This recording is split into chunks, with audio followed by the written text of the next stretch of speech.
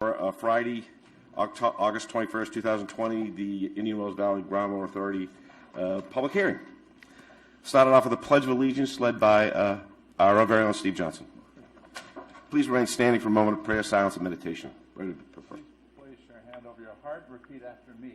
I pledge allegiance to the flag of the United States of America and to the republic for which it stands, one nation, under God, indivisible, with liberty and justice for all.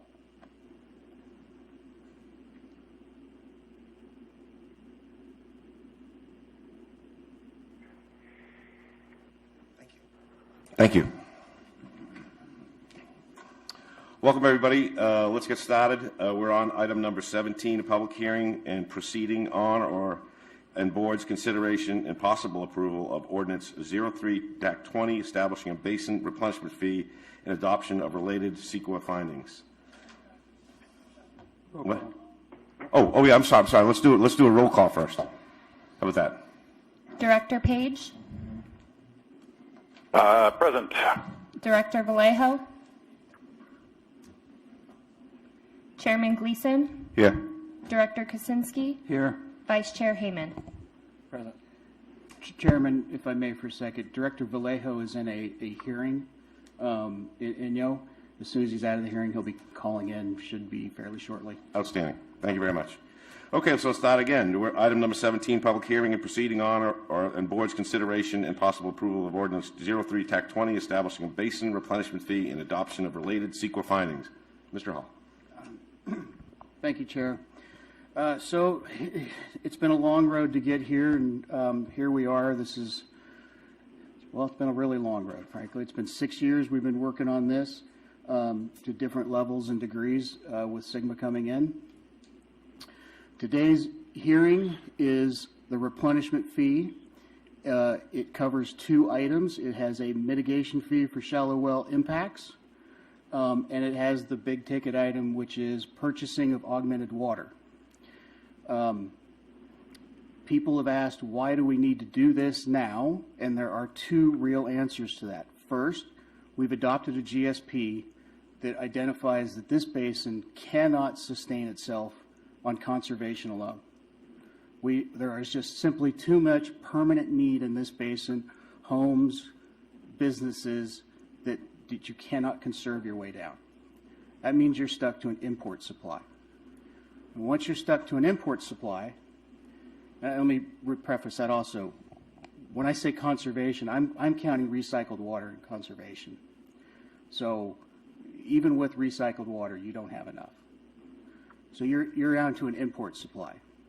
One of the things that Sigma has in it, and it's in the guidelines, is all of your projects have to be feasible. Otherwise, everybody in the state would just say, we're going to import water and then never do anything, and Sigma would be just a paper tiger. That is not what the state's allowing. The state has a guideline that says you have to be feasible. So one of the things we've heard is, you can't adopt this fee until your GSP has been approved by the state. Well, it's actually sort of the other way around. Our GSP won't be approved by the state unless we have a fee to show that our project is in fact feasible. That's the exact language of the regulation. So that's why we're here now. That's why we're adopting this fee before the GSP is reviewed by the state fully. The other thing that we should consider here is, and we've got a graph up here, I want to show everybody, water purchases from the state over the, well, it's projected out from 2000 forward. For those that don't know, I've been doing this for about 2 decades. And I've seen this graph and I've seen this slope. And before I came to the county in 2013, I spent my first years doing water law, specifically water law for ag districts over on the west side that were buying water all the time. I'm very familiar with where this graph was coming and going, which is why when I came up here originally in 2014, or I should say when I first got into this particular basin, first started working on this particular basin I'll just say that it's really kind of scary. In 2014, September 28th, 2014, the county tried to pass a well moratorium, in part because we saw wells being put in, increased pumping out here, one in particular that was an entire safe field of the basin. Well, now we know it's a safe field. At that time, we were hoping it was even less than a safe field, but it's an entire safe field of this basin. That moratorium didn't pass. And I'll tell you, it was saddening. It was actually sickening when it didn't pass, because I knew what that meant. I knew what that meant for this basin. I knew what that meant for the people. I knew what that meant for, like, my kids if they lived up here and wanted to play soccer. Water is going to get expensive. This is what we're looking at. You'll see in 2000, you could buy an acre foot of water out of the State Water Project for $2,000. And that's based on yield. We're now talking prices of $10,000, and they're probably a little low. Because with Sigma, everybody in the state that doesn't have enough in their aquifer to meet their permanent needs is going to need imported water. That's where we're at. This should scare everybody.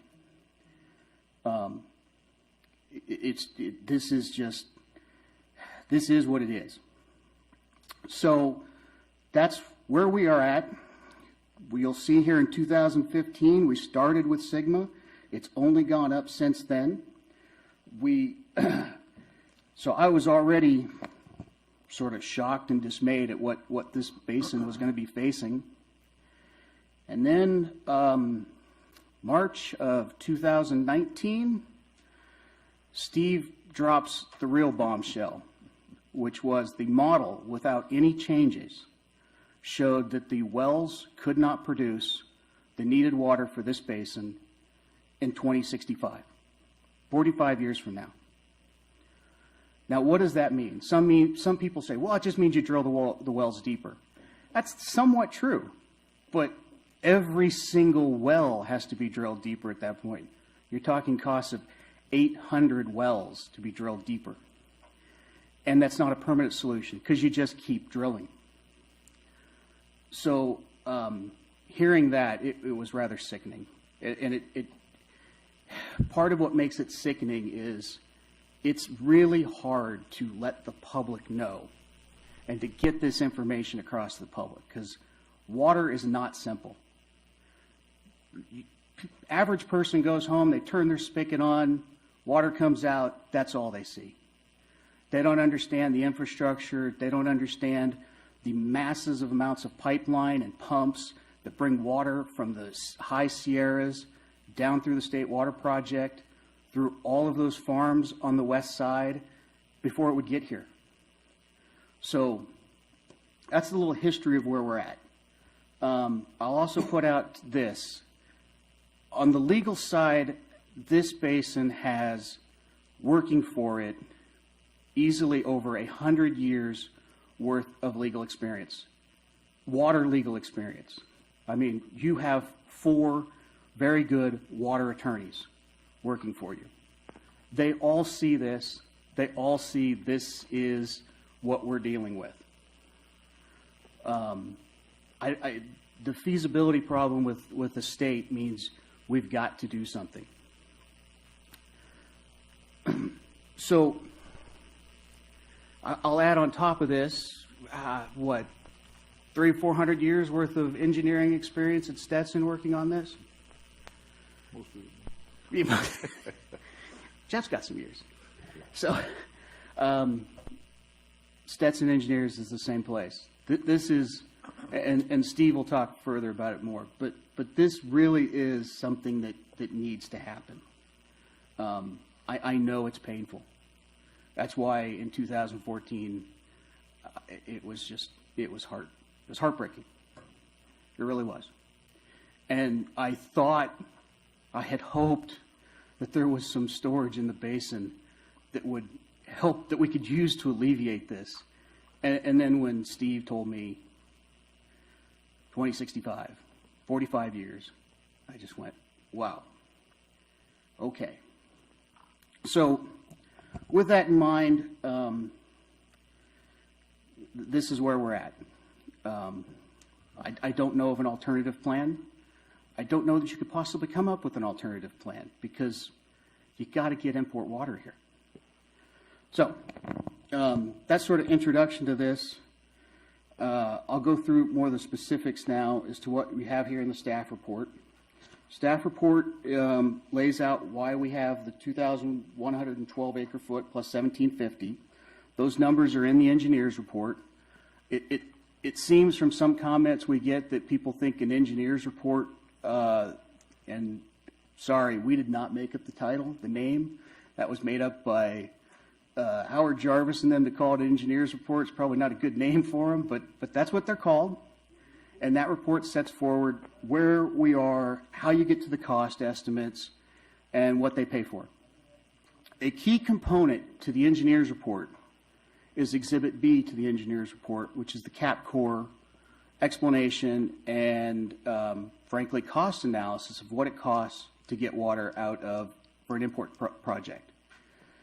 Anybody who really wants to understand the engineer's report should start with the cap core report. In fact, you could read the cap core report and just the staff report and be done. You don't even need to read the engineer's report because that's really where everything is. So, moving forward then, today we've moved forward in June. This board unanimously sent out the engineer's report, or I should say they noticed the engineer's report and did a majority protest 218 notice to everybody. That protest notice allowed the public to submit their opposition to this if they had opposition. We sent out roughly 19,900, meaning we need 9,900 majority protests.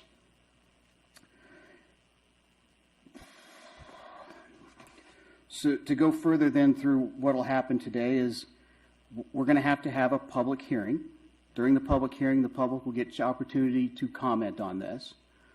We have done a couple things to facilitate that comment to the public. We have on the agenda provided for the public to submit their numbers in advance, and we would call them. I believe we only had one that did that, April. And then aside from that, we're going to have our normal process we've been using of letting people call in. There is a chance to submit your protest letters up until the close of the public hearing, or if you've submitted one, to change your mind, frankly, if you wanted to. But either of that option is by drop-off at the police station outside. So when we close the public hearing, you'll need to have had your protest in or your changed mind if you've already submitted one and want to change your mind. And then I think that about does it. I think the other thing I will add, though, is there seems to be a misunderstanding of people thinking this replenishment fee is a charge. It's like a set charge on people. It really isn't. What it does is it sets a charge per acre foot that you pump. You might have pumped X last year, but if you want to pump less this year, you're not going to pay what you pumped from last year. Right now, what we've set up is a free pumping level based on last year's pumping, but you wouldn't pump. So if you're able to conserve your way or find recycled water or do something to buy somebody else's allocation in here, allotment in here, you could do that. So it's not a fee. We're not charging anybody per se. We are setting a fee that people will pay if they choose to do this. One of the very important things that this fee is doing, which everybody seems to get to the second rung of the ladder and they miss the first rung of the ladder. The very first rung of the ladder here is we are trying to determine how much water we actually have to buy. We can't build an infrastructure project. We can't plan out an infrastructure project. We can't go into the market before we know that. Of course, we can't go into the market before we have funds to buy water either, but the first rung really needs to be hit. How much water are we buying? And that's one of the key factors that this fee does, is it tells us specifically how much water you're buying. In fact, that's really the biggest key. Then from there, we collect funds to pay for it, but we really need to know how much. And to do that, you really need to set the fee at the appropriate level so that people know what they're paying in the end. Now, with that said, another thing that seems to be a concern out there is people don't understand that you're buying a permanent entitlement with this fee. This fee is a self-financed fee to come up with the purchase cost estimated right now of a permanent entitlement, meaning if everything goes as planned, if somebody stepped up today and said, I would prefer to buy it today, I need 1 acre foot, here's the $10,000, then they're done. They do not buy any more permanent supply. To think of it this way, it gets complicated in California water law, and people kind of miss this, but you really have to visualize what's going on. What's going on is Mother Nature deposits the water in the high Sierras, and it's free. But from there, it has to get to you through a pipeline. So you're really buying capacity in a pipeline that is run and maintained all the time, and it has limited bandwidth. And that's why even buying that water has a limited supply, which is why it goes up, because you're now competing with others. And when you add in Sigma and all of the basins that are now going to need that, the supply is just going to get more expensive. I think anybody would tell you, buy your water as soon as you possibly can. So that's the background.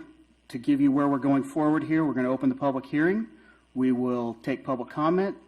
Then we would close the public hearing. Anybody who wants to submit protests need to do so before the close of the public hearing or at the time of the public hearing. We will need to go into recess to check the protests, see where we are, and then hopefully come out and pass an ordinance setting this fee to start in January 1st. The ordinance before everybody now, nobody has to pay this until January 1st, so they've got 100 days to figure out if they can conserve more or if they've got any other options. Thank you, Mr. Hall. Before we open the public hearing, I'd like to pass it over to our engineer, Steve. Well, good morning.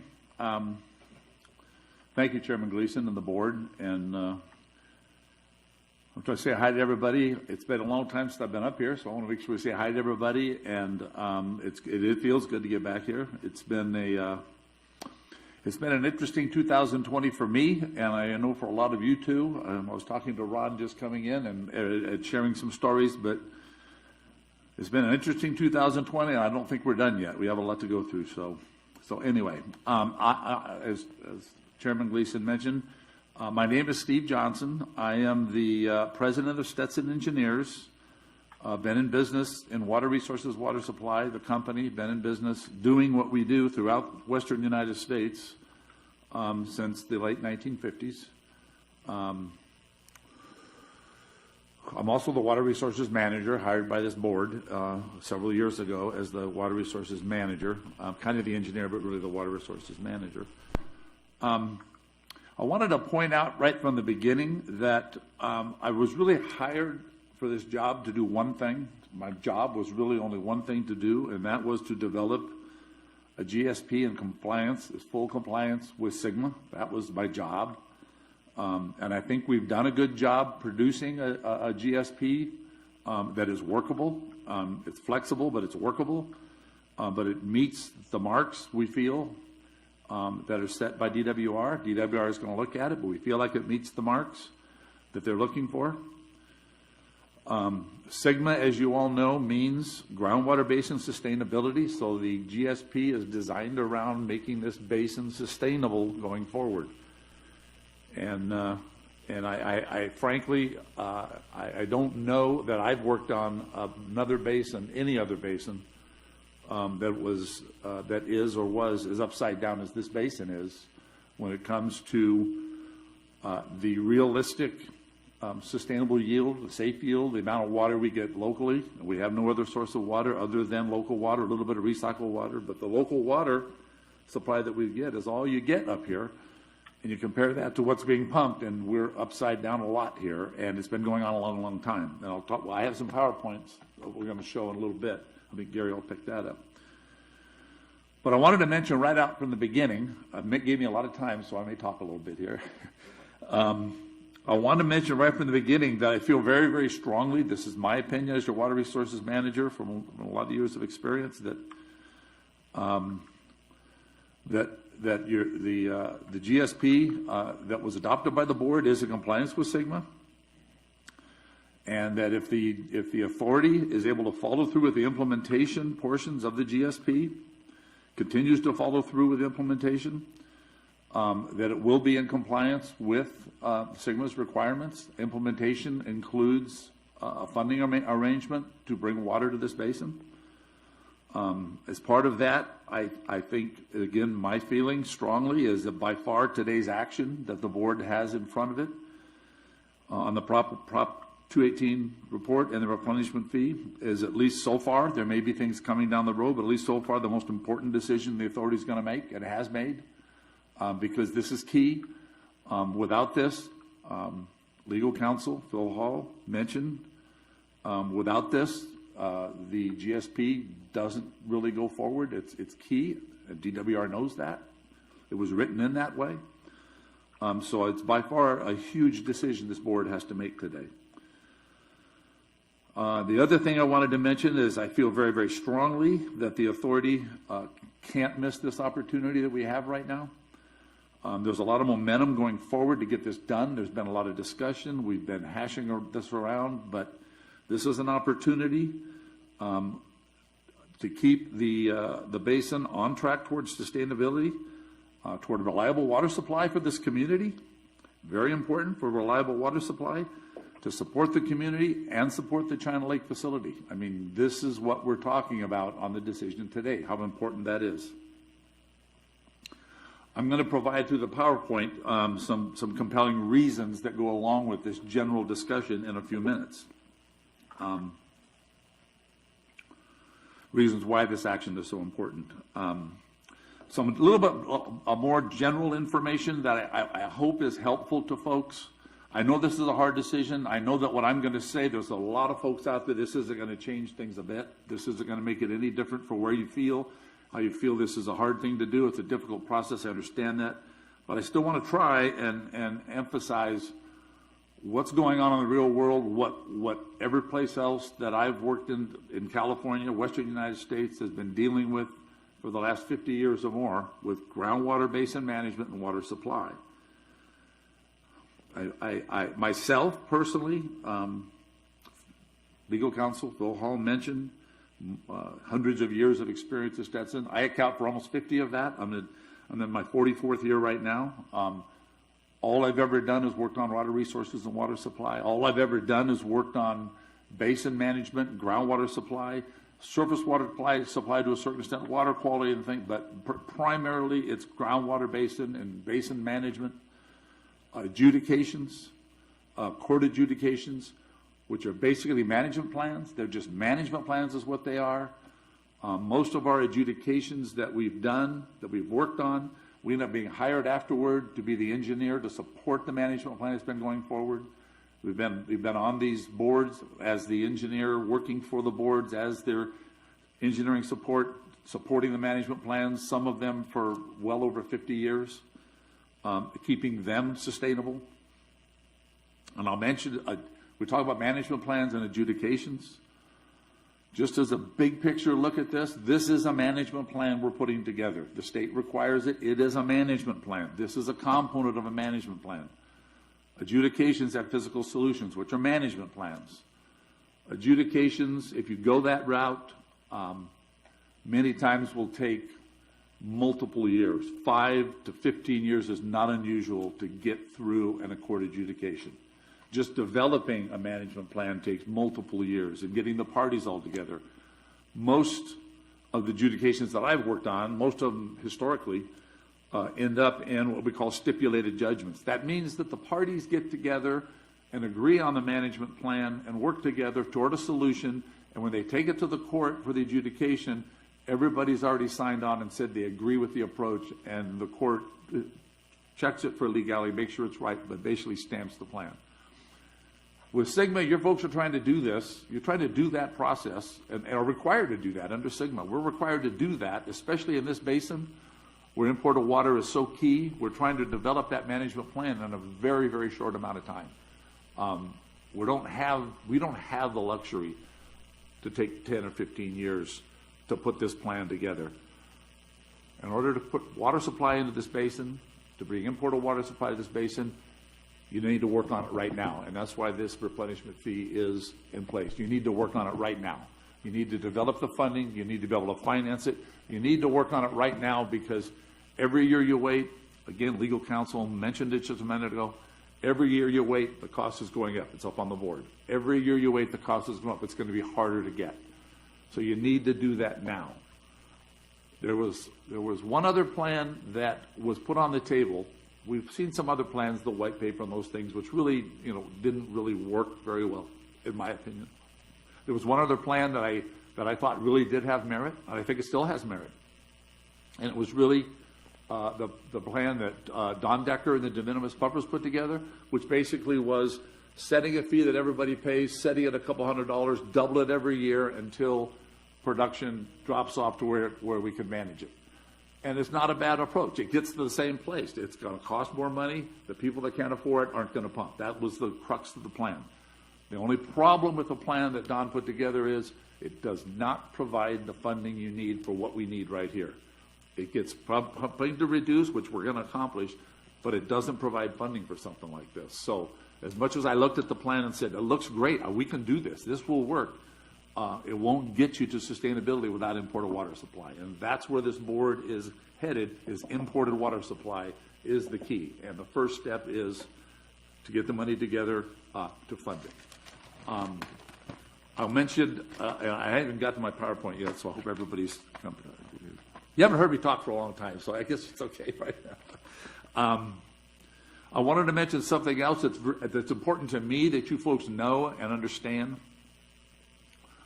All of the agencies I work for, and there's many, many agencies that are public agencies with elected boards, and many, many agencies that are management agencies that are appointed boards, similar to this Groundwater Authority. And I'm going to tell you, you hear a lot of people talk about the fact that this board does not have representation, that it doesn't have elected officials and representation. I can tell you from almost 50 years of experience, the effective boards in groundwater management are appointed boards. They're the effective boards because they have a stake in the game, they make the right decisions, they don't make political decisions. Doesn't mean we don't have elected officials on our board. It's important that we do. But the folks that are working on these boards should be water professionals. Water professionals make the right decisions for the right reasons without politics. And that's the reason why the groundwater basins that we've worked on are still successful. When you bring politics into it, when you're worried about elections and you're worried about different things, it creates a very difficult situation. Years ago, when I first started, many of the elected boards that we worked for were water folks, good old water folks. They called them the good old boys. And they operated very much like the appointed boards that we have now. That changed when the level of politics increased, and it got more political, and more people wanted to be in politics. Water boards became stepping stones to assembly seats and all those things, so everything changed. So I feel very strongly that the board you have and the way it was created is a functional board that is going to do the right things without politics involved, and that's what we're trying to do today. So it's a little off topic, but I just wanted to mention that because I don't get to talk openly about anything I want very much, but I wanted to mention that. So I will also mention to you that you're not alone in what you're addressing here today. I mentioned some of the groundwater basins that we are managing as the engineer for adjudicated basins. Okay, in Southern California, we've experienced a huge drought. People are saying 7 year, 9 year. It's not. It's from everything we look at. We've had a couple of wet years, but long term, it's at least 15-year drought that we're experiencing in Southern California. And it's not just rainfall.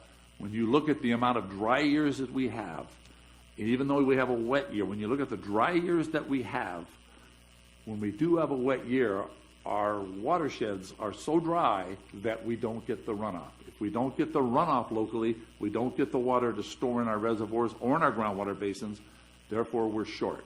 We are literally, for long-term average over the last 15 years, we are about 60% of long-term average on runoff for replenishment purposes. It's huge and amounts to a tremendous amount of water that Southern California doesn't have right now. So you're not alone in this. The other basins that we work for, we have actually, literally, and this is no exaggerating, had to retool our physical solution that was approved by the court and gone back to the court to get approval for it, to add significant assessments on all pumping to collect funds to do one thing: buy more imported water. And that's what we're doing. And we're doing that in other basins. Southern California, the San Gabriel Valley is a prime example. They've never had a fee like this. There's always been a fee on pumping beyond your rights. They've never had a fee for everybody who pumps to pay to just put water in the basin to replace the fact that we're not getting local water like we used to. And it's happening right now. So these folks had to suck it up, and they did. It's a board like this where you have water professionals on it. You have actual pumpers and producers on the board. They had to suck it up and do the right thing and vote an assessment on themselves in order to collect the money to put water in the basin to basically save that basin. And my advice to them was very, very clear. Your physical solution isn't going to work unless we do something different, because the physical solution was based upon the basin receiving a reasonable long-term average supply of local water. Without it, we don't have a mechanism to replace it, so we had to modify the physical solution.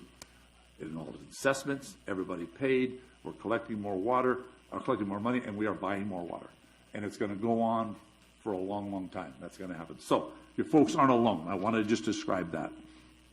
So,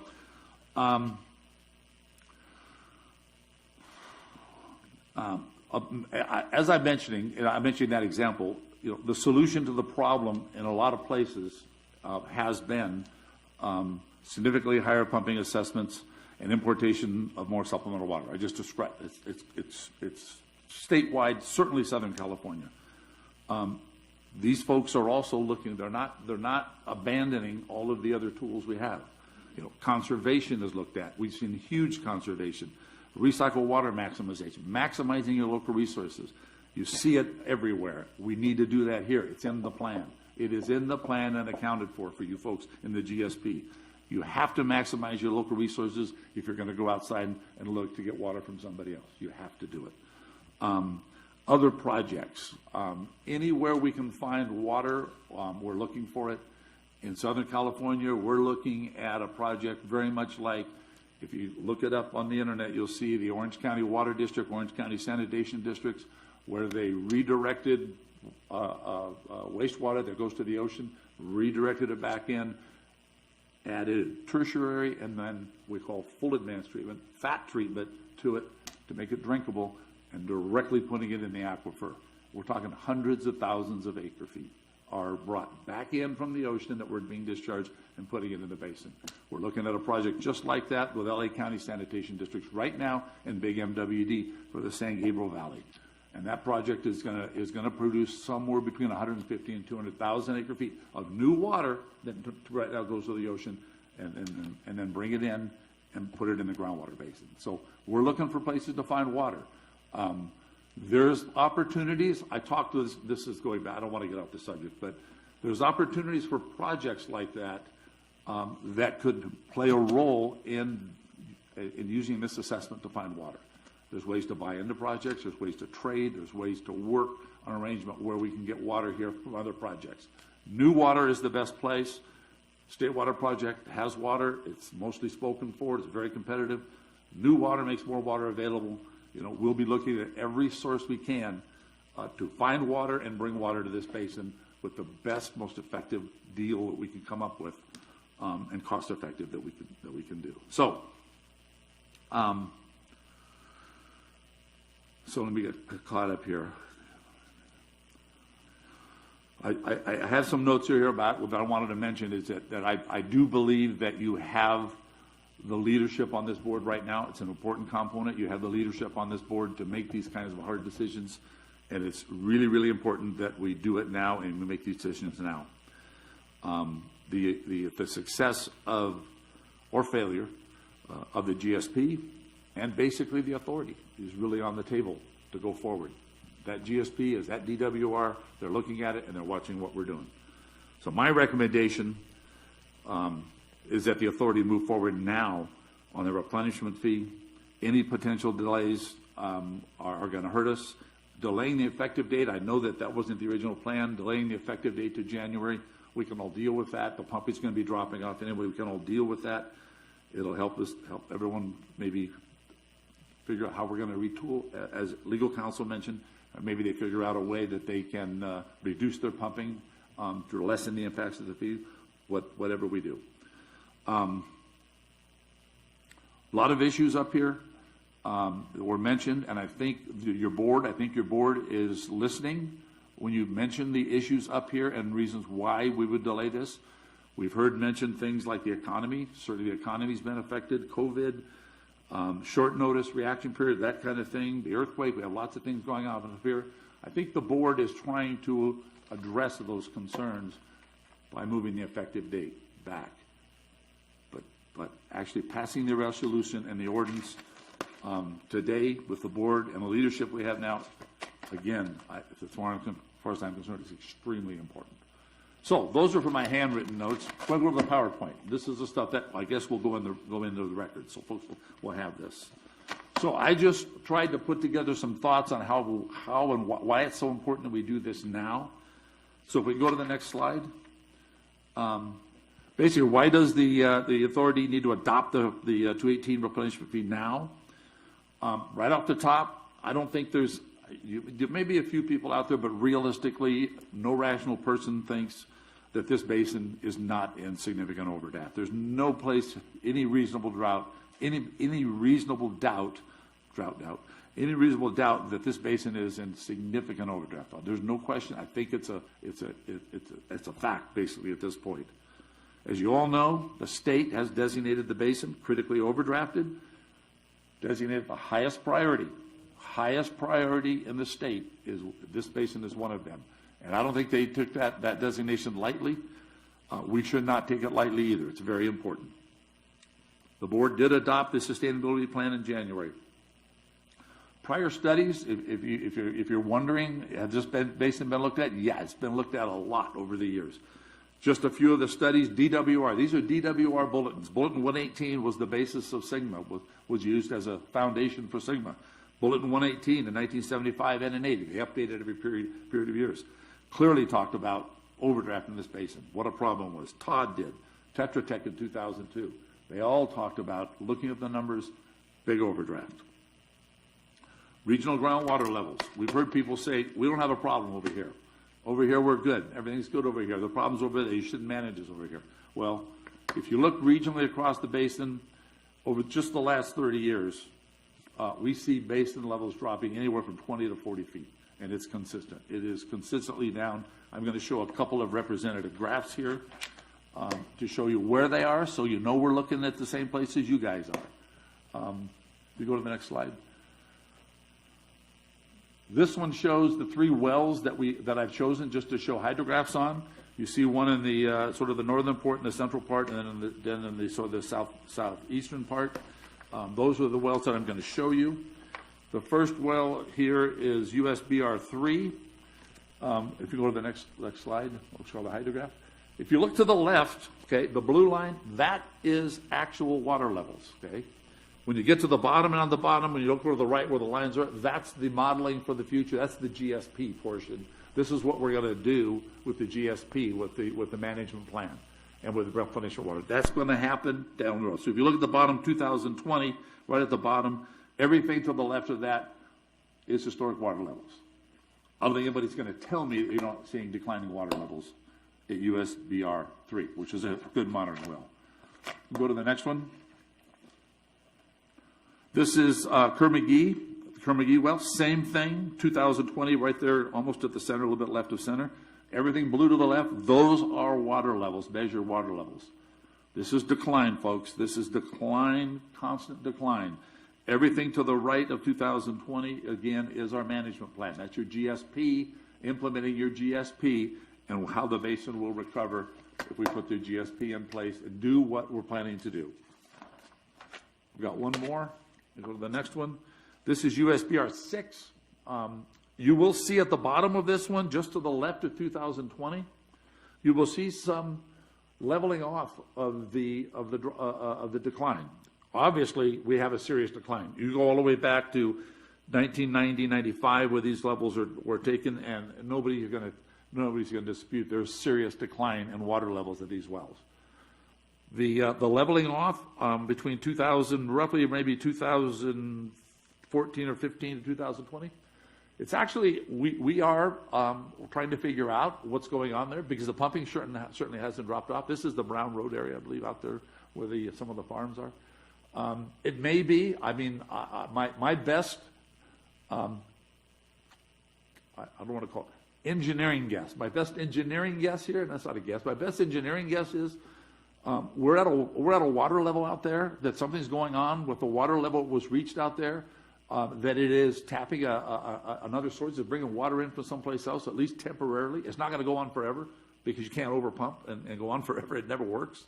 So my belief, we'll see going forward, but the belief is that something has happened out there when you got down to a certain level and you got some water coming in from some other direction, either some faulting, something's gone on to be able to create a little extra water there. This is with the runoff from the Sierras. You see that over here, but not to that extent. We haven't had that kind of water supply to show something like that. And these are deep wells, so it's not realistic.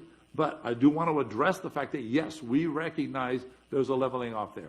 Do we believe it's real and that it's going to be sustainable? The answer is no, it's not going to be. All you have to do is look to the left of that and know that you're way over pumping out there, and that this is going to stabilize and going to go down again, unless we do what is shown in what we've described in the GSP, and that's everything to the right of 2020.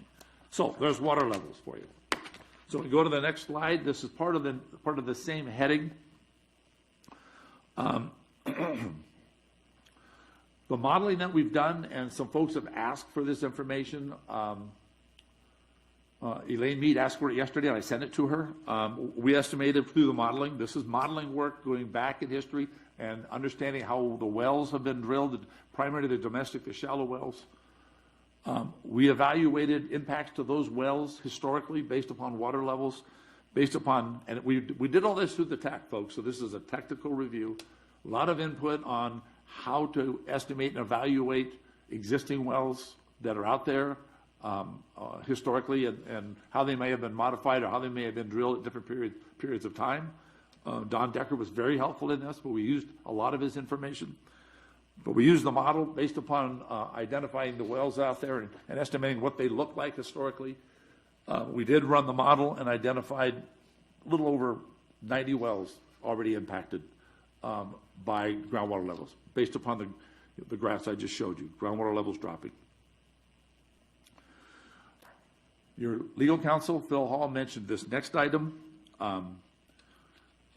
If we don't do anything, it's our baseline model. I understand there's some complaints about the baseline model. Again, TAC was directly involved in the Technical Advisory Committee. The Technical Advisory Committee was directly involved in setting up the parameters for running that baseline model. Baseline model, folks, was, let's assume we don't do anything. We needed to do a baseline model to say what the basin's going to do, what the impacts are going to be if we don't do anything on our GSP. If this board and the state doesn't do anything, what's going to happen? So we had to take what we knew about pumping, we had to talk to the pumpers and ask them what they were going to pump, and we put that all into the model, and then we ran the model, the DRI, Groundwater Authority model, and we ran it, and it basically predicted, as legal counsel pointed out, I said about 40 years.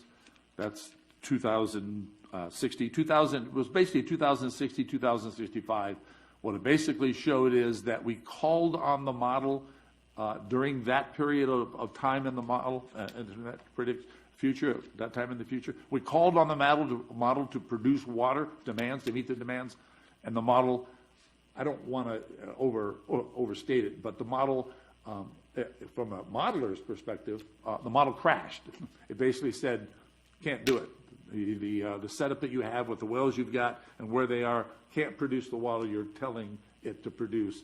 So it basically, the pumping actually corrected itself and dropped off, wouldn't pump the water that we needed at that time. So that's the point that legal counsel made earlier. Yeah, it's serious. It's a serious issue, and that's if we don't do anything.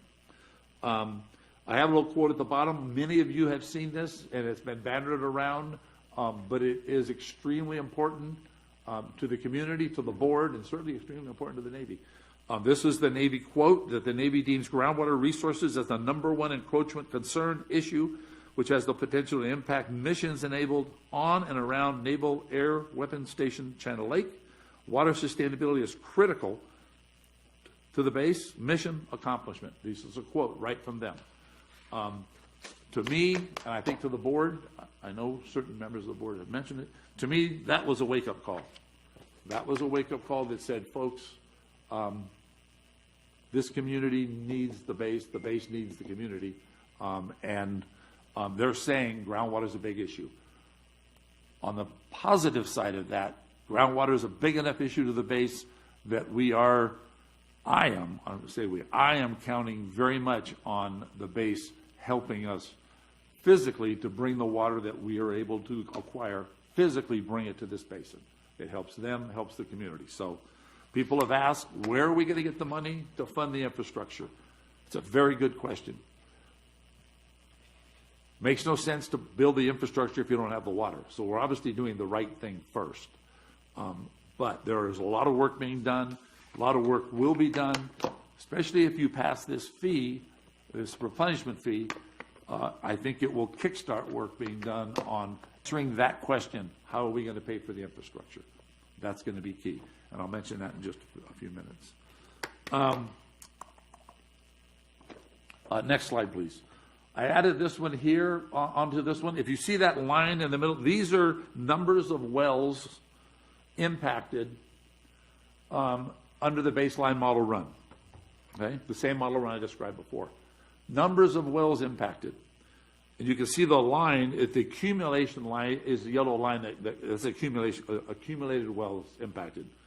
You can see when you go over to the right, you actually get to about 2,060, okay?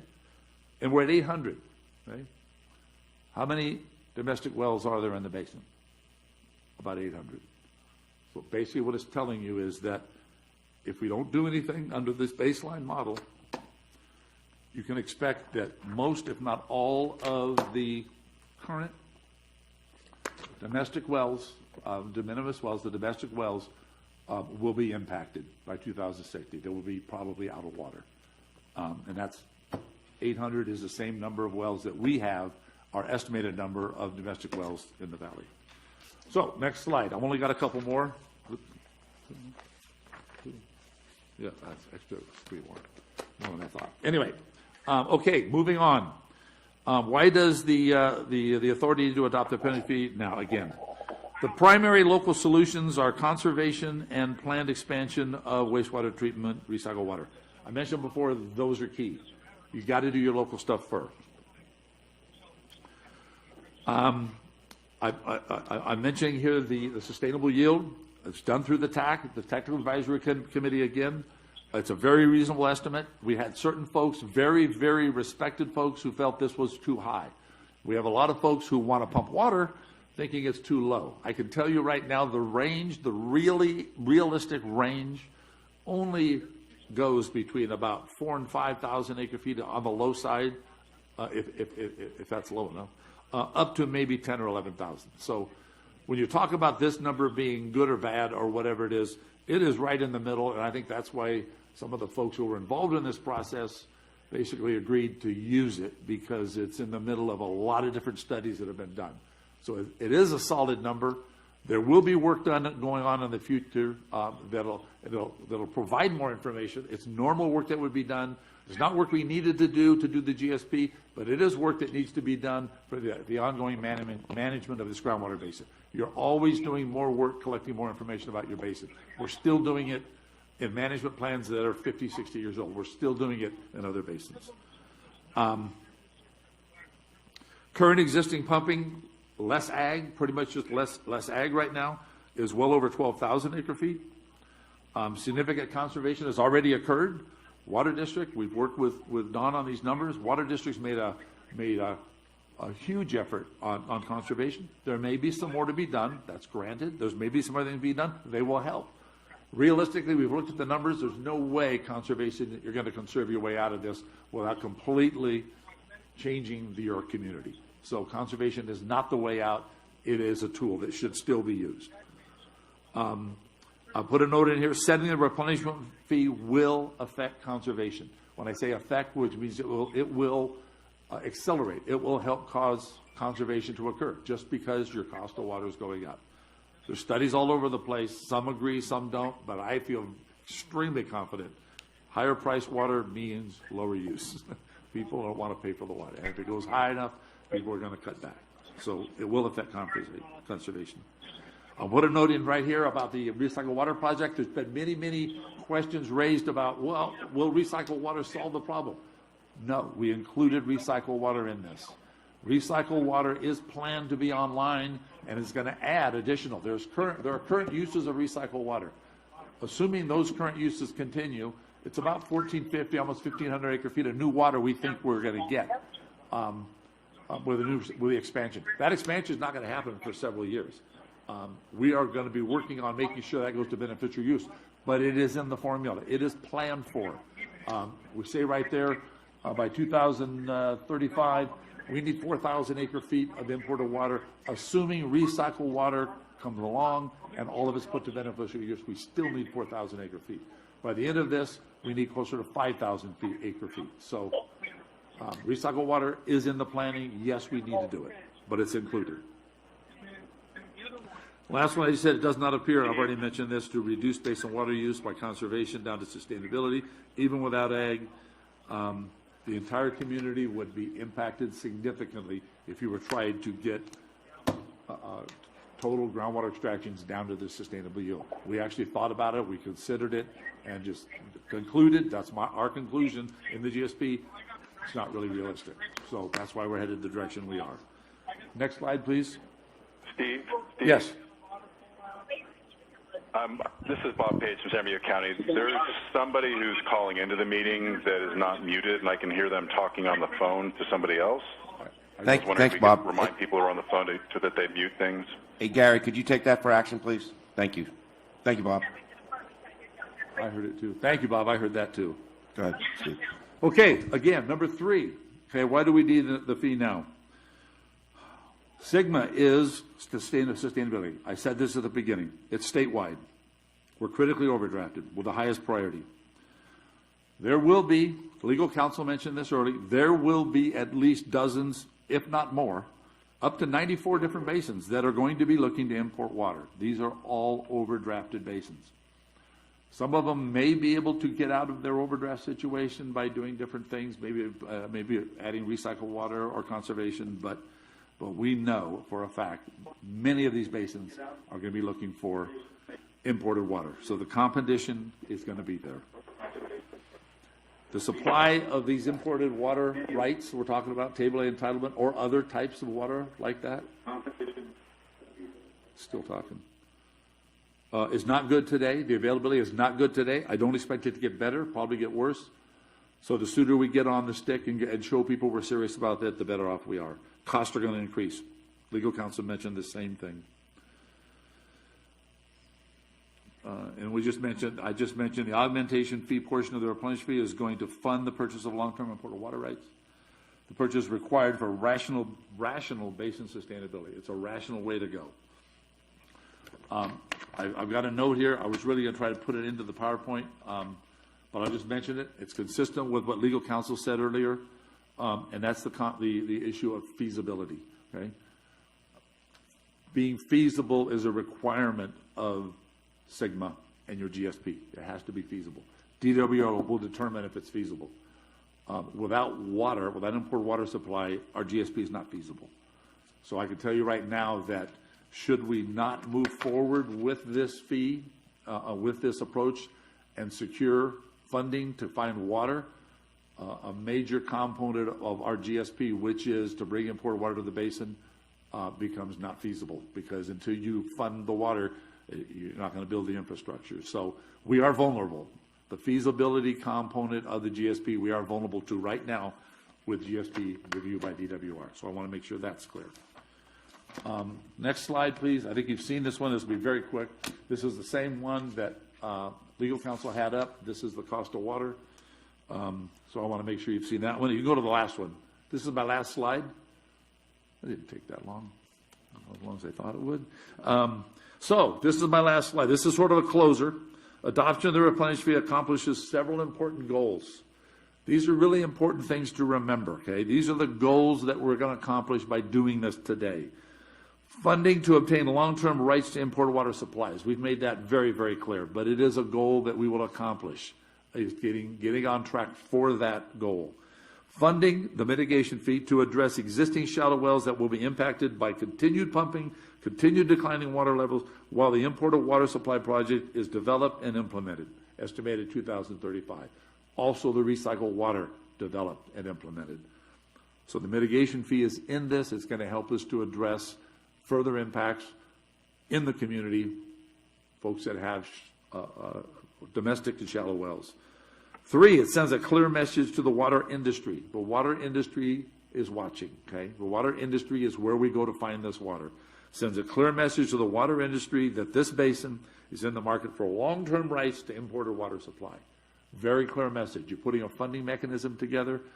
Everybody's watching. Are they serious? If you're serious, you'll have people wanting to talk to you. And I think Capital Corps will tell you exactly the same thing.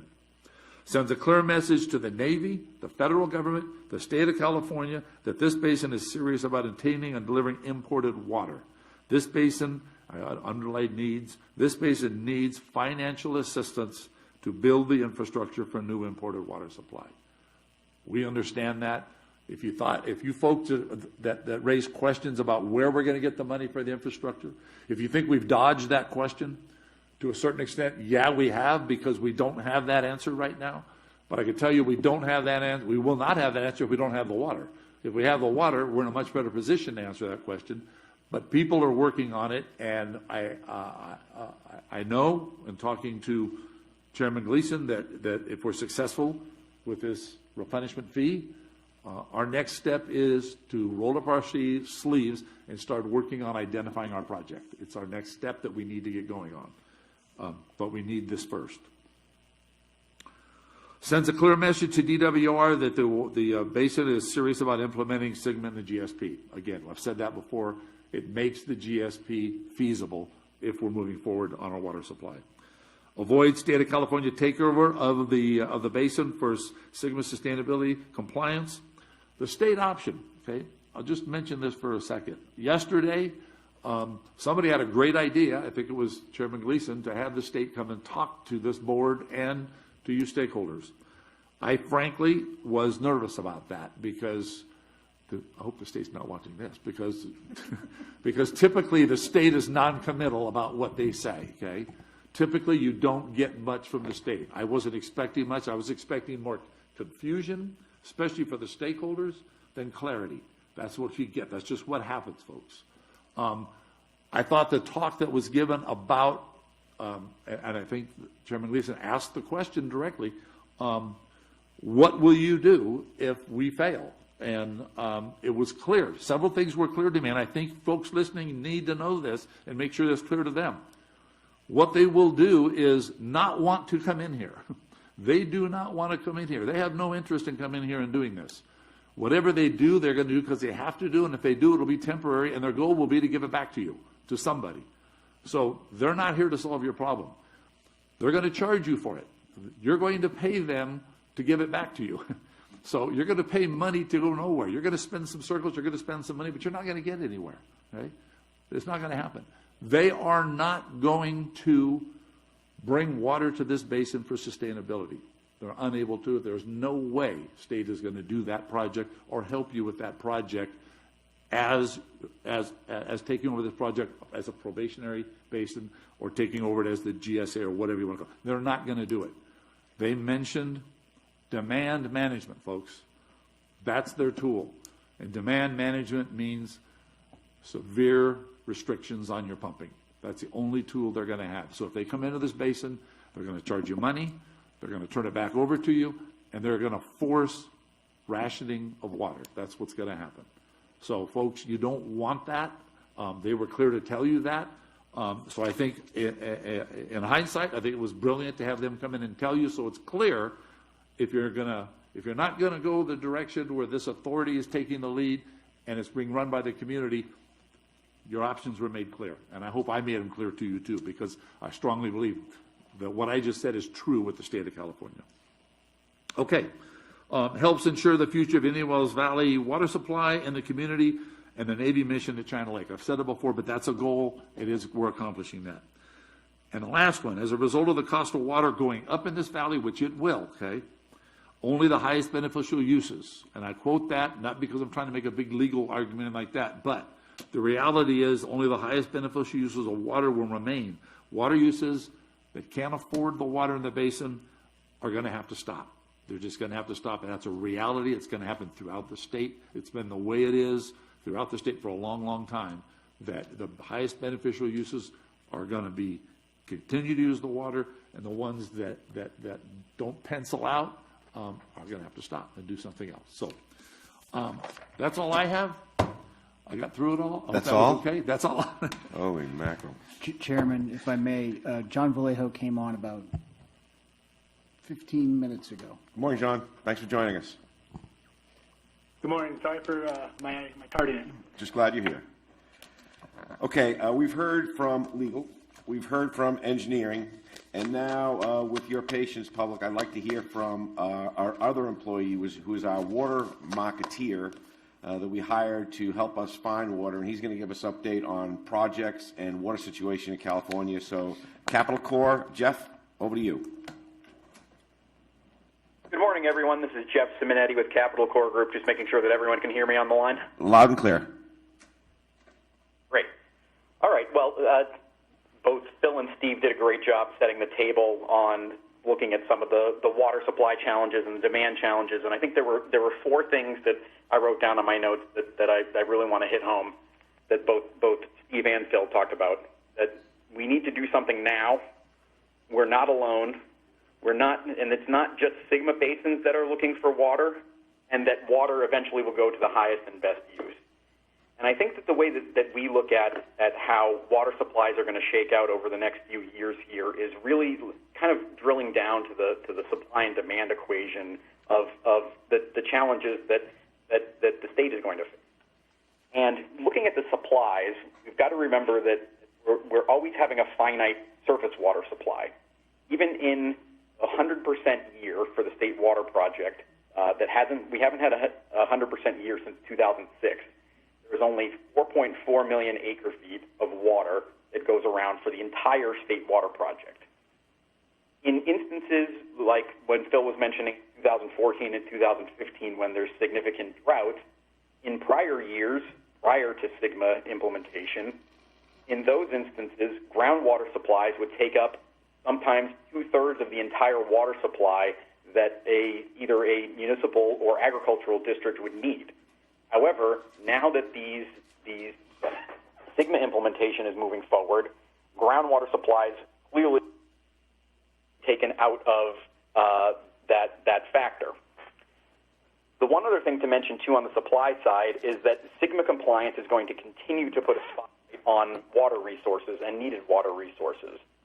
Steve mentioned that there are 94 total basins that will be doing some form of Sigma compliance, and it's broken down into two areas. There are 21 critically overdraft groundwater total that submitted a plan, and in January 2022, there are going to be 73 further medium and high priority basins that are not adjudicated that will also have to submit groundwater sustainability plans. And many of these basins are going to continue to look for further water resources, both on the municipal and the agricultural side, to address the water shortages that they face. Steve mentioned the municipal demands, and it's certainly the case even in adjudicated basins, like Steve was mentioning in the San Gabriel Valley in Southern California. that there's continued to be pressure through population growth as well as drought to continue to push water supply, to push demand higher. There's also economic considerations. As water prices increase, we talked about the highest and best use. There's a significant amount of row crops right now in the state. However, those will likely be transitioned to higher value crops such as trees or citrus, and the challenge that that's going to continue to face is that hardens water demand because unlike row crops, which can be fallowed during droughts, trees need to be constantly watered, and that hardens the demand whether we're in a drought or in an extremely wet year. So those will continue to push water demand challenges, and I'll give you two examples. You know, we talk about how there are the 21 critically overdrafted groundwater basins, and I just want to put into some context of these basins are already actively going out and looking for water supplies.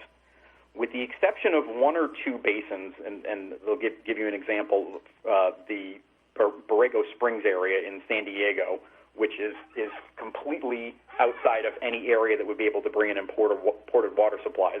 With the exception of basins like that, almost all of those other districts that are in critically overdrafted groundwater basins are looking for water supplies right now to mitigate the amount of groundwater supplies that they had relied on prior to the implementation of STIGMA. Let me give you two examples.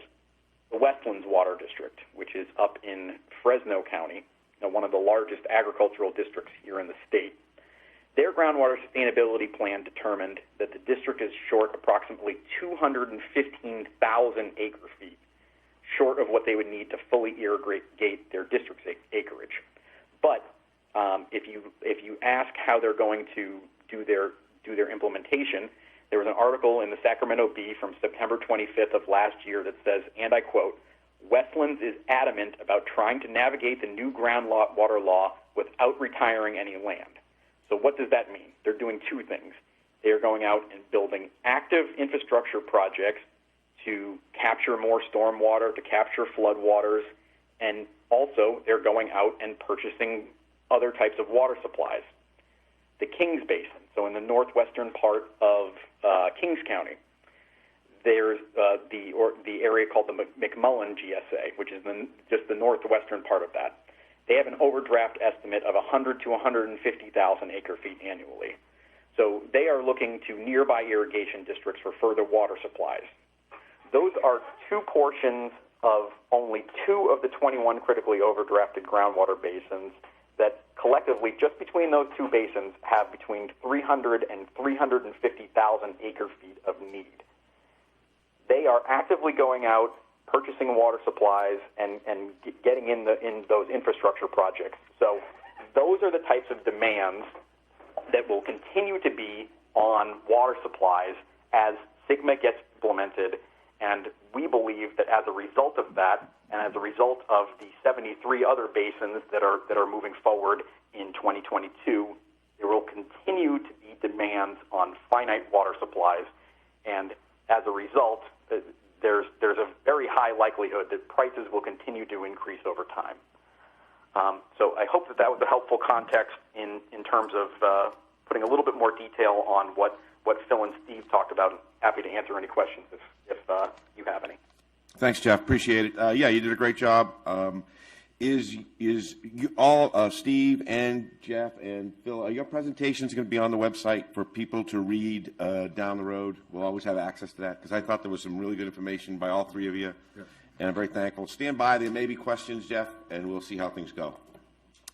Okay, what I'd like to do now is before we bring it to the board, I'd like to open to the public and give the public an opportunity to comment on what we're doing. I ask everybody we're going to keep it to 3 minutes because I don't know how many people are calling. I think there's maybe a couple hundred people or 150 people. How many? 148. There's a lot of people watching on YouTube, and I don't know if all those people want to. Yeah. So I think there's a lot of people watching and a lot of people engaged, which is fantastic, and I want to give everybody a chance. So let's set some common rules. We're going to try to keep it to 3 minutes. Please be as economical with your thoughts and as concise as you can be. Only one bite at the apple, and we'll see where it takes us, and hopefully we can get this through this. And if you've heard your argument presented previously, you're more than welcome to repeat it, but there probably is no need for you to do that, but that's entirely up to you.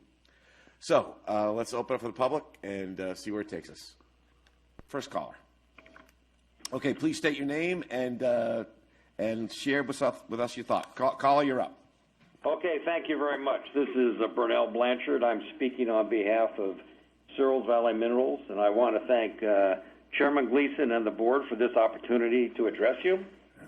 I also want to thank Jim Markman and Chairman Gleason for acknowledging Searles' extant pre-Navy water rights and committing to discuss those rights in the future.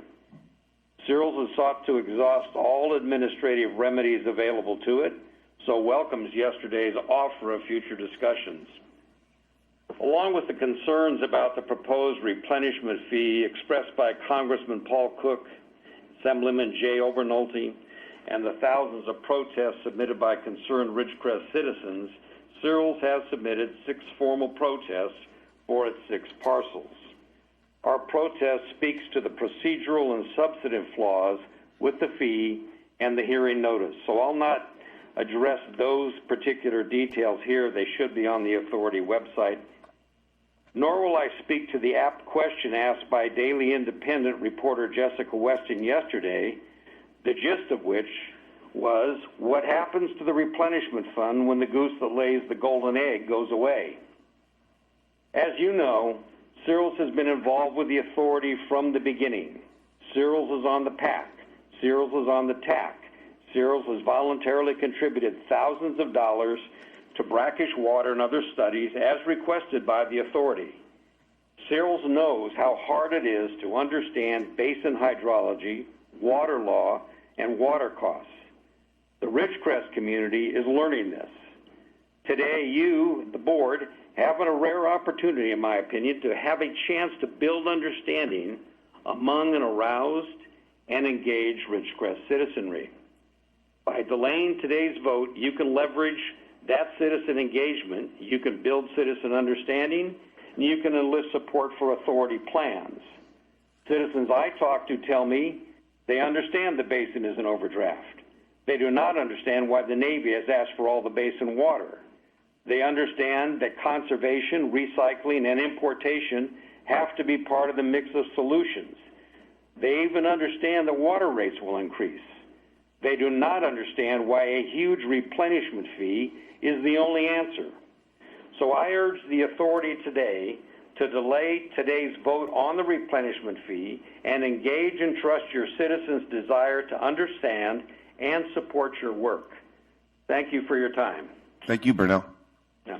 Hey, Burnell, I just want to make a quick comment. I'm usually not doing this.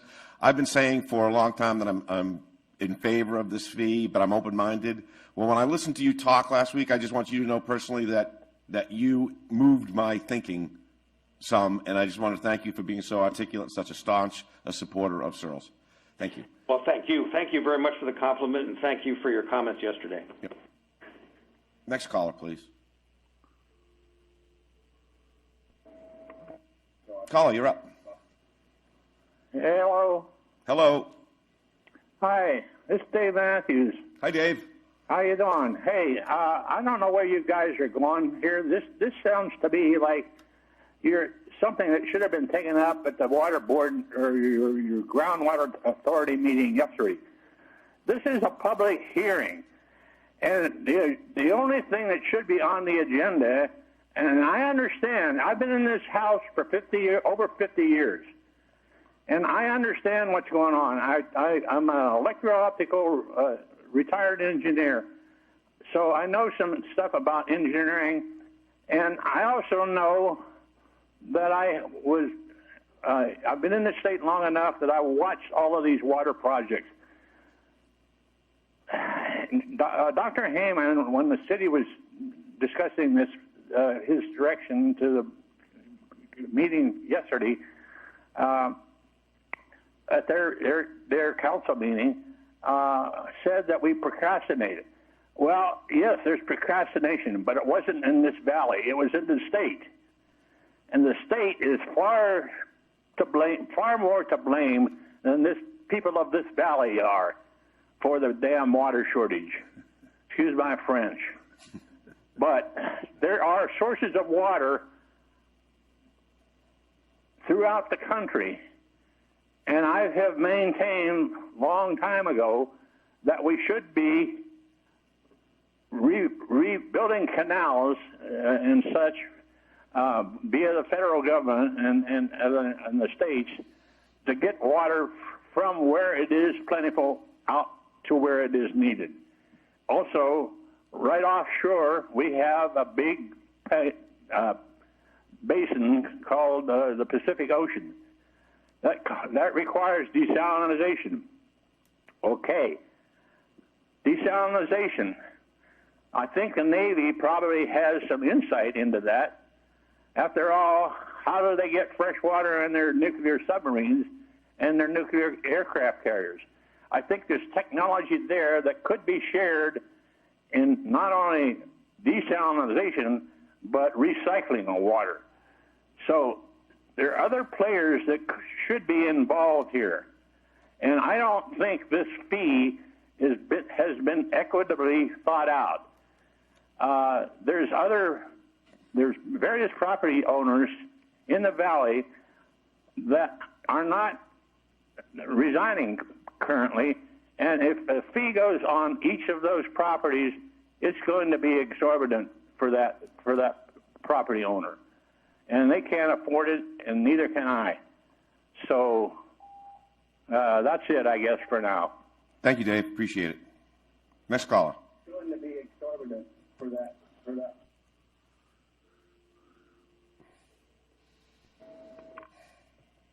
Caller, you're up. Yes, this is Joshua Nugent of Mojave Pistachios. Can you hear me? Yes, loud and clear, Josh. Thank you. Mojave Pistachios objects to the proposed replenishment fee for two principal reasons. First, this fee has been crafted without transparency. The authority has excluded our participation and the participation of other users who will be assessed the proposed fee. Additionally, while other government bodies have labored to provide adequate public participation during the time of COVID restrictions, the authority has failed to provide sufficient public access to this meeting in violation of the obligations you have under Proposition 218. But there's even more of a lack of transparency. The DRI study that the authority has relied upon to develop the GSP and proposed fee is not a public document. It was paid for by the Navy, and the Navy owns it. The authority should be embarrassed at this lack of transparency and fair play. All water users in the district should have the opportunity to scrutinize the specifics of this study of the basin. The second principal objection we have is to the proposed fee is the outrageous disparity between this fee and those proposed in any other basin in the state. No other existing or proposed GSP implementation fee in any critically overdrafted basin comes close to the $2,130 per acre-foot replenishment fee. For example, the Alyssa Water District in the Delta-Mendota subbasin proposes a $13.44 per acre-foot fee to recuperate estimated project costs of $662,500. This is 158 times less than the proposed replenishment fee. The Tri-County Water Authority in the Tulare Lake subbasin proposes a $10 per acre-foot fee to pay for implementation projects estimated to cost just under $600,000. This is 213 times less than the proposed replenishment fee. And the replenishment fee isn't the only fee that's going to be charged to pumpers. It's added to the authority's existing $105 extraction fee, which far exceeds the cost of similar fees proposed or adopted by other GSAs. Take, for example, the Eastern Tule GSA's proposed fee of $4.92 per acre-foot, the $1.45 extraction fee for the Kings River East GSA, or the assessments of $9 to $19 by the South Fort Kings GSA, McMullen Area GSA, and the North Kings GSA.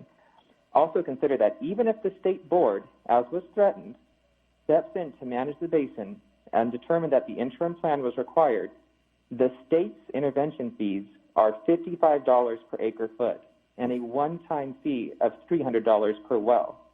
This is pennies compared to the authority's fees, which would total $2,235 per acre foot between the replenishment and extraction fees. Is this authority, represented by some of the greatest agricultural counties in the United States, really prepared to be known for an unprecedented and exorbitant fee upon agriculture? We sincerely hope you reject this proposed fee. Then we sincerely hope you will convene a process that is transparent, honest, and in good faith. We look forward to sitting at that table and being part of a solution that is workable for all parties, especially preserving the Navy's future in the Valley. There is a solution that is workable for all parties to coexist. Let's work together for that outcome instead of this path, which is unnecessarily destructive. Thank you for your time. Thank you, Josh. Yes, but quickly. Thank you, Chairman. I'd like to respond to some of that. What we're hearing right now is some of what's incredibly disheartening and heartbreaking about what happened in 2014. In 2014, Mojave Pistachio submitted a letter to the Board of Supervisors, to paraphrase here, that said, as their overlying right, their farming right, was superior to the entire city of Ridgecrest, that it was all their water in this basin that's in overdraft. City of Ridgecrest got none, they get all of it. That was what was so disheartening to watch, and to know that the public didn't have the full information, because this is incredibly complex stuff. Now let's go through a few things. Is this basin going to be a really expensive solution? It is. Look at the chart. This is what happens when you delay. Most of those basins that he just spoke of already have surface water rights. They already have state water project. Tulare Lake in particular. Tulare Lake's been selling water for a while. They have water. So what you're hearing there is yes, this is expensive. This is what happens when you wait. This is why it's expensive. City of Bakersfield spent $18 million in 1976 on Kern River water right. Yep. The smartest decision ever made. North Kern Water Storage District, which used to be one of my clients, they regretted that they lost that bidding war, because that water is golden right now. Probably worth more than platinum, frankly. When you think about it, it's an in perpetuity right. So let's keep in mind as we're talking about this, one of the reasons this is so expensive is because we've waited. Now, this lack of transparency argument, that's really problematic, because Josh was on the PAC. He had representation on both the PAC and TAC. The Capital Corps report, which is what this fee is based on, all this fee did was take the Capital Corps report and put it down on paper. It was submitted to the PAC and TAC in 2019. He's seen everything. There is no backroom put together of this fee. All of this documentation has been available to the public for over a year. There is no backroom deal here. That if you will look at Exhibit B of the engineer's report, it's dated August 2019, and that's where the fee comes from. Thank you. Next caller.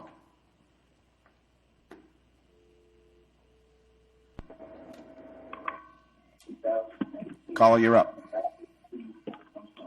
Thank you. Yes, please talk. Yes, hello? Hello. Hello? Hello.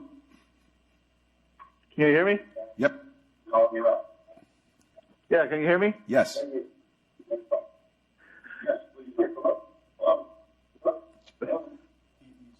Yeah, needs to mute. I'm trying to find out more about the charges. I own 2 properties.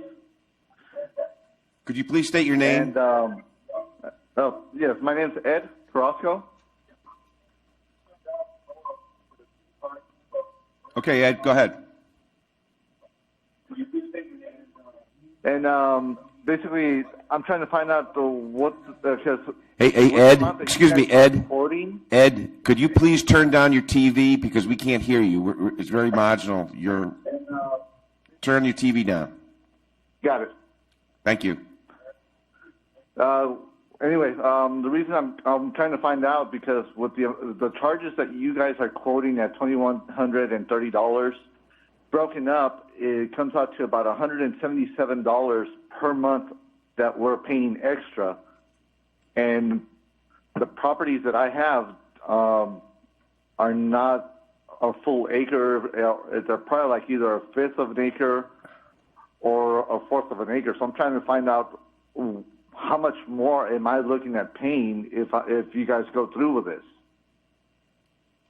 Thank you, Ed.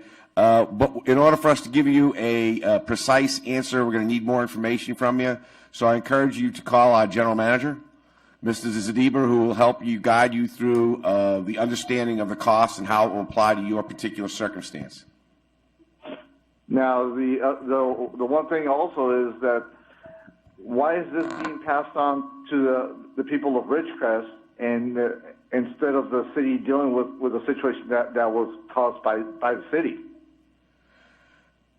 Ed, that is I'm not sure I know how to exactly answer that. We are developing a plan that best follows the regulations of SGMA, best follows California state law, best follows federal law, and as a matter of fact, Ridgecrest, although the entity, the municipality itself is exempt, the citizens of Ridgecrest, who are mostly members of the water district, are going to be paying the exact same freight as everybody is paying for their water. Chairman. But, I mean, you're talking about adding additional charges to people that may not be able to afford it. Chairman, I think what I'm hearing him say is he's a de minimis user. Oh, I don't know, Ed. You may be in a circumstance, if you call our general manager, you may have no costs. It may not impact you because what I'm hearing is that there's a chance you may be what's called a de minimis user, which means you are carved out from any assessment by SGMA law. So I encourage you, Ed, to please call our general manager, and he will be able to give you an answer. Sorry about that. All right, thank you very much. Thank you, Ed. Appreciate you calling. Don't you love me? Hey, everybody. Call Dawn. Big son, call Dawn. Next caller, please.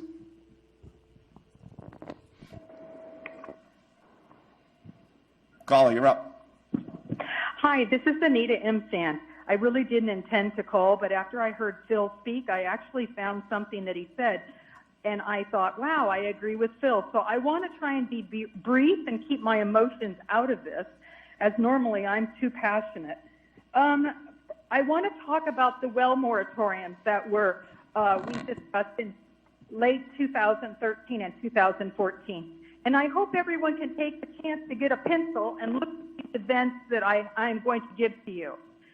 I want you to look up March 1st, 2014 at bakersfield.com, Lois Henry. And the title of her article was Desert Aquifer Overtapped and Needing Urgent Care. And a brief thing, in that article, they talk about the general plan, CEQA, and about the county supervisors going to be voting on a well moratorium and the land, and this is about the land use. That's one article. The second article is May 15th, 2015. It's in our local paper, The Review. And the title of that is Public Speaks Out on Land Use Plan. And in that article, Teresa Goldner and Zach Scribner are quoted in there, and they're talking about a well moratorium. And the last article is in the Daily Independent on May 19th, 2015. And it says, supervisors to decide on land use. And there's a really good quote in there about Zach Scribner, and he was basically saying, why are we not talking about a well moratorium if it's such an overdraft basin? And I do love this one quote out of one of those three articles, and let me see because it's my scribbling and it's not really making sense, and I'm... No, you're doing fine, Anita. You're doing fine. Okay. And it says, this is from the county, Kern County. And Kern County said, we are looking at it, but such an action has chilling messages to businesses, not to mention what it might say to the DOD. She said, we're very much supportive of China Lake. staying in the desert. And so everyone knows in 2013 that was on the Cooperative Groundwater Management Act that Anita from Meadowbrook, the crazy lady, would always get up and say, hey, we need a well moratorium. We need to stop all this. Everyone knows how I felt. And it was ignored. And it was ignored because of one reason. And it's easy if you go back through all the years and you pull up all of this data, you can see it. It's right there in front of you. Kern County is trying to increase their tax base. They're suffering because of oil and gas. They're suffering because ag is being pushed out. They need a tax base, and their tax base is take out ag out of the Indian Wells Valley, which will give them more time for pumping water, and use that water to bring in new industry, possibly the Space Force. There's some really great articles that are mentioned that are the Supervisor Gleason going to Washington, D.C. and testifying in front of Congress and saying that we really need to have that the Chubby area made for, now I'm getting off script, so this is when I get screwed up, so I better stop. But anyways, there's all kinds of data out there. And so the whole point to all of this is tax revenue for the county. And it is a disgrace that you would take out one industry, ag, a business that's been in business for 102 years, so that you could have some weapons contractor come in and be able to stay in a hotel or be able to put in a building or be able to house them or to bring in Space Force. Kevin McCarthy's talked a lot about this. And the Board of Supervisors for Kern County, they actually sent a letter to the President of the United States of America. And they sent it to senators, and they were asking for help with the earthquake, which was devastating for the community. But they were also saying in all of those documents that it would bring in such a tax base to the eastern Kern area, and that the West Kern needs to stop and not ignore East Kern, because East Kern's tax base is the future of Kern County. And on that note, I'm going to hang up because I know Derek's going to call in and Eddie's probably going to call in. So I hope you guys are really listening, because I'm going to say one more thing. And I wasn't going to say this. Please be quick, Anita. I'll be quick. You know, the one thing is, we went through an adjudication before. Thank God we did. We went through the Mojave adjudication in 1980. And you know what I learned? Document, document, document. So I have sent, and I have had a team with me all over town at restaurants listening to meetings that shouldn't be taking place. We have documented 7 years worth of this. And I would imagine my law office has got files and files of stuff you guys have all said. So beware of that. Take care. Thank you. Next caller.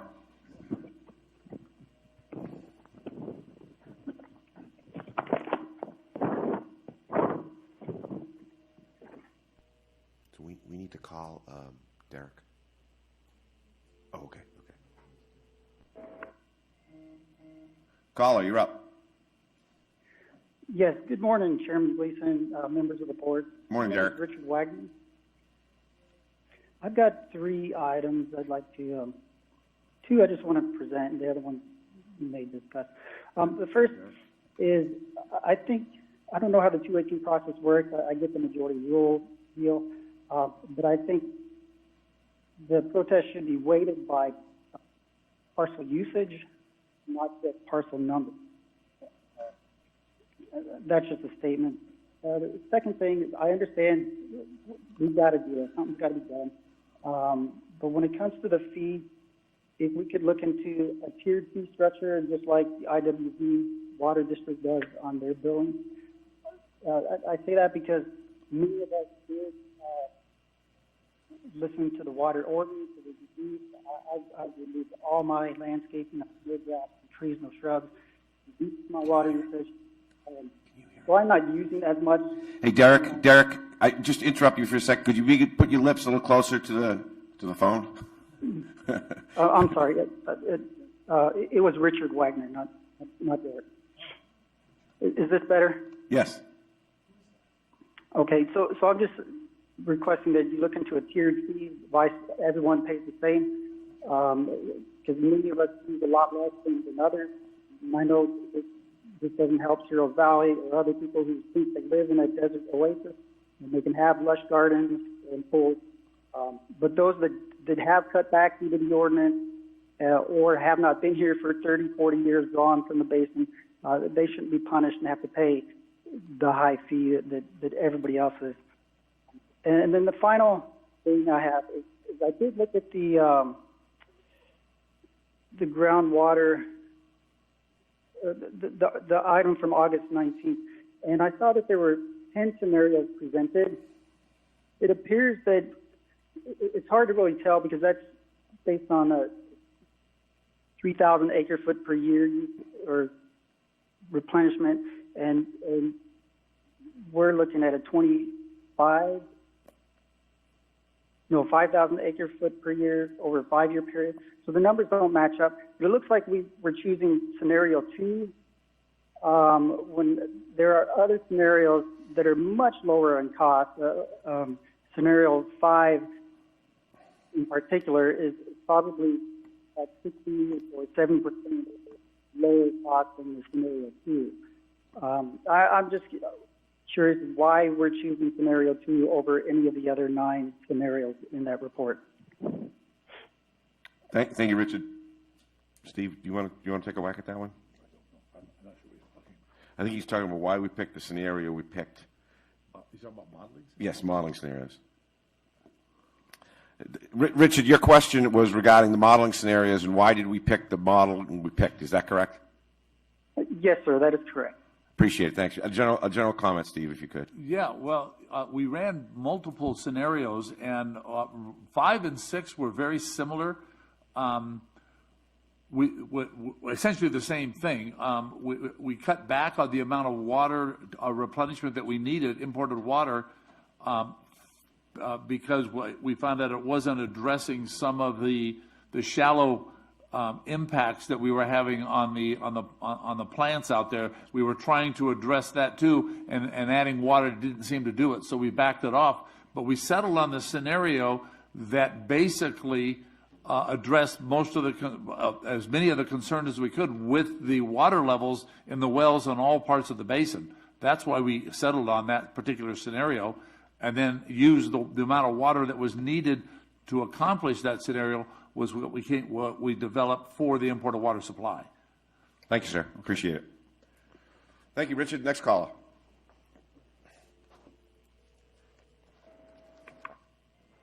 Thank you, sir. Hello, caller. Good morning. Can you hear me? Yes. Hi. Good morning, Mr. Chairman and members of the board. This is Derek Hoffman. Hi, Derek. I'll do my best. Good morning. I'll do my best to keep it to 3 minutes. I have some prepared remarks. I'm the attorney for Meadowbrook Dairy, and we are, of course, well acquainted here. Meadowbrook has actively been involved on the PAC and the TAC and before this board for years in an effort to work toward achieving long-term basin sustainability. For those out there that are listening for the first time, and it sounds like there may be a number of them, Meadowbrook is a family-owned farming business of more than 100 years. We submitted multiple detailed letters identifying legal, technical, and policy flaws with the fee. And as the board is aware, the fee is strenuously opposed by Searles Valley Minerals, the Indian Wells Valley Water District Board of Directors, agricultural interests, COSO Energy, business owners, thousands of property owners, the Economic Development Corporation, the Ridgecrest Area Association of Realtors, and many other stakeholders. Simply put, we recognize that the basin needs an imported water supply. The problem is that the replenishment fee improperly picks winners and losers. As you know, and as we've argued, the fee is based principally upon the authority's improper determination, as though it were a court of law, that the entire basin groundwater supply belongs to the Navy. Whatever the Navy doesn't need goes to a select few pumpers anointed by the authority who are not required to reduce their pumping at all and are conveniently exempted from paying the fee to buy imported water. And this is based on an unfounded legal theory that an unestablished Navy water right claim can be pumped by non-Navy pumpers that are not located on the Navy base. The authority has already recognized publicly that this is at best an open question of law, and the Navy commander has repeatedly called in to state on the record that it was the Groundwater Authority and not the Navy who made the pronouncements and determinations of how to allocate water and fees in this manner. So there's a few improper exemptions that I'd like to touch on briefly. Those that are deemed to be exempt from the fee but shouldn't be. The first is the fee exempts hundreds of de minimis pumpers. These pumpers comprise collectively more than 20% of the authority's estimated total basin supply.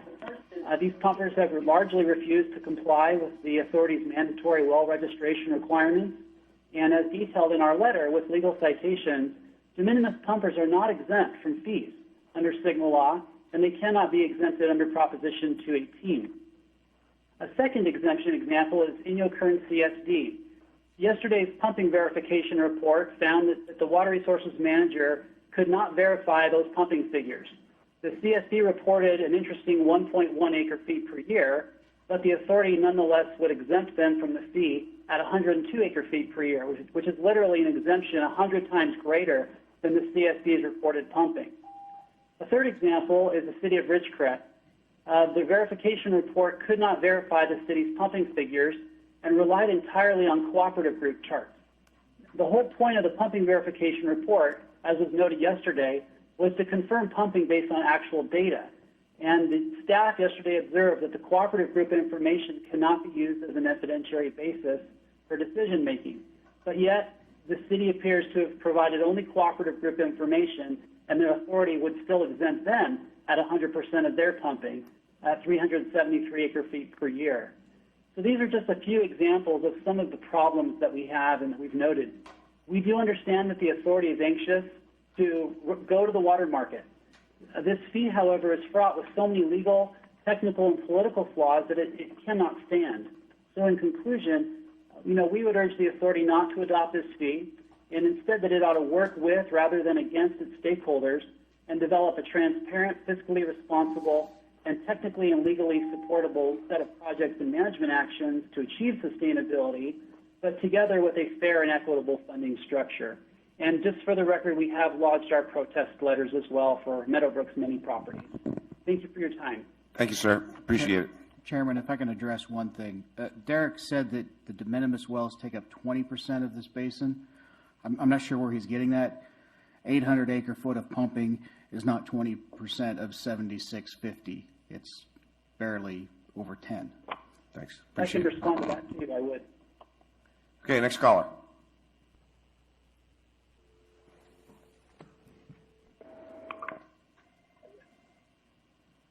Hi, caller. You're on. Hi, this is Norman Alexander, and good morning, Chairman Gleason and board members. Hi, Norm. Hey, I was calling to just go over a few things. Again, I want to thank several of the board members and city officials for meeting with the Board of Realtors, going through this and answering some of our questions. There were a couple of things that have come up, and I think you've seen our letter. I just want to hit on 3 key points, and we've talked about this before. I'm a numbers guy. There's been a lot of work. There's been a lot of money spent on the report. There's a lot of time. But it goes back to an issue of, and this is where I think people are starting to talk about transparency. We just really don't know, for example, what the overall costs will be at the end of the day for importation for a general user. And the answer that we get is, well, we don't know either, which is a little disturbing. Will the Navy kick in and help pay for importation? Are there grants available? Will that happen? No one seems to know that.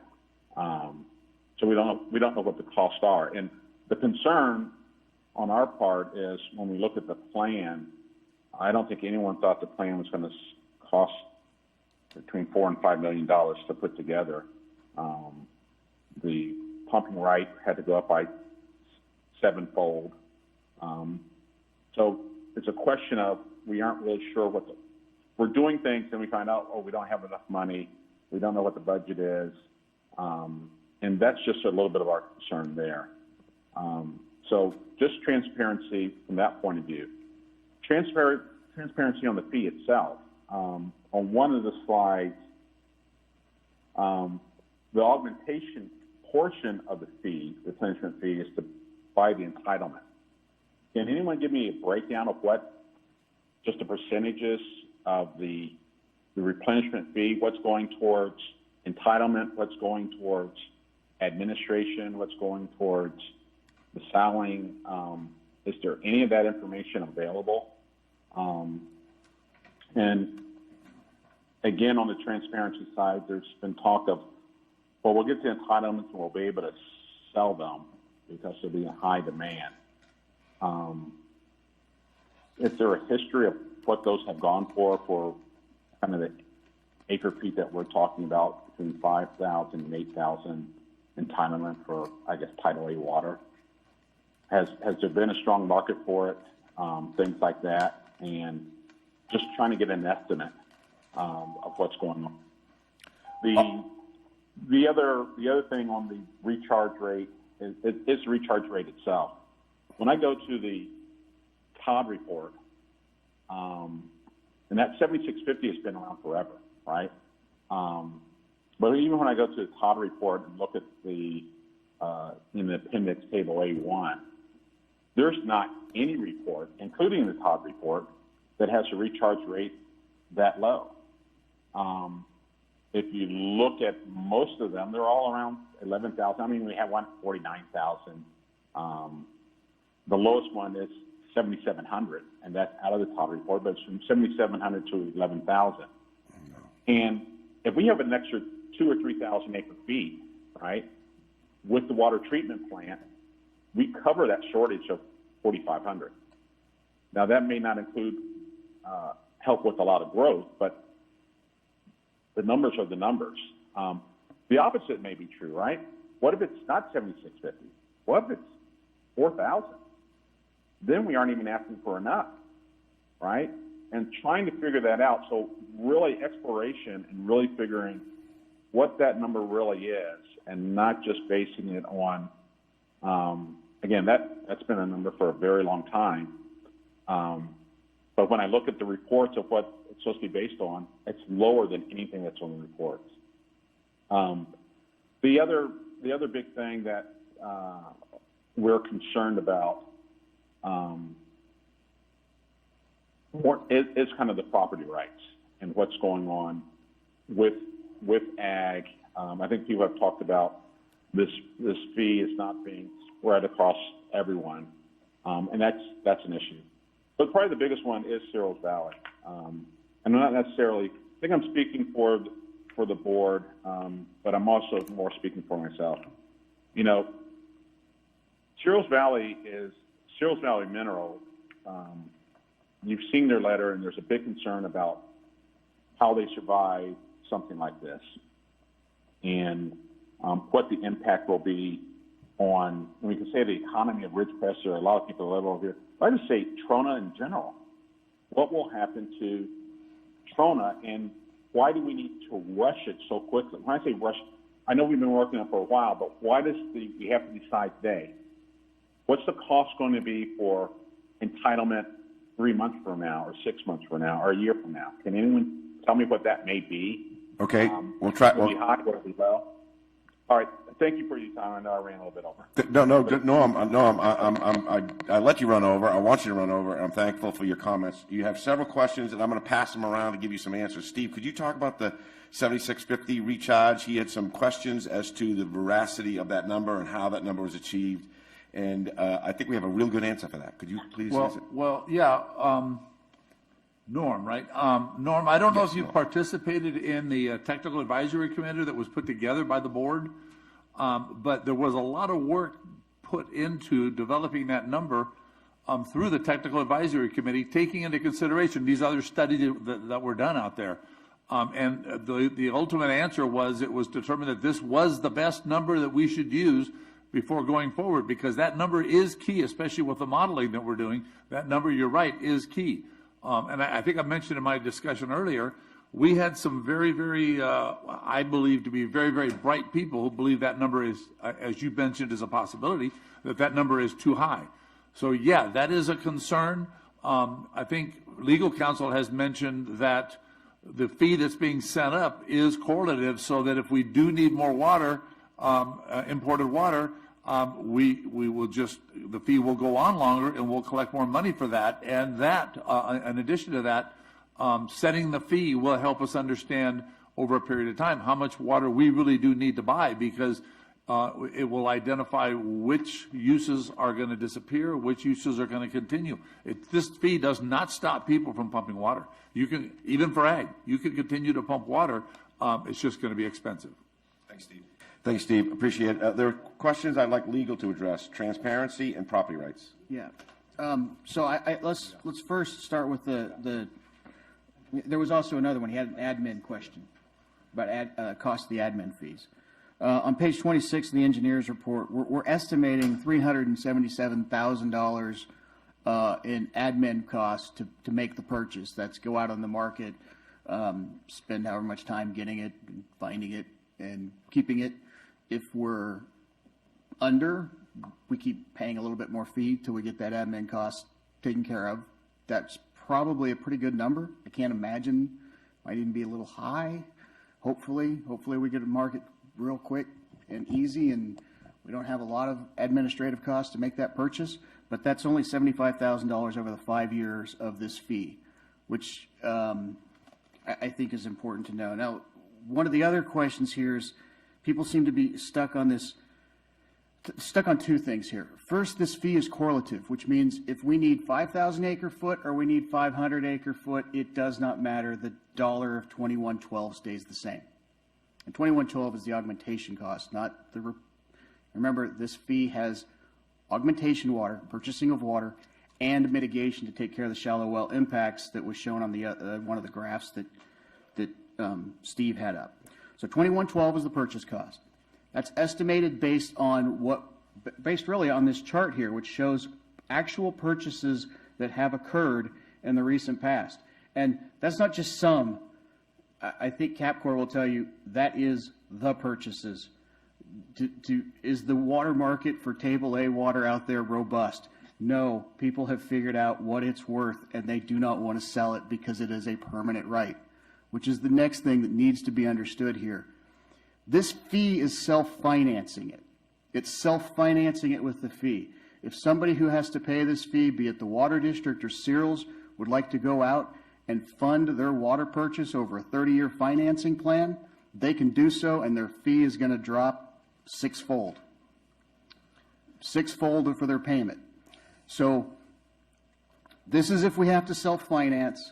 We have to actually, at the GA, set this like we're self-financing, because we have to consider everybody that might be coming in. We have to consider whether somebody out there who has a property right to grow something on their property wants to come in and start, we have a pot farm that wants to come in Inyo. That pot farm needs to pay for imported water. And that's what this fee does. If they don't want to self-finance it, if they don't want to come forward with a water from Table A that they can give us that we will bring into the basin for them, they need to pay this fee so we can buy that water. The next question, property rights. This would take a year's worth of law school. Please, not a year. Yeah, it would take a year's worth of law school to get there, and I will try to explain it the best I can in 2 minutes or less. Everybody who owns a piece of property in this basin has a water right. It's there. That is the rule. You have a water right. You own a piece of land, you have a water right. The question is, how do you quantify that water right versus everybody else?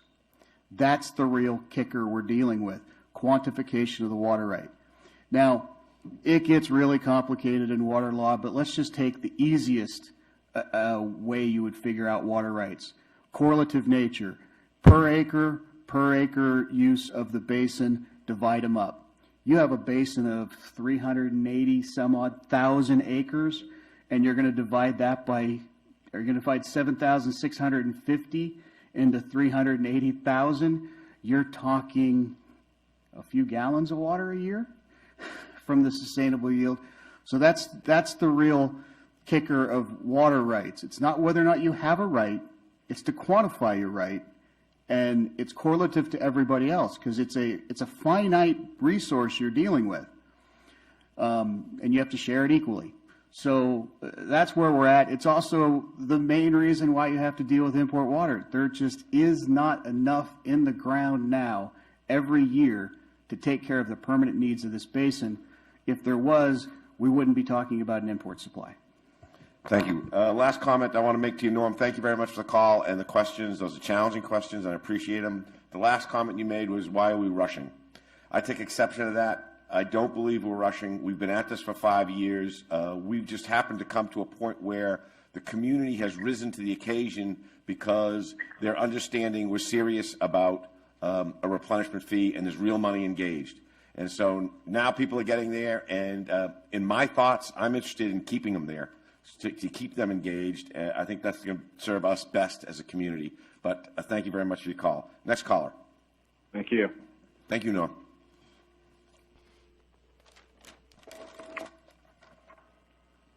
Caller, you're up. Yes, hello. Hello. Yes, my name is Mike Neal. All right. Yes. Okay, I have some observations about what has been said over the last few days and what's been said this morning. And I'll just start right off since I'm only getting 3 minutes. I'll just let you know, I turned my BS meter on early on in this meeting, and it's running really, really high, pinging off the limits, actually. Let's just start with what was said the other day and admitted to, said plainly that the Navy has not asserted its Federal Reserve water rights.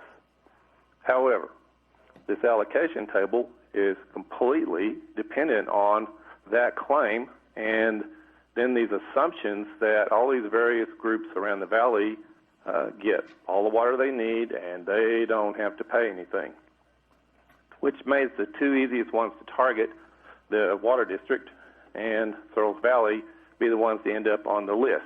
Well, now it appears you're backing off with Searles Valley because, oh, by the way, you took on a $750 revenue, $750 million per year revenue company, and you know they're going to fight this. So, you know, maybe you want to figure out some way to let them off of this.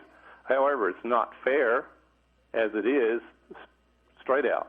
All the water users in this valley should get to pay an equal share, and on top of that, you don't need 5,000 acre feet of water a year. You know that the recycled water coming from the Ridgecrest wastewater plant is going to be available, and that takes out over 2,000 plus acre feet that you're going to need for that. But you know, you want to buy more than what you need by close to a factor of 2. You know, if you had done it right and you factored in everybody, and this of course is leaving out the Navy because you know they're the federal king in the valley and they don't have to pay anything for water. Instead of this $350 to $400 per year for the users in the Water District, you come up with about $228 per year. Instead of the $5 or $6 million cost to Searles Valley, you come up with about $1 million per year cost to Searles Valley. So you wonder why all these people have jumped up and staged a near riot if they weren't all clamped down, and you denied them the right to a public meeting this morning so they could be in the chambers looking you in the face and you can hear their groans and moans and sighs and I'll see their eye rolls. Well, this is why, because it wasn't done right. It wasn't done fairly. And now we get to the biggest one that pinged my BS meter clean off the chart, that graph that you keep referring to and throwing up, showing that, in 15 or 20 years, water's going to cost $26,000 an acre foot. I tell you what, if you brought that straight line curve fit that is missing the last 8 years of data on it into an engineering meeting on the base, you wouldn't be in that meeting very long, I'll tell you that for sure. That amount of missing data and straight lining a curve that clearly is not a simple straight line and shows characteristics of topping off. And oh, by the way, it violates all common sense to think that, anybody in the state at any point in time would pay $24,000 to $26,000 per acre foot of water is asinine. It's just asinine. Sorry, but you're not giving much time, so I have to be blunt. People would just simply leave this state if they had to pay that kind of money for water, and we all know that. So it would never happen. Now, Could you please draw your comments to a close, Mike? I got one last final comment. Thank you. And the worst of it all is that you don't have to answer this because we all know the answer. You're all sitting up there as appointed members. You self-appointed yourself to this board to rule over us in policing and taxing authority. You're not elected, not a single one of you. You never have been, and people do not like being taxed by unrepresentative authorities, and that's as simple as it gets. This is hard enough if you were represented to your position, and it makes it that much worse simply because you are not. And I would go along with, some of this plan with a representative body, but not with one like you. That's all. Thank you, Mike. Next caller, please.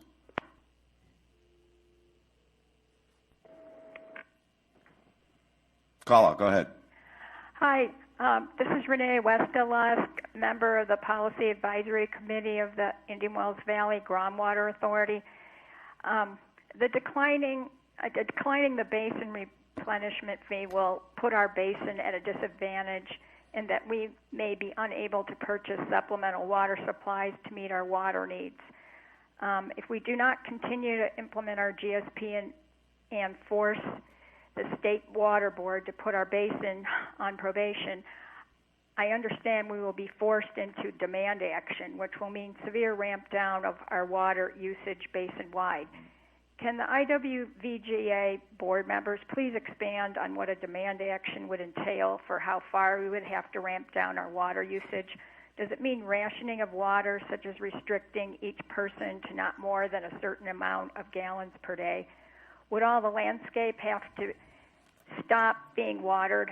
Would all parks, pools, the city of Ridgecrest Water Park be closed down?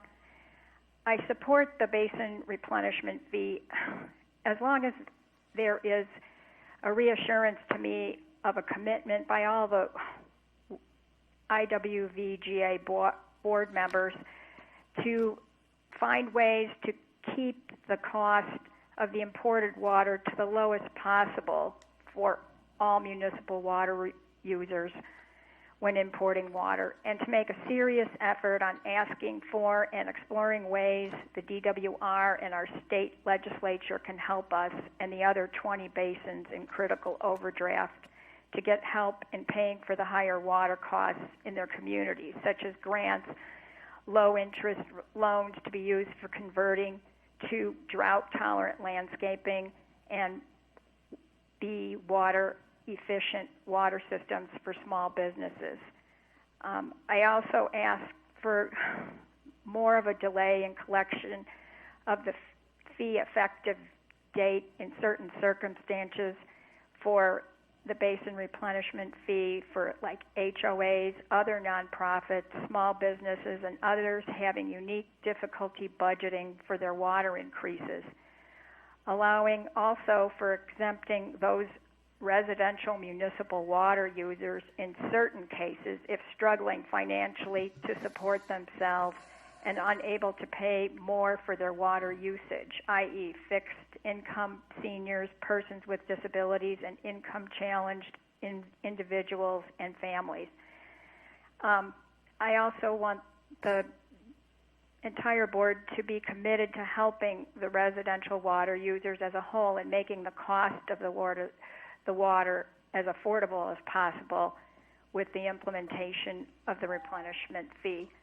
And then I have one other comment about the shallow wells.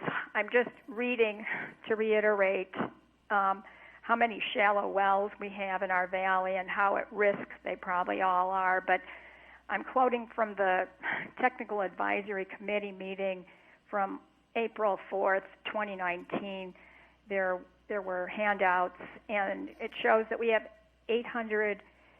32 domestic private wells that are shallow. We have 40 mutual and CSD wells that are considered shallow. So that brings it up to like 872 shallow wells.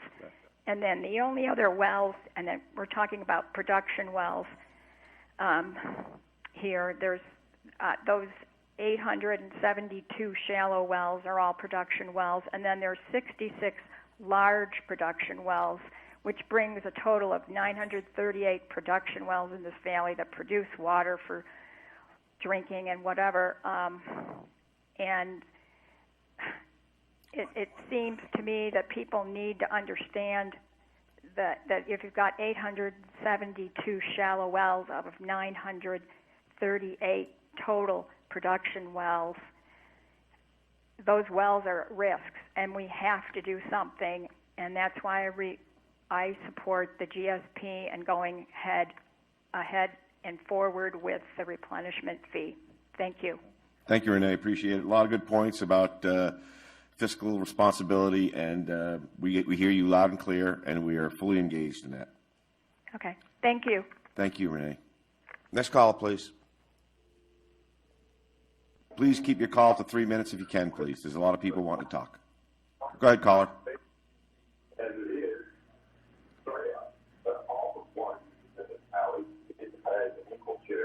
Hello. Hello. Yes, you're up. I'm up. Yes, you're up. Yes. Could you turn Yes, your TV hello. down, please? Yes. Yes, my name is Doreen Conaway Baker, and I am representing Sierra Shadows Ranch. And I just wanted to say that I am against this fee. In yesterday's meeting, when the DWR representative spoke, she spoke about when she did her slide presentation. Pretty much every one of them had the word reasonable in it. This board has been anything but reasonable. I feel like they have not been willing to work with stakeholders. They have thrown out fees knowing that they have ideas to expand the community at the cost of the farmers by putting fees on people knowing that they are just getting out of control to where people can't afford them. I feel like you are turning around and trying to do a take without paying. And I feel like that I'm not even sure with this money that you're going to be collecting, will it really go for the purchase of water? Maybe in the long run, but in the beginning, is most of this money that you're going to collect go for past due bills? Because, you know, it doesn't seem like you guys have had a very good record with managing money. So with that being said, I would just like to say once again that I'm against this fee. And I don't think this fee should be called the replenishment fee. I think this fee should be called the punishment fee. Thank you. Thank you, Doreen. Next caller.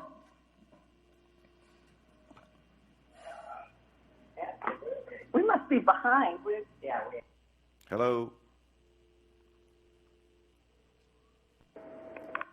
Caller, you're up. Yeah, this is Eddie Keeldale from Scamanini. Hi, Eddie. Just three or four comments. The first one was, just sort of wanted to focus on the DRI model. As you know, I was a member of the TAC, but we were also a member of the model ad hoc. And, nobody on that TAC or specifically on the model ad hoc was really ever comfortable with the way the model had been developed by DRI for the Navy. We'd asked several times, hey, let us get a chance to sort of open up the hood and take a look, again, because it's such a critical management tool. And again, those requests were always kind of shot down. I think another comment would be on the 7650.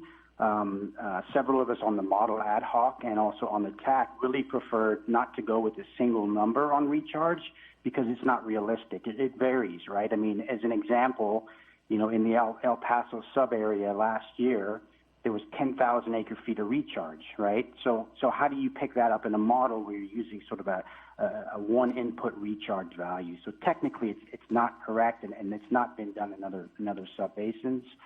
So that was a comment. And then also just to highlight the importance of data, Steve had presented a hydrograph for USBR 6, which really represents sort of groundwater level changes in that northwest corner.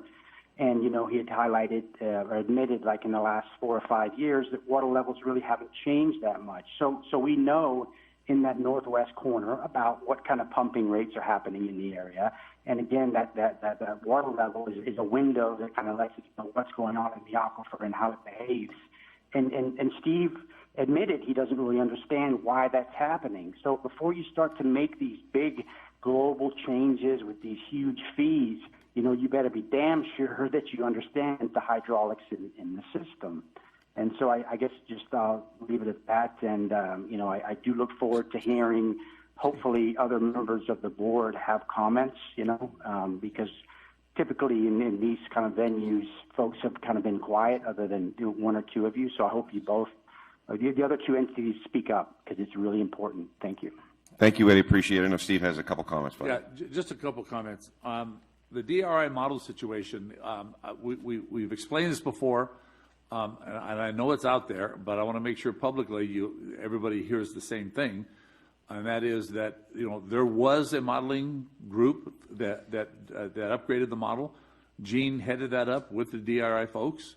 The TAC was involved. We didn't move forward with any modeling until we got the nod from the TAC, so the Technical Advisory Committee. So we moved forward with the modeling with the TAC. So I was suggesting that there was disagreement on the TAC. I don't agree with that. I was there. We have nothing that indicates that there was disagreement with the model and the upgrades. Models can always be upgraded, more information can be provided, but for where we were going and where we were at, yeah, we were ready to go. The 7650, in modeling, the 7650 is considered a long-term average. It takes into consideration years when there's probably little or no recharge, along with the years that maybe you're suggesting that are high recharge.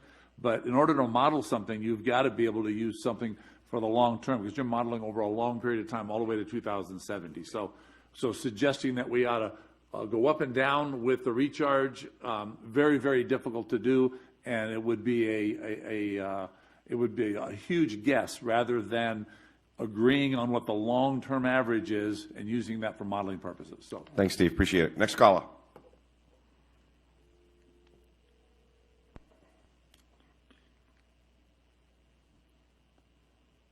Caller, you're up. Hello? Hello, caller. Hello. Hi. This is Judy Decker. I don't know if April had time this morning to give you my little note, so I'm going to read it to you, and then I'm going to add some things to it. 3 minutes, Judy. I would say to you that if it were a song, the chorus is, and the pumps keep pumping, and the water table keeps dropping. You have a difficult decision to make, and I am asking you to make the decision based on the scientific facts that have been done going back over 100 years. There are more studies, there are more than enough studies at this point to come to a conclusion. This basin, as Steve said, is in severe overdraft and has been for over half a century. In order for people to live and flourish here, we must import water now. We can't delay. The longer the decision is delayed, the more the overpumping continues, and the less water remains in storage. The longer the delay continues, the more costly to fix the situation will be. So some of you may feel that this is an issue that should be delayed until after the election. I propose to you that doing that could turn into a disaster. Mr. Gleason, unless our new supervisor appoints you to take his place on the GA board, you will be gone. Mr. Kaczynski, you may not be reelected to the Water District. I do not know the status of Mr. Page, but he could, too, no longer be on the GA board. I believe the above possibilities would be a disaster for the GA board, for the community, and for the viable future of the Navy. You have heard from hundreds of protesters who will present a myriad of reasons why the replenishment fee action should not be taken. I will point out bluntly that the leaders of this community, past and present, has been kicking this can down the road for the last 50 years. Many cannot see a future that they can only see a future that is important to them right now. Some yammer about water for their grandchildren, but refuse to examine the facts and come up with a real solution. The talks given Thursday morning board meetings by representatives of the state gave the message loud and clear. We need to fix our own problem, and if we don't fix our own problem, the restrictions will be severe and expensive and might even be more expensive than imported water. Thank you, Judy. Please do not delay your decision. I have some more things to say, Nick. Please, Other people quickly, please. I'm trying to. The issue of recycled water. Recycled water is water that has been pumped from our aquifer already. We can treat it and use it, but it's gone from our aquifer and it should not be counted as a replacement for imported water. People need to pay attention to what Capitol Corps is telling them. We need to acquire this water now. Thank you for Thank you, being Judy. brave and sitting there. Thank you, Judy. Next caller, please.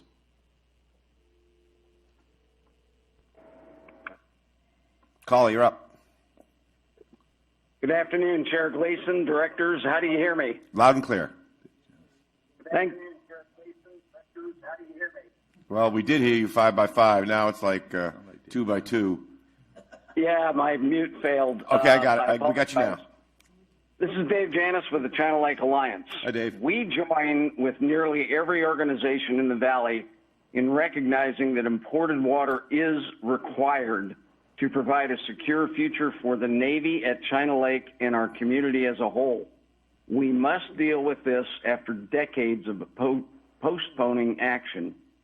Delaying immediate acquisition of permanent augmented water rights will increase the cost of obtaining the water and also risk the real possibility that permanent water rights may not even be offered in the future, given the huge in demand under SGMA.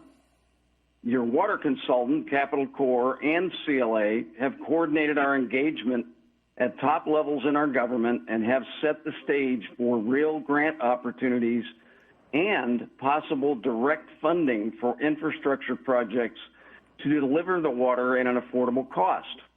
We have garnered exceptional support and are poised to capitalize on those efforts.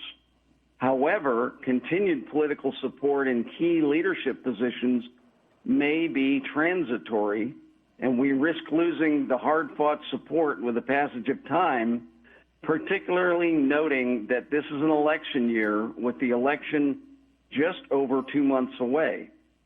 The lack of clearly defined water delivery infrastructure projects and costs has rightly been cited as a reason for delay. Unfortunately, we are in a catch-22 situation. We must first choose between the two viable options that have been identified and preliminary costed, then define and engineer the project. The AVEC option is double to triple the cost of the LA aqueduct option. The more affordable aqueduct option cannot be pursued without first conducting sensitive negotiations between the GA, DWP, and Inyo County. It has been publicly stated that any solution there requires a win-win-win for each. Establishing the fee provides us with our only credible asset to help reassure the justly concerned Inyo County residents that no additional water will be taken from them. Establishing the fee will also provide additional credibility in our ongoing discussions with Navy leadership.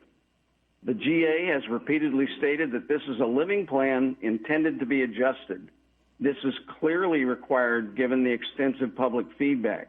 We intend to help the GA maintain that commitment as you move forward in addressing valid concerns. In summary, establishing the fee now will enable us to immediately enter the water market, engage in urgent critical negotiations, and help secure an affordable water sustainability future in our valley. Thank you. Thank you, Dave, and thank you for your leadership on this issue of acquiring water and getting those projects undergoing quickly. Thank you. Next caller.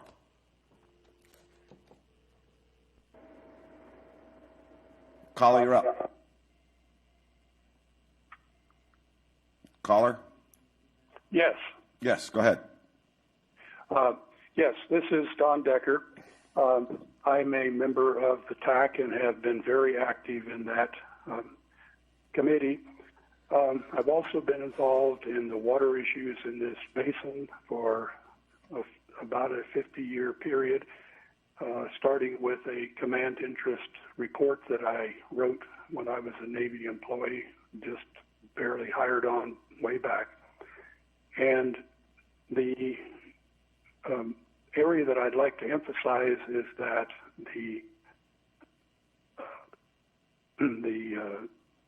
technical data that is being used to develop the GSP and that Steve Johnson talked about at great length this morning is really based on top-notch published professional work. It's not something that's just been imagined. And the conclusions that are there were actually reached a long time ago and just re-emphasized with the GA creation. This basin really is in a serious overdraft condition, and the only solution is, in fact, imported water. And the time is now to act on that exact project. It's unpalatable and unbelievable to many that we could somehow get into this position.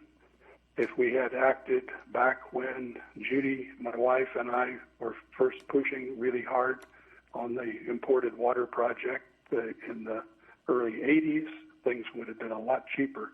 But here we are now, and it's time to move forward, and the replenishment fee absolutely is top priority, and a positive vote from the GA board would be greatly appreciated by all future residents of the valley. Thank you. Thank you, Don. Next caller.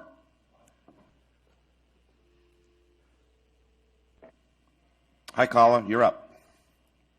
Good afternoon, Chairman Gleason. It's Donna Hawker with the Ridgecrest Area Association of Realtors office. Hi, Donna. Hi. Good afternoon, gentlemen, and April. How are you today? Just a quick question. I wanted to circle back around, please, to a question that Norman asked, I believe, that did not get answered. So I'm just going to reiterate the question. Sure. Is there any data on how much a water entitlement was sold for over the past 5 years? Yes, I think that's right behind us here. But, Steve, do you have better information on that? No, I think, well... I think we could add a little bit of flavor to this, and the CapCore report talks quite extensively about this. Part of what you're seeing here is no sales after 2014 because everybody that had Table A entitlement saw Sigma in 2014 adopted and said, oh, why don't I wait 6 or 7 years when this market gets really hot? That's what's going on. We have people, in fact, I won't speak for any attorneys on the phone right now, but I think there's attorneys on the phone who have clients with Table A entitlement that are saying, we're not selling it right now. We'll sell it on the spot market, but we're not selling it right now, because they see this graft. So why would they sell us Table A water? Once this thing starts really hitting, then people are going to be selling Table A water because it's hitting everywhere.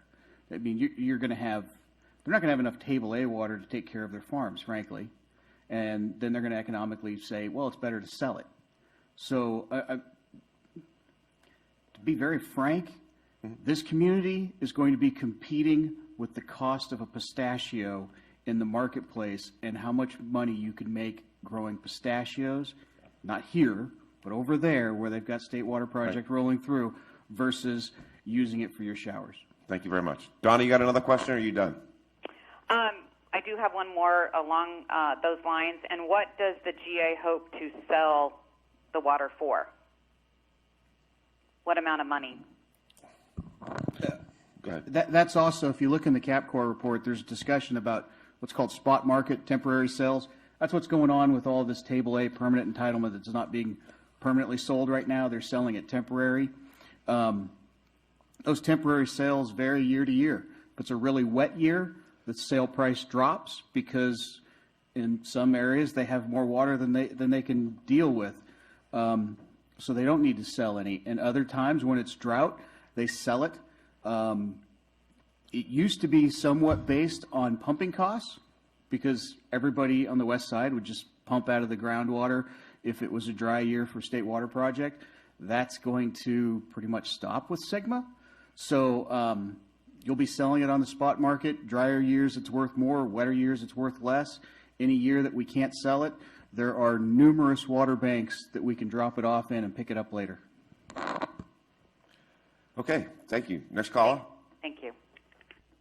Thank you, Donna. Next caller. Hello, can you hear me? Yes, we can. Yeah, Mick and board, this is Nick Panzer. I'm going to mute my TV. Thanks. And wave your arm if you need to interrupt. I'm going to cut you off right now and then continue. Thank you. Wave your arm if you can hear me. Thank you. My name is Nick Panzer.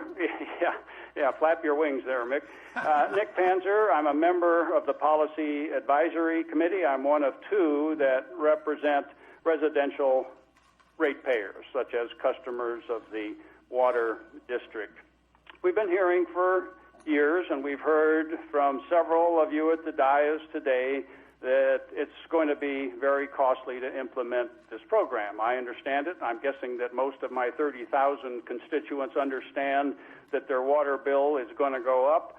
But what they really want to know is exactly what does that mean for them. I don't think you really want to have your 14,000 hookups in the water district calling Ed Zadiba, Ed, look at me, I'll wave to you, and asking, how is this going to impact me?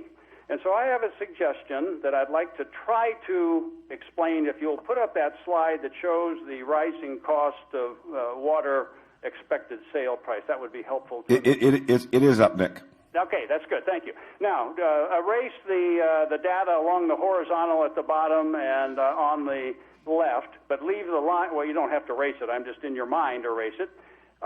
What I'd like to see is a line where it shows the dollar cost of say, the lowest residential ratepayers, probably down somewhere in that $40 range, up to high. It doesn't have to be the highest, but one that's pretty darn high. So the dollars of what people are paying now would be conveyed along the vertical axis there. So if you were paying $60 a month, you'd go up the vertical to 60, and you could go across and see where you are. Then there would be a second line that would show how your water bill would change in actual dollars, assuming that you continue to pump at the same rate, which is the assumption that's made in setting the replenishment fee. So that line is going to be another line above that one. If I've accurately described this, then any of my constituents could go and see, okay, I pay $60 I'm going to go over to 60, and I can see where the bar is higher for the change, and it's up to whatever. I won't put a number in there, but it's going to be quite a bit higher than the current 60. Now, that would do a couple of things. It would give them a chance to actually answer for themselves the question, what does it mean when Mick and your fellow directors say it's going to be very expensive? Now that individual can see what's going to happen to their $60 water bill given the best assumptions we could make at this time. It would also, further to Steve Johnson's earlier point about the conservation effect, give each of my constituents a chance to see, okay, my water bill is going from here to there. If I was to reduce, take out my lawn or my pool or my pond or my sycamore tree, whatever, then I could move down that bar and cut my new water bill by a third simply by going xeriscape or dryscape or making other modifications. I think that is what most of my constituents would like. I can't speak for them, but I can speak for myself. That is what I would like. I'd like to see taking my monthly bill, you can take an average for the whole year, and make two lines, and I can quickly see where I am now and where I would go based on all the assumptions you've made in coming up with the 2130 feet. That's what they really want to know. Phil, I agree with you. Most of my constituents stop at the point of turning the lever on their sink and the water runs, that's the end of it. But I still have a lot of very conscientious, want-to-be-involved people that could understand such a simple chart and could see, one, what does it really mean when it's going to go way up? And two, do I have room to wiggle to move down if I engage in conservation efforts? So I think that my 3 minutes are probably long past. I'm going to stop talking and put the undo the mute. Here we go. Thank you, Nick. Appreciate it. Always a pleasure hearing from you. Next caller, please.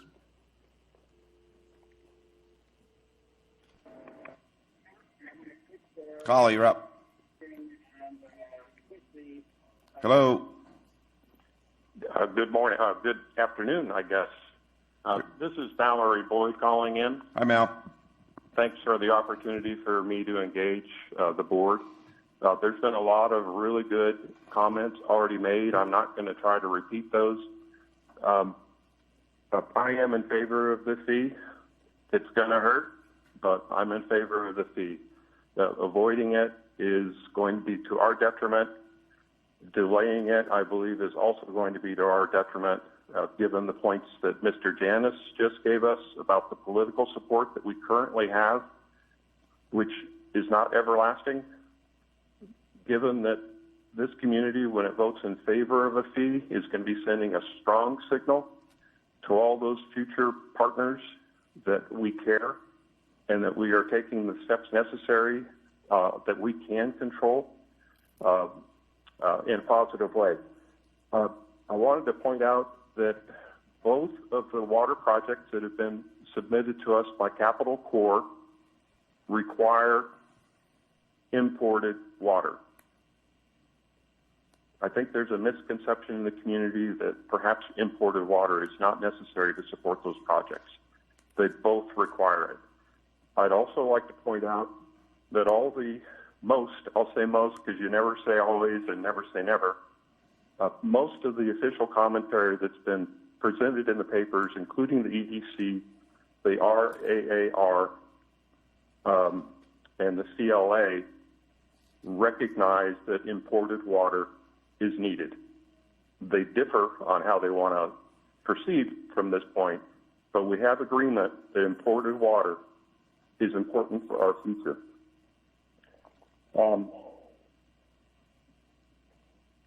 My other comments are duplicative of things that you've received so far in terms of favoring the fee, but I'd like to ask Steve to speak to a topic that I know the answer to, but I don't want to submit the answer to this group. I'd like to have Steve do so.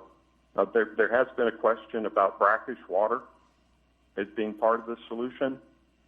That's not new water, I recognize that, and I'd like Steve to articulate, if he would, for the group, why brackish water is not part of the solution set that we should be considering. Thank you very much. Mal, appreciate your thoughts always. I was going to talk about brackish water later, but now why not we talk about it right now, at least to give a general outline of answering his question. Thank you. Sure. Thank you, Mallory. And I'll try to do this quickly. First of all, the studies, the brackish water group is still going through their studies. One of the key components of the brackish water study to be evaluated and get everybody on the same page on is what impact to the basin there will be if we're going to pull brackish water out. So far, and it's preliminary, but so far the stuff we've seen indicates that from the model, this is the modeling work being done, that you pull the water out, the brackish water out, it does impact water levels. It's not new water. It's directed, it's connected in some way to the other water, the fresh water supplies we have. So that needs to be evaluated. I think the brackish water group is going to do that. They're still planning on doing that. So understanding what the impacts are of the extraction and the use of the water are extremely important. There's another component which I'm going to go ahead and talk about right now because I know some people have seen the request from the brackish water group regarding an exemption of the fees. I'll just say from my perspective, it's not my decision, it's the policy decision, but the request is legitimate. It's a legitimate request to make for an exemption.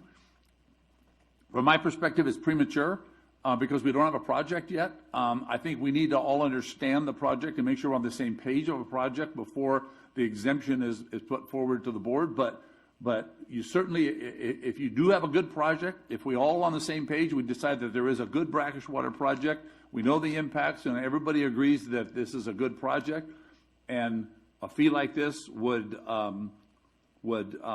tank the project, would cause a project not to be built, then obviously it makes sense to not do that. So I think that's certainly on the table. Premature right now because we don't have a project. The last thing on that is, in the GSP, we made it very, very clear, because we made this commitment a long time ago to the brackish water group, that the brackish water group and their project or projects, studies, would be a part of work going forward, the implementation of the GSP. So that commitment has been made, and we haven't changed that.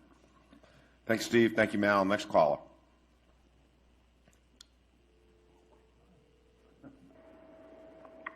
Caller, you're up. Caller. Yes. Good afternoon. This is Elizabeth Esposito. Can you hear me? Yes, loud and clear.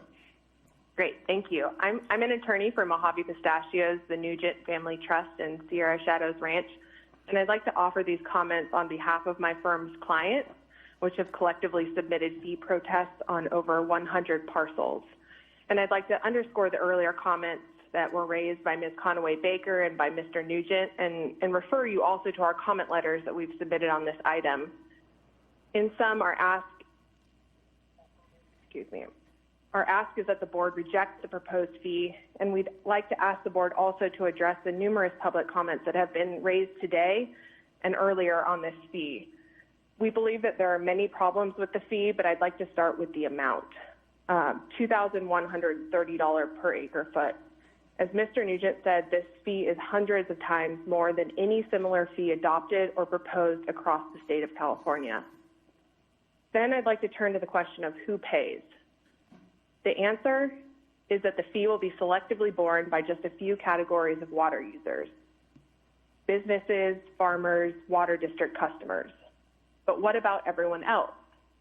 The replenishment fee notice says that any other water user will be able to avoid payment of this fee through what the GA calls Navy pronouncement. The problem is, however, that the Navy has expressly stated that it never directed or asked the authority to carry over the Navy's Federal Reserve right to other water users. We believe this carryover scheme lacks any support in law or any factual basis. It also fails to meet Proposition 218's proportionality requirements, because essentially what the authority is asking is for some water users to subsidize or to foot the bill for other users' impacts. This is illegal and unpermitted under Proposition 218. The next question then is, what does the fee buy? Now we're told that the fee is only proposed to fund the purchase of paper water rights, but it won't fund the infrastructure to actually import water to the basin. So that leaves several important unanswered questions. How will this infrastructure be funded? How will the fee actually further sustainability? Does the authority propose an infrastructure fee to follow this replenishment fee? We believe these questions must be answered now. And then last, I'd like to turn to several issues with process. The first problem here that Mr. Nugent raised earlier is that the fee development process largely occurred behind closed doors, with this authority now proposing to pick winners and losers through selective implementation of the fee on only some water users. These backroom deals and the authority's race to shut down businesses and farmers' water use are not what the framers of SGMA had in mind. Instead, SGMA provides a 20-year sustainability horizon and a framework for transparency and fairness. Then there are the procedural problems with the Proposition 218 notice that we raised in our comment letters. First, that notice didn't provide instructions for how to participate in today's electronic hearing, so it's likely that there are folks whose voices remain unheard. The GA also imposed procedural barriers to protest, like the original signature requirement that is not found in law. And finally, contrary to Proposition 218's requirements, the 218 protest notice was mailed to even property owners that would not be subject to the fee. Given all of these issues, we ask that the board reject the fee today and work with stakeholders moving forward to craft a fee that's legally compliant, transparent, and fair. Thank you. Thank you, Ms. Esposito. I think we got a couple answers for you. Quickly. Thank you, Chair. Thank you, Chair. I think one thing dawned on me that I think we should maybe mention right now, because we keep hearing about how certain people should be paying, certain people aren't paying. It's really a misnomer. What they're really trying to argue about here is that the water district, for example, should be paying 6,000 acre foot times the fee, not 2,000 if they need 2,000 acre foot. They want everybody to pay for every acre foot of water. So that's really where we're at. We've got a system where we've got somebody who we cannot regulate that can use the entire safe field of the basin. Whether or not we hand out an allocation, or I should say an allotment of a carryover, that has nothing to do with the fee itself. The fee is correlative. If it's 1 acre foot, 100 acre foot, or 100,000 acre foot, we're dealing with the same correlative nature. The next thing I think we should say, and it hasn't been said today, and I think maybe it's a good time to say it. You know, there was a recent MCLE. Those are trainings that attorneys and water professionals go through. One day was actually when we were in our last board meeting. The second day, it was a 2-day training, was the Friday after. In that training, everybody was there, found out that a big agricultural water district on the west side, Rosedale, Rio Bravo, took the domestic use right off the table. It said, you are not responsible for these additional costs. We're not cutting you at all. No cuts. That's because there's a lot of law out there to fight what Ms. Esposito's firm tried to do in 2014, which was assert that her farming gets all of the water instead of the city of Ridgecrest in a limited basin that we are. So that's out there, and that should be known. These procedural arguments, 218, if you read its statute the way it's written, it's inside the Constitution, Article 13. It was written by Howard Jarvis. It is not a very well-written statutory scheme. It actually says at one point, to prove what I'm saying here, anything that's not an assessment is a fee, and anything that's not a fee is an assessment. If you can figure out what that means, good luck. But what she's really trying to do here is make textual arguments based on a poorly written statute, which since 2005, people have been doing pumping fees like what we're doing here. In fact, I've been doing them since 2005 for 15 years now. We have cases that support what we've done, and I feel very confident in our process. Thank you, Mr. Hall. Next caller, please.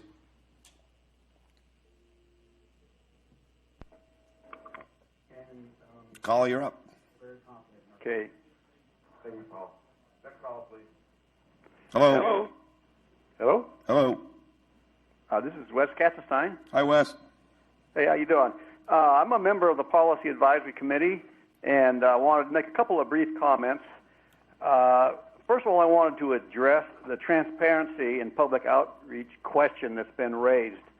I have been engaged from the start. I've made a special effort. The information has been there. The opportunity has been there for every member of the public to engage. And it concerns me that I'm hearing comments that are misguided today from some folks who actually had early on been members of the Policy Advisory Committee and chose not to show up. So I want to make the point. It's a challenge to get the word out in today's fractured environment when it comes to news media and whatnot. But the opportunity has been there for concerned citizens to be engaged and to be educated, and I think we're seeing the absence of some of that in some of the comments we've had today. Just a couple other brief comments. I think we are right now where we must be. We cannot continue to draw down the basin. We've got to pay the actual cost for any water we use above the natural recharge. The key questions for the GA, for the Groundwater Authority, is who is entitled to the recharge and how do we pay to move forward for the additional water we need. And that's what we're talking about here. I want to just address urgency. I think it is urgent that we move forward for all the reasons stated. And I wanted to make the observation that perhaps the turmoil and economic chaos that we're going through now is, in a way, an opportunity for us to be first out of, or early out of the gate and move fast, and we might actually benefit if we get on board and get on with buying the entitlements we need. So those are my comments. I want to thank all you folks for the efforts you've put in and encourage the citizens to start attending the meetings that occur, and they can be well informed as to what's going on. Thank you. Well said, Wes. Thank you very much. Next caller.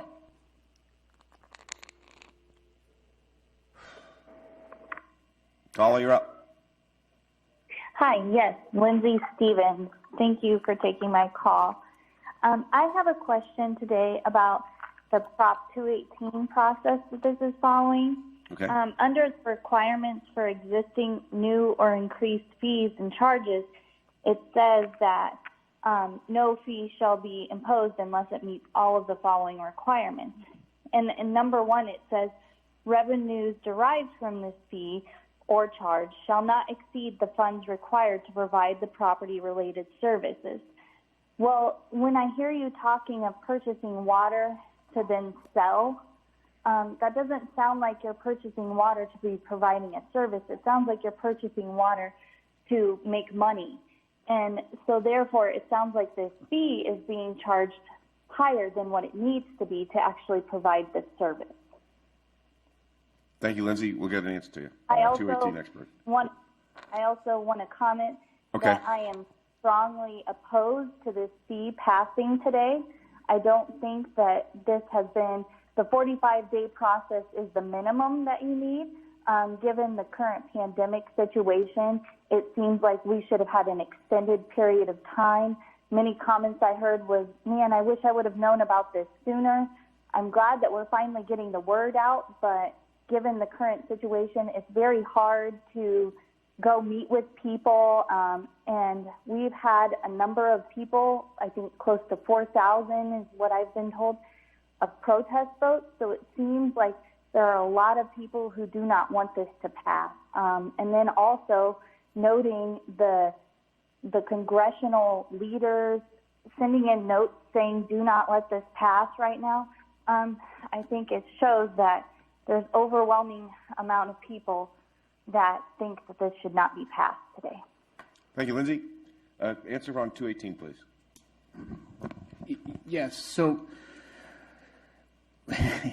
this happens everywhere. Every water district in the state that owns Table A water is doing this. They buy their Table A water, and Mother Nature's depositing it, and they're either going to use it or they're going to sell it on the spot market. I mean, that is the whole process.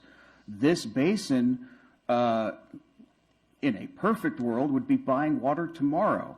And infrastructure is going to take 10 or 15 years to get here. Well, what do you do with that water you buy tomorrow that is yours tomorrow? and you have to do something with it. Well, your obvious best choice is to turn around and monetize that on the spot market to lower your construction costs. So that's why you monetize it. We're not entering into water markets or becoming water bankers, or I heard a lot of terms that frankly don't exist in California water law about how water is sold. Water is owned by public agencies that use it, sell it when they don't have a use for it that year because Mother Nature's deposited it in the Sierras and it needs to go somewhere. The price it's in the Capital Core report, which very much sets out based on sales what we estimated the market to be now. And I would add one last thing. We haven't done a 45-day process. We've done a 60-day process from the engineer's report. And the Capital Core report, which was in front of the TAC and the PAC and this board, has been out for over a year. In January, after the GSP was adopted, the Water District had a meeting where it was discussing these costs. I'm not sure what the city has done, but beyond this board meeting, this information has been out there to the public for quite a while. Thank you, Mr. Stahl. Next call, please.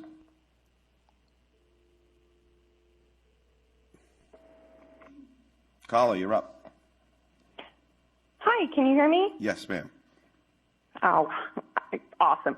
My name is Regina Troglin. I am a resident of Trona, California, and I strongly oppose you guys passing this today.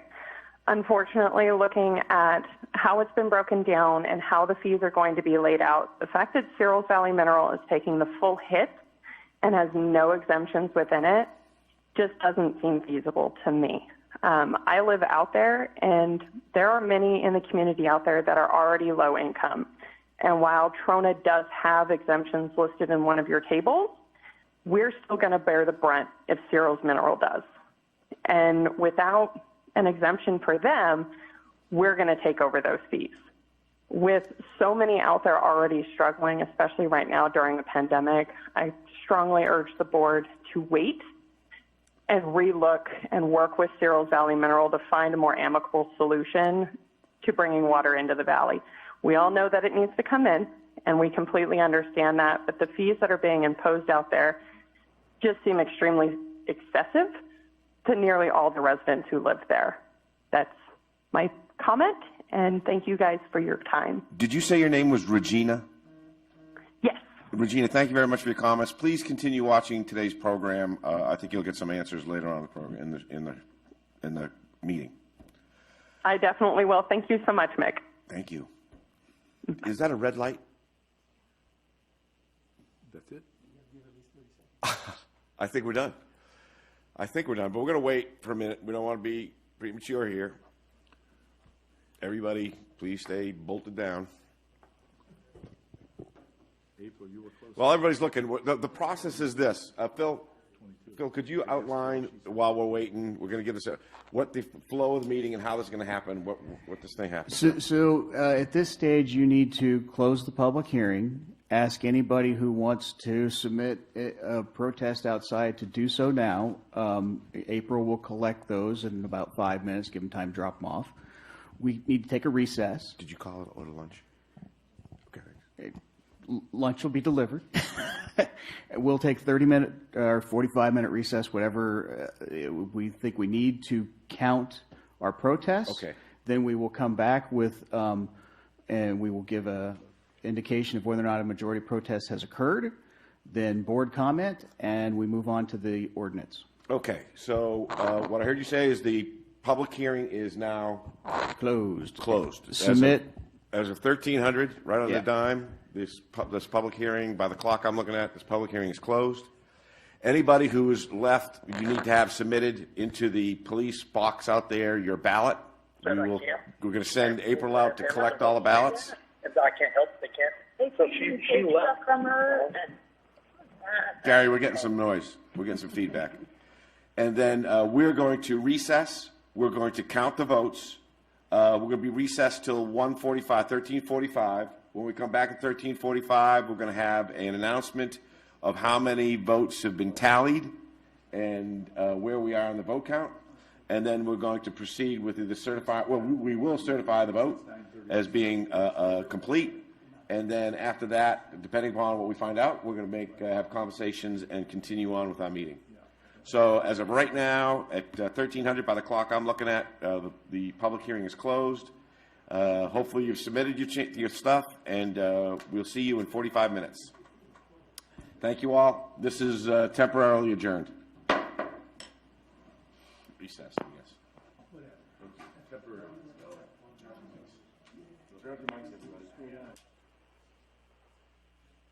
Okay, so what was the number? I had like 20. Oh, I was close.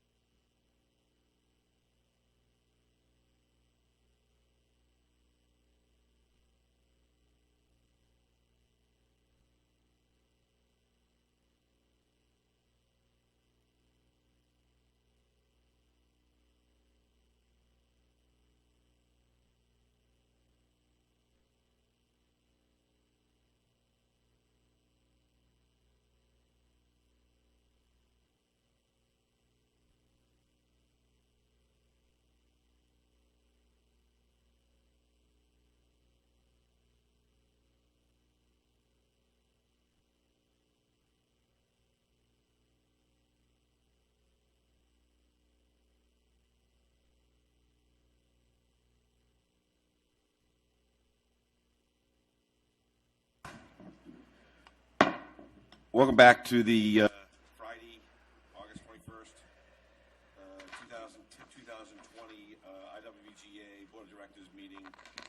We just finished our count, and I'll pass it off for... Thank you. Sorry. Let me start again. Welcome back to this afternoon's meeting, Friday, August 21st, 2020, in Wells Valley Groundwater Authority. Let's have a roll call, please. Director Page. Present. Director Vallejo. Present. Chairman Gleason. Yep. Director Kaczynski. Here. Vice Chair Heyman. Present. Okay, we have just returned from a recess, and I'd like to have a better understanding of where we are with the 218 protest count. Chairman, we've done a preliminary count. There is not enough protests submitted for a majority protest to be found. In other words, this process can go forward. We do not have a majority protest.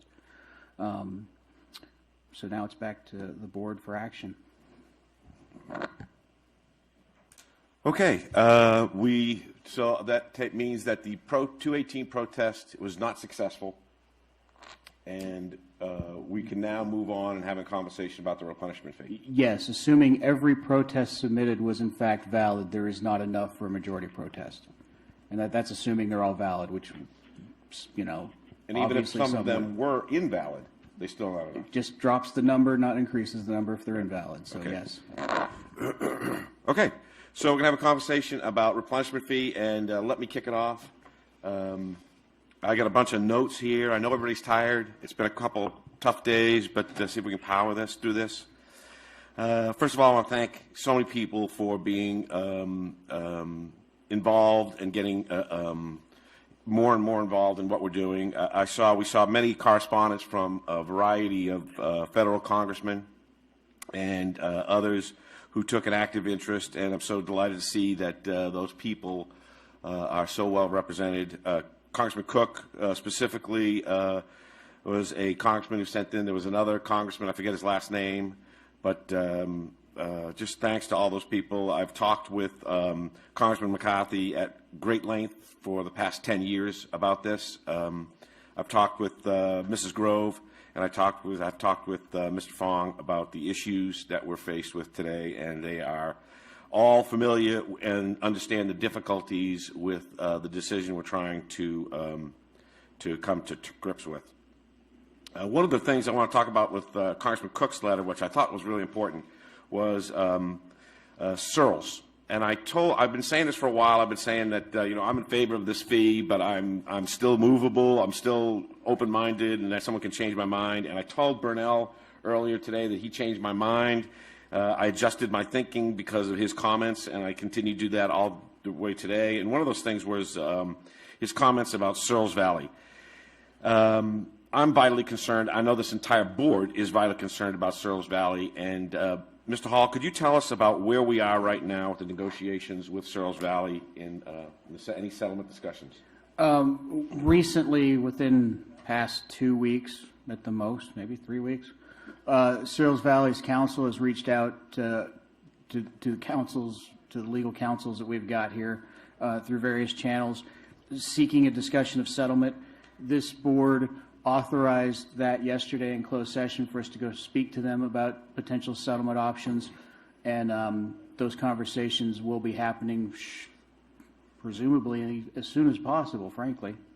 So settlement negotiations, we're anticipating they're right around the corner, and we're going to have conversations, and there's room to maneuver there. You're confident, and I think Mr. Burnell and all the people who work for Searles Valley and all the people in Ridgecrest, I mean, we have a very unique situation where we're a symbiotic.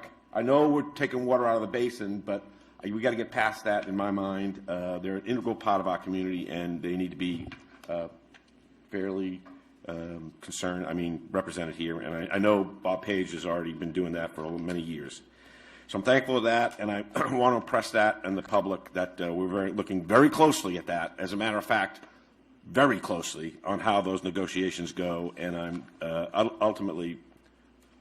very confident that we're going to have success.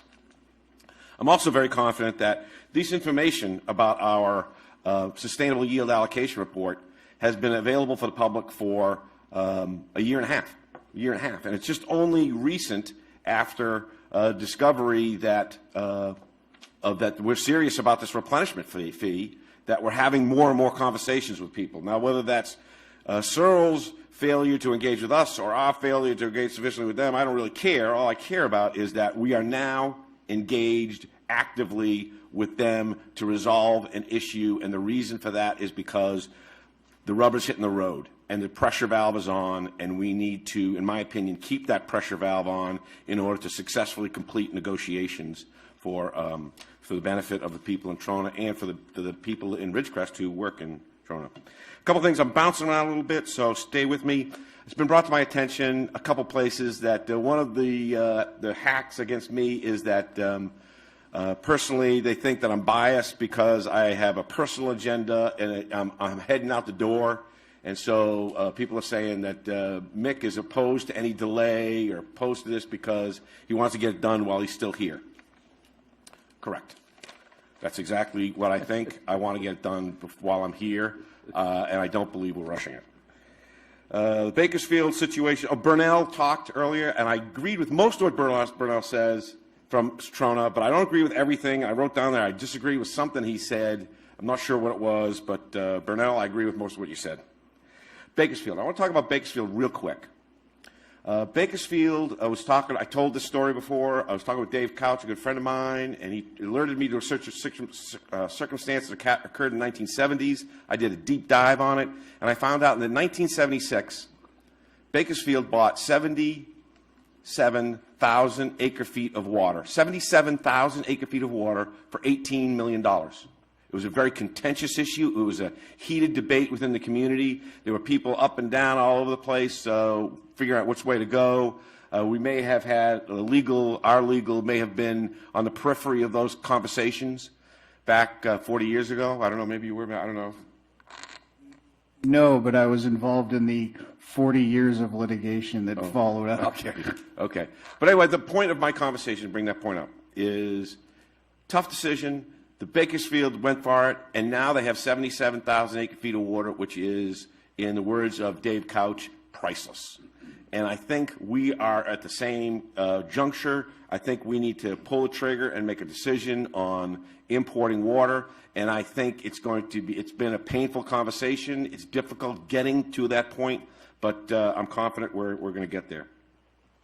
As far as COVID-19 conversations, I agree with you. It is difficult, but I also know we had 180 people watching our show this morning on YouTube. And I've never seen 180 people here before, so in face-to-face. So I know there's still a great degree of participation in the process. We had 22 people call in. And by comparison, Kern County next week is going to pass or not pass. I'm 99% sure, I'm positive we're going to pass a $3 billion budget. $3 billion budget under the same circumstances that we're meeting today, with the same restrictions, the same virtual meeting. So this is not uncommon. Government continues to need to work, and we're marching forward. We heard yesterday from the state people, and they talked about demand management. They talked about the consequences of our inability to act. And now that that 218 protest has failed, I'm thrilled to say that we have at least temporarily averted that disaster, because the people who campaigned for that, in my opinion, were playing with fire and not doing this community a justice, and we're motivated by something other than the best interests of this community, in my opinion. Let me go here a little bit.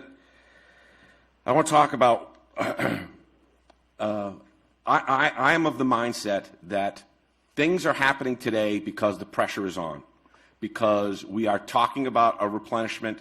We are in conversations now with Searles. We've been in conversations with other people, understanding that we're serious and we're moving in a direction, and people are more and more getting actively involved and engaged in the process and in decisions we make, and having more of a direct say in creating advantages for themselves so that we can create a future. So I think the pressure on is causing decisions to be made and opportunities to be created because of that pressure. I, for one, want to keep that pressure on. There are a lot of people say who want to delay for 30 days or delay for 60 days or do this or do that. Well, right now, I can't think of one thing that's going to be different in 30 days than it is from today. I can't think of one thing that's going to be different in 60 days than it is today. And I also know that we are going to implement this decision no earlier than January of next year, so we have 3 months or more, 4 months between now and then to accomplish the public outreach and to continue drawing people in. And people are going to be willing to be drawn in because the pressure's on, because they've got skin in the game. I think if we were to release that pressure, I think everybody would crawl back into their comfort confines and stick their heads back in the sand and say, okay, we got another 6 months, we don't have to worry about it. Well, we can't do that. We have to worry about it, and we have to make decisions, and we have to act. And I'm in favor of moving forward with expediency towards finding our solution. Lastly, these are my reasons for wanting to move forward today. First, cost of water. Water's going up, it's not going down. The longer we delay, the worse it's going to get. It's just that simple math. I've heard people talk about the disaster that's waiting for us. I agree. If we don't solve this problem, so we have these disasters in front of us, and delay is not a viable option when action is required. Action is required. We move forward now, in my opinion. Negotiations with Searles has been very successful and will continue to be even more successful, hopefully. Oh, I'm sure it will, because of the pressure, because we're real about this fee. The opportunity cost is remarkable. We heard Mr. Janis this morning talk about opportunities, projects that are in play now that we need to address immediately, and we can't do that until we pass a replenishment fee. So, until we give a fee that's sufficient to get us to a point where we can buy water. So those opportunities to move the ball require that we have a replenishment fee and require that we assign a fee. So I think the community understands we want to assign a fee. So in a month from now or 2 months from now, what's the diff? I mean, we're still going to want to find the same fee is going to be there. There's going to be no difference, but let's just do it today. I think it's critically important that we manage our basin. That may be the biggest reason of all. We need to stop delaying. We need to manage our basin appropriately. We need to manage our water supply as best we can. If people can pay the replenishment fee, that's fantastic. You can keep pumping, but you have to, that cost is going to go towards replacing what the water you're pulling out, and it's something we need to do. The litigation risks are still imminent. They're still there. We need action because we know we're a regulatory body, and we know that we need to take action to provide a reasonable level of confidence in the community that they can still withdraw the water they need in order to live the lives they want to live. And that's what we're trying to do here. Finally, and I'll stop talking, political support. We have sufficient political support in Kern County, tremendous political support. My entire Board of Supervisors is behind us 100%. Our state legislature, our state senator, our congressman have all not offered comments to public comments, but in conversations with me, they've either totally supported what we're doing or have offered a complete understanding of the challenges we face and have not varied from that particular position. So I'm going on and on and on. I think I hit everything I think. The question is this. We have a existential threat that we're faced with, and the question is, the question isn't, do we want to delay another month or delay 2 months or delay 3 months before we take action? The statement that is most important to me is not, have we achieved sufficient public support? Because we're working to get that. The statement to me that is the most important thing about today, the statement that we're making, that I'm making today in my vote, is going to be, I am sick and tired of kicking this can. I'm not kicking it anymore. I'm done. And that's my vote. That will be my vote when it comes to a moment to speak. Gentlemen, over to you.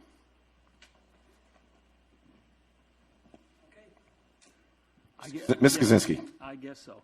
I got to get pretty close to this one for some reason. I agree that what we need to do needs to happen. There's not about it. I do agree with the amounts necessary, because if no one's noticed that, I believe the allocation from the state water project this year is 20%. Is that correct? So it's obvious that the amount of water we're looking for is correct. Some of the concerns I have are, we talked about brackish water already. I think that we need to be really sure that we're able to give an exemption for brackish water projects that are lowering I should say that not only the level, but salt nutrient levels in the valley could be lowered by pumping brackish water, as well as that you're producing potable water. So we need to take that real seriously, and there may be some projects who won't even be considered unless they have an assurance that they can get an exemption from that. Now the question I have is when does the fee end? Does it end when we collect $52 million? Or does it go on forever? And I don't know that. I don't see that in the statement anywhere when it will end. It looks like we're looking for $52 million. So that is a concern that I have as well.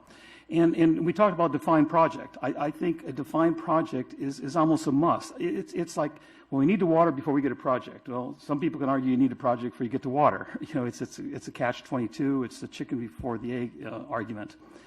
And when you look at how this is presented to the public, and just with the number of protest letters we have, and we're talking about organizations, professionals, community leaders, government officials, I would say that of those majority, of the majority of those protests, probably agree with what we want to do. I don't have any doubt that they do. I've spoken with many people. They agree with it.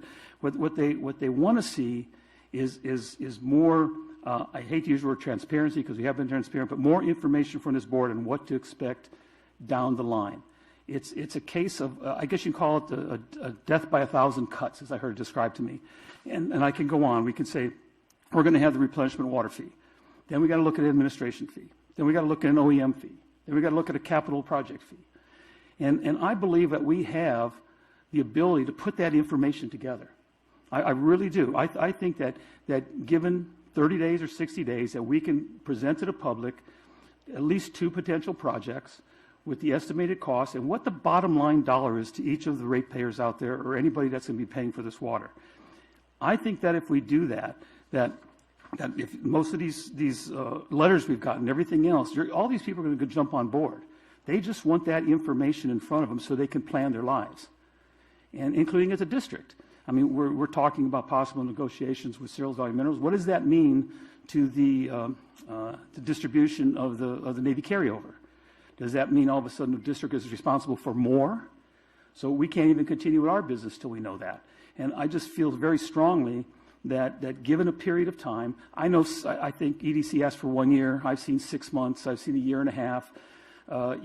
Compromise somewhere, come in there with 30, 60, 90 days. It isn't going to, you're right, Mick, it may not change anything. But I think what it'll do is the public is really going to understand, and I'm sorry to say it took this to bring them out of their shell. And I fully expected it.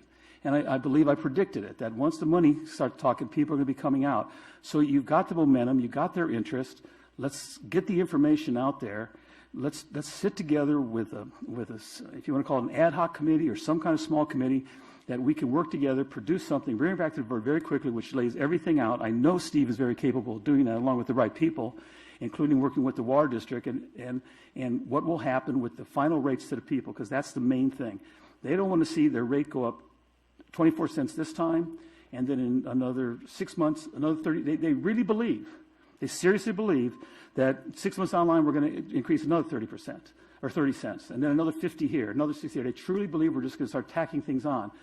But if we can go ahead and create some kind of a spreadsheet, if you want to call it, that shows the bottom line, and we know there's 2 potential projects. I believe there's 3, there's a third one, but there's 2 potential projects. We know the O&M costs for ones. We know the capital costs for them. We know the water replenishment fee. We have that.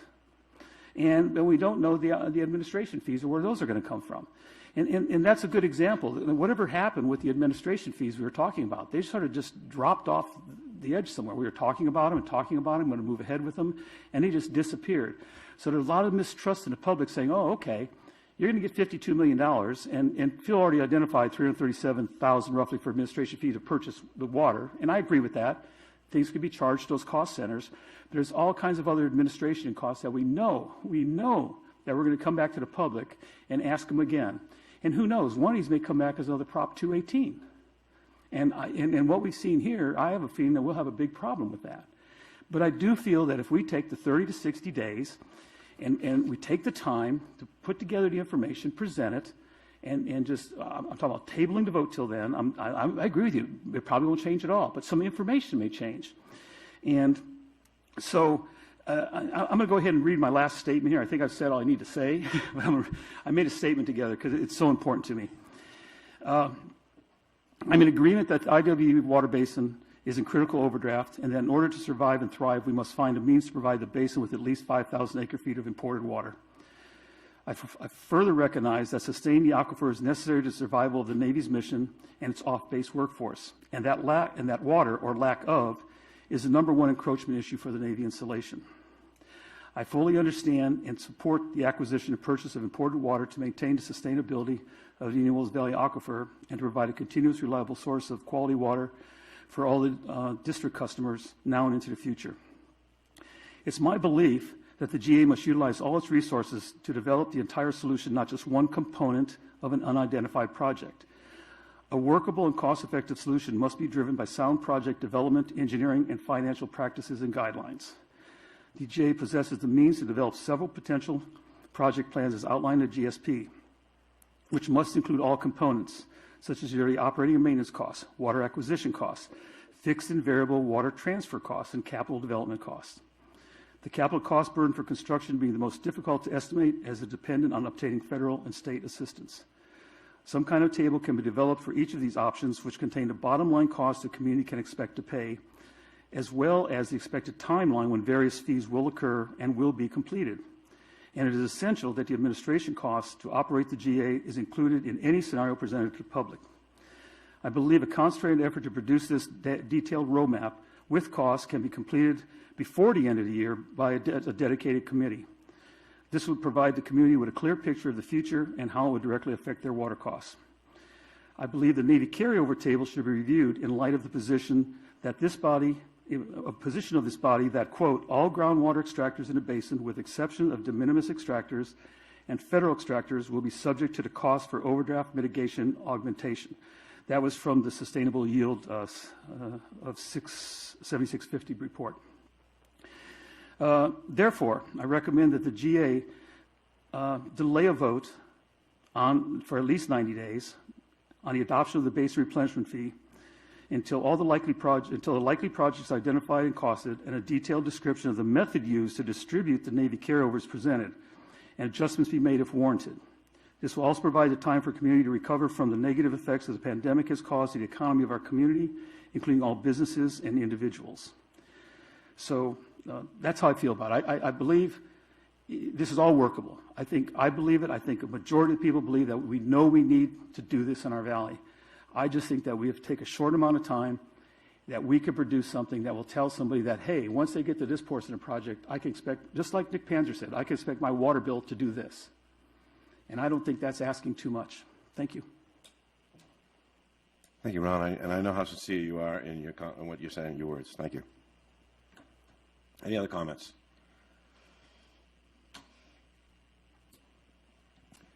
Well, I just want to say there's been been a Bob Page.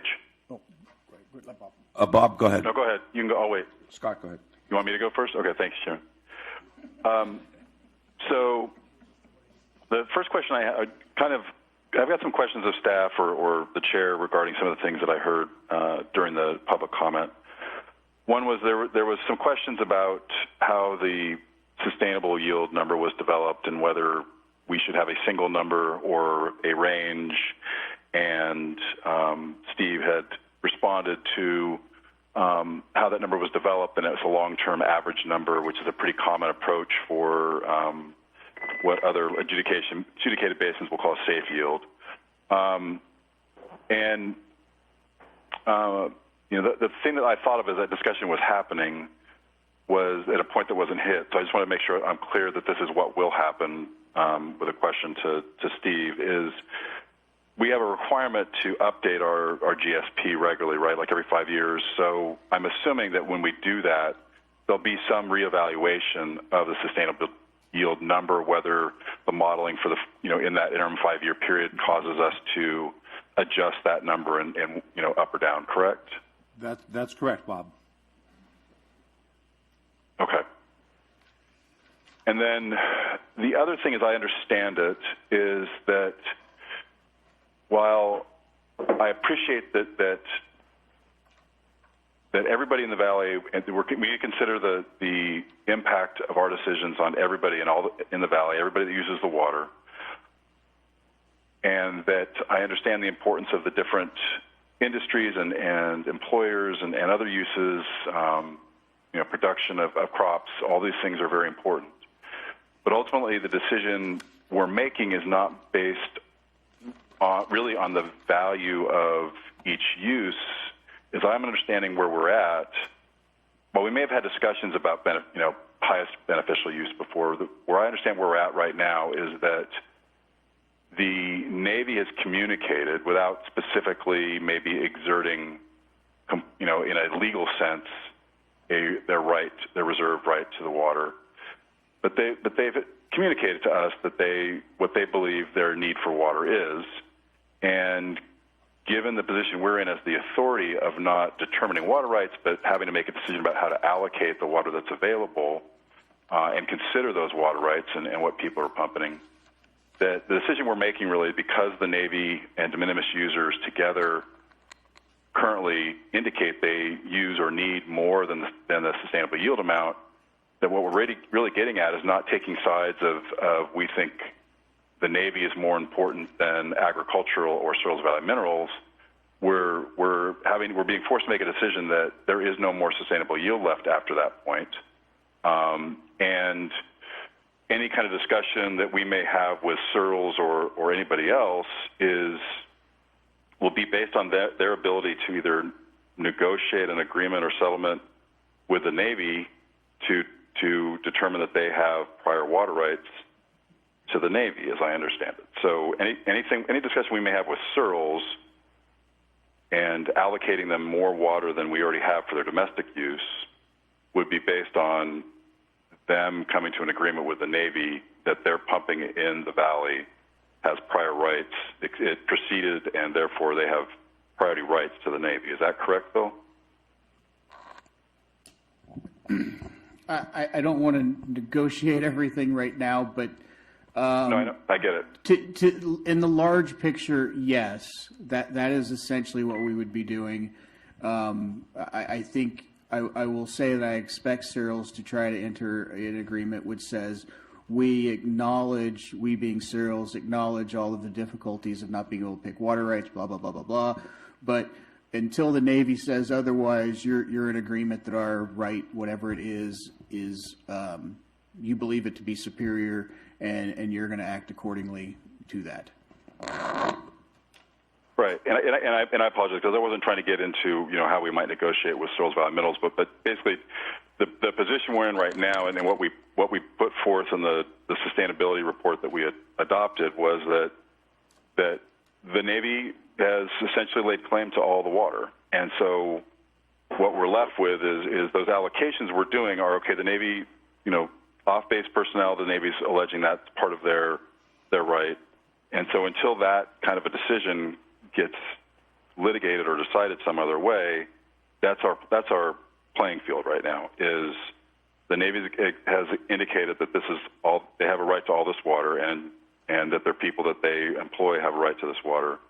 So beyond that, we're not saying we don't like agriculture or we don't like Searles Valley Minerals. It's just because of the numbers. We know what the sustainable yield is, and if there's nothing left for anybody else, then those parties, the Water District, Searles Valley Mineral, right now, in the way it's presented, those are the parties, and potentially ag, if they want to keep pumping, would be the ones paying this replenishment fee, correct? Yes. Okay. So I just wanted to make sure that I know this is an emotional issue, and it's obviously an issue that's going to affect a lot of either businesses or people's pocketbooks, which we don't want to put people out of business. But I just want to be clear in terms of what's available to us in terms of making this decision. I appreciate the time to ask those questions, Chairman. Thank you, Bob. Appreciate it. Mr. Heyman, over to you. Thank you. So I think most everything that's been said today has been presented in the past. We've got a tremendous amount of research and data, comments and participation from the community, from everyone that has been involved in working on this up until this point. I think we're here today, because this is where we're at. And we can look back at the history, and I don't want to pick on any individual incident or individuals or for not acting in the past or taking advantage of opportunity or just looking at this previously to ensure we're not where we are today. But what we can do is look at that past and say that we can learn from it. And so currently, I think momentum's on our side. There's some things that were said today that I think were really stuck in my head, and one was with Capital Corps. When the next 77 GSAs come on board in 2022, there's going to be a tremendous amount of jockeying for that water. It's going to become more expensive. It's going to become less available. And the options of us not taking action and pursuing this is it's not good. We don't want the state coming in and taking over. They gave us their points of view, and I think everybody's pretty in agreement that we don't want the state coming in. I think we owe it to this community to handle this issue so that they don't have to worry about water in the future, our children, generations ahead of us. And we don't want to kick this can down to where they'll end up with a greater problem than what we're dealing with today. It's bad today, but waiting and kicking the can down the road is just going to make it a tremendously worse option in the future.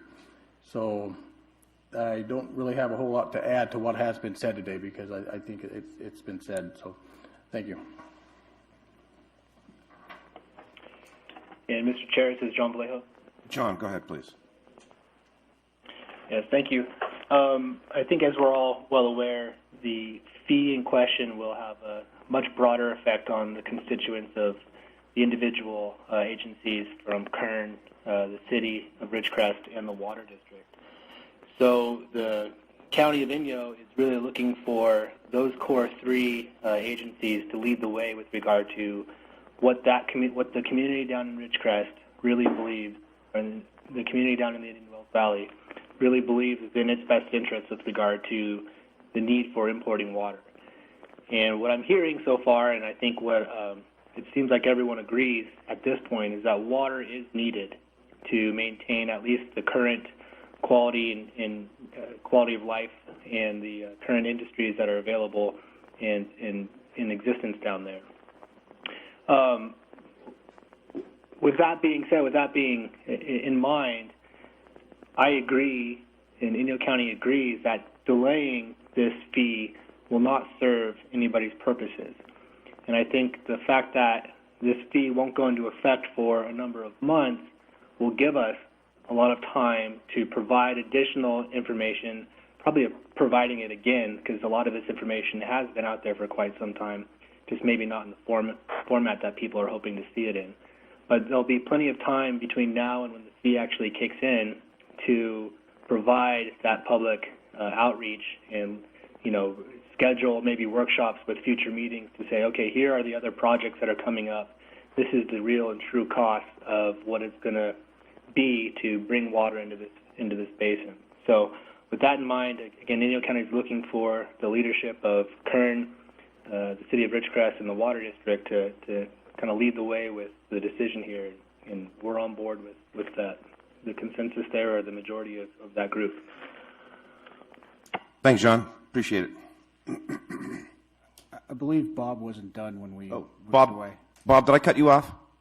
Yeah, no, I'm sorry. no, you didn't cut me off. I just thought, I remembered I had another question that I forgot to ask. So I had been asked a question from somebody, and I wanted to just make sure I had a discussion on the record about this real quick, was, other basins and other areas, either through an adjudication or other methods, when dealing with fees and trying to address an issue that's going to require an investment, will sometimes phase in the fee or, couple it with ramping down, gradually ramping down usage in the basin. And I just wanted to make sure that I was on the record in terms of my initial thoughts on that question, but I wanted to see if I had missed any points. But my initial thoughts were going to the idea of a ramp down rather than what we're proposing in the approach we're proposing in the next item with the transient pool, doesn't necessarily, in other jurisdictions I've seen it, like with the Mojave Basin area adjudication in their Baja sub area, where they've ramped down over years since their adjudication down to 25% of their original base allocation amounts, has not resulted in any revenue being generated for managing that basin, because the users in that basin initially just ramp down enough that they keep carrying over unused allocation each year the next year that almost equals what the next year's allocation is, and they've never had to pay the kind of fees like this that actually pay for projects to manage that sub-area.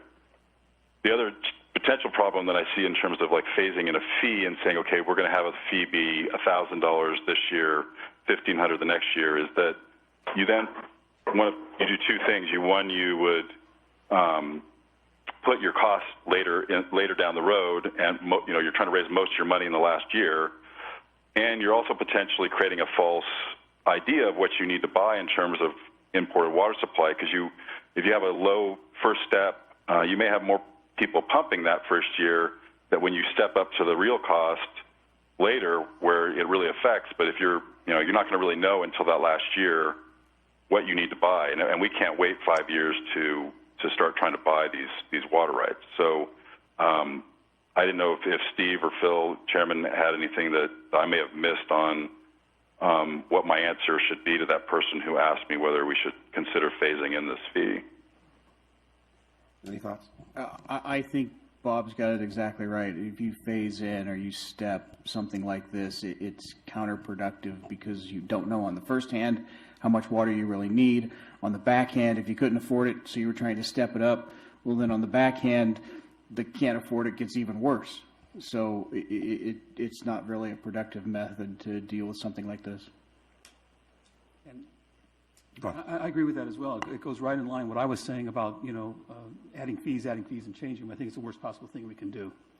And if you allow me one other comment. Please do. Yes, I keep hearing about kicking the can down the road. What I'm proposing isn't kicking the can down the road. It's not, it could possibly turn out into the fee being implemented exactly when we implement it. I'm just asking to take the time to clearly identify those particular fees and what it means to the public. I think that we can garner a lot of public support and for what we're doing if we take the time to do that. We have this opportunity. We have, 4,000 people listening now, which we have never before, according to the protest votes, whatever that was, I'm guessing. But we have the public ready to listen. So, no, when I hear things like kicking down the road and delaying it, and it's going to be too late to buy water, and water prices are going up, that's not what I'm proposing. I'm proposing a 30 to 60 month tap the brakes. I think I've heard you say that before, tap the brakes just a bit, way back on something, and take the time to put this in front of the public. In retrospect, if this goes through, which I have a feeling it's going to, then we may lose that public here for any other future things that we may want to do. And we know we have future things coming. We know we have administration fees. We know we have OEM. We know we have project. And I don't want to lose their support. And I just think it's important for this board to provide what's expected of this board. I don't like to use the word transparency, like I said, because I believe we are transparent, but provide what the public is expecting for us. What do we as public need to plan for? And the more information we can give on that point, the better off we're going to be. And again, regardless of how the vote goes, I feel strongly that this needs to happen. And I'm not saying anything will change much, but at least we'll get the information out there to garner the public support that we've wanted for the number of years we've been operating. Thank you. Thanks, Ron. A couple things. First of all, I was being facetious when I said I was doing this for some personal reason before I get out. Obviously, that's not the case. It's ridiculous. But I agree with what you're saying in terms of developing that more clear picture of exactly what's in our future. I differ from you in this. I think that we have the attention of the public now because they've got skin in the game. And if we release that pressure by not making a decision today, we lose public support to build that picture. And I think we will retreat months to where we were months ago. I believe that if we keep that pressure on, which only means that we pass a replenishment fee that I think you're agreeing that we're probably going to agree with in 3 months from now. We just pass it now, and we still have that time by pushing to the right any implementation of collection of this fee or determining the fee, then it gives us that window. We still have that window to build that picture, to maintain that public support, and I believe we'll have more public support participating in that process if we pass the fee today. But I just believe that maybe we'll have the public support, but I think we'll have the trust. And I think it's essential that we have the trust. And I think we have time to gain that trust. We as a board up here have had a lot of issues come through here where people distrust what we're doing or don't understand the data. How many times we've heard the data isn't right, which I believe wholeheartedly. And it's all about the trust. And I think that when the community begins to trust you, then if we do come back, that we've showed them that, okay, we're going to have another OEM fee in 5 years or 10 years, and this is what we expect it's going to be. Or we're going to have an administration fee next year, and this is how it's going to happen, and this is what it's going to cost you. That they see all that in front of them. So the next time we go to them and ask for something and ask for support of something, that's what I'm looking for, the trust to get the support that we need. Yes, we have them engaged. There's no doubt we have them engaged. And I think the momentum is there for them to be engaged. But I'm afraid that if we don't take the time to present what most of them are asking for, that you're going to have the momentum, but it's going to be more against us than supporting us with trust. And that's what I'm afraid of.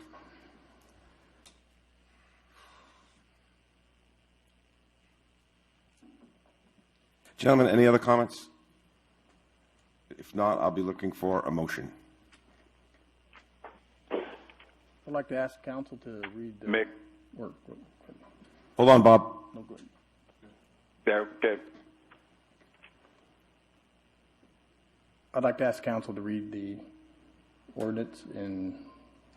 Okay.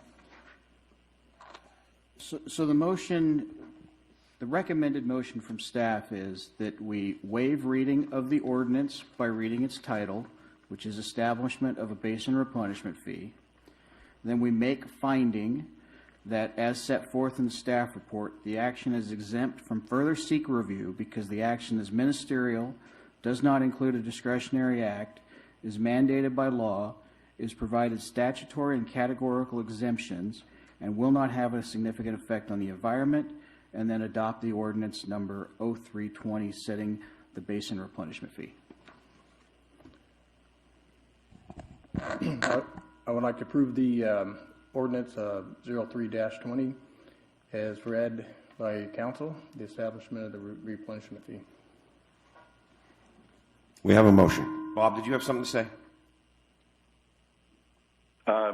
Yeah, it wasn't relevant to the motion itself. I just wanted to, your comment about personal reasons reminded me that Judy Deckard had asked a question about what my future was on this board, and I just wanted to state for the record that there is, with a new supervisor, 2 new supervisors coming onto our board of supervisors in December, it's possible that somebody else could get appointed to this board. I can't say what will happen at that time. Thanks, Bob. We have a motion on the table.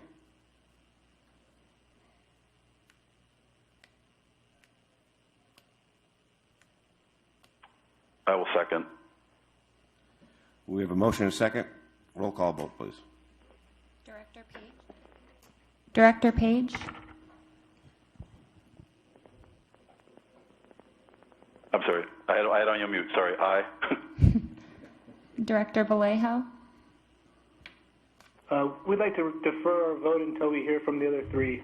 I don't think that's... Chairman Gleason. Aye. Vice Chair Heyman. Aye. Director Kaczynski. No. Director Vallejo. Aye. Okay, item number 18, public hearing and board consideration and adoption of Resolution 05, TAC 20 regarding transient pool and fallowing program and adoption of related CEQA findings. Mr. Hall. Chair, this is the transient pool fallowing program. It is designed to provide some relief to the agricultural users who we don't think can pay this replenishment fee, or at least that's what they've told us, or that don't have other access to water that they can bring in. This has been before you before. It remains substantively not really changed since the last time. We haven't really received many comments to change it in any way. What those that have a transient pool allocation are going to be looking at moving forward is they can reject the transient pool allotment in here, and they can continue pumping in accordance with the basin replenishment fee and other applicable fees. At this time, that's just the GSP fee. They can accept the allotment and the associated mitigation fee. Anybody in this pool will be paying because they will be overdrafting just like those paying the replenishment fee. They're going to be overdrafting the basin, so well damages that we've anticipated need to be paid for by this fee. It's $17.50 for that. Or they can accept the allotment and negotiate a sale of their allotment to the Groundwater Authority through the fallowing program. Those are the big picture items of it. It's a resolution. We've got some more CEQA language in here. One thing I have learned today that those of us drafting and working on it thought was baked into the cake, but seems like it may not be, so I want to be clear on something here. There are some dates at the back of this. And, you know, obviously one of them is board adopts report today, August 21st. We're hoping. The next is the allotment holders formally express interest, September 1st.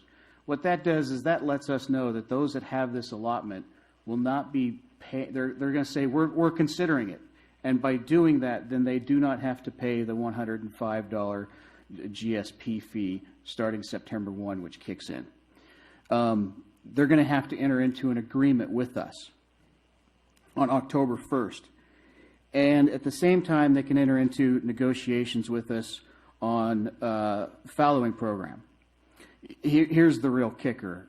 The agreement that they're going to enter into on October 1, we've kind of thought was always sort of baked into the cake, that doesn't mean you have to waive all claims against the GSA. One of the carrots here of this approach is you're going to waive all claims to take your transient pool.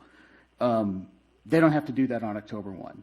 They can tell us on October 1 they're interested and negotiate, and if those negotiations break down, the agreement's going to provide that, all right, then you will pay the applicable fees going back to September 1, which in this case, because the ordinance we just passed doesn't have a replenishment fee until January 1, is just the $105 GSP fee that they would pay on their pumping. So I understand some thought that we've heard comment that this was unfair because they wouldn't have ability to decide what they were going to do with the fallowing program on October 1, and they're correct. We had it baked into the cake, and we didn't mean that to be interpreted that way. Thank you, Mr. Hall. Let's open for public comment. Anyone in the public wishing to comment on item number 18, fallowing program and the transient pool? I think the public's probably about as burnt out as we are. Yeah.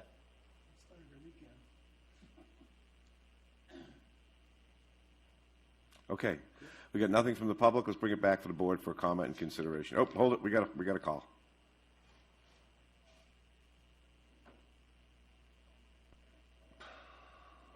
Caller. No, I do. Comment on transient pool. If you could close your TV and talk, please, that'd be great. Hi, good afternoon. Can you hear me? Yes. Hi, this is Derek Hoffman of Gresham Savage from Meadowbrook. And you're right, it has been a long day, so I appreciate your consideration still at this moment. A few comments here. As the authority is aware, written comments have been submitted not only by Meadowbrook, but also by Searles, Valley Minerals, domestic well owners, other agricultural entities, and other stakeholders opposing adoption of this program today and requesting critically important modifications and clarifications.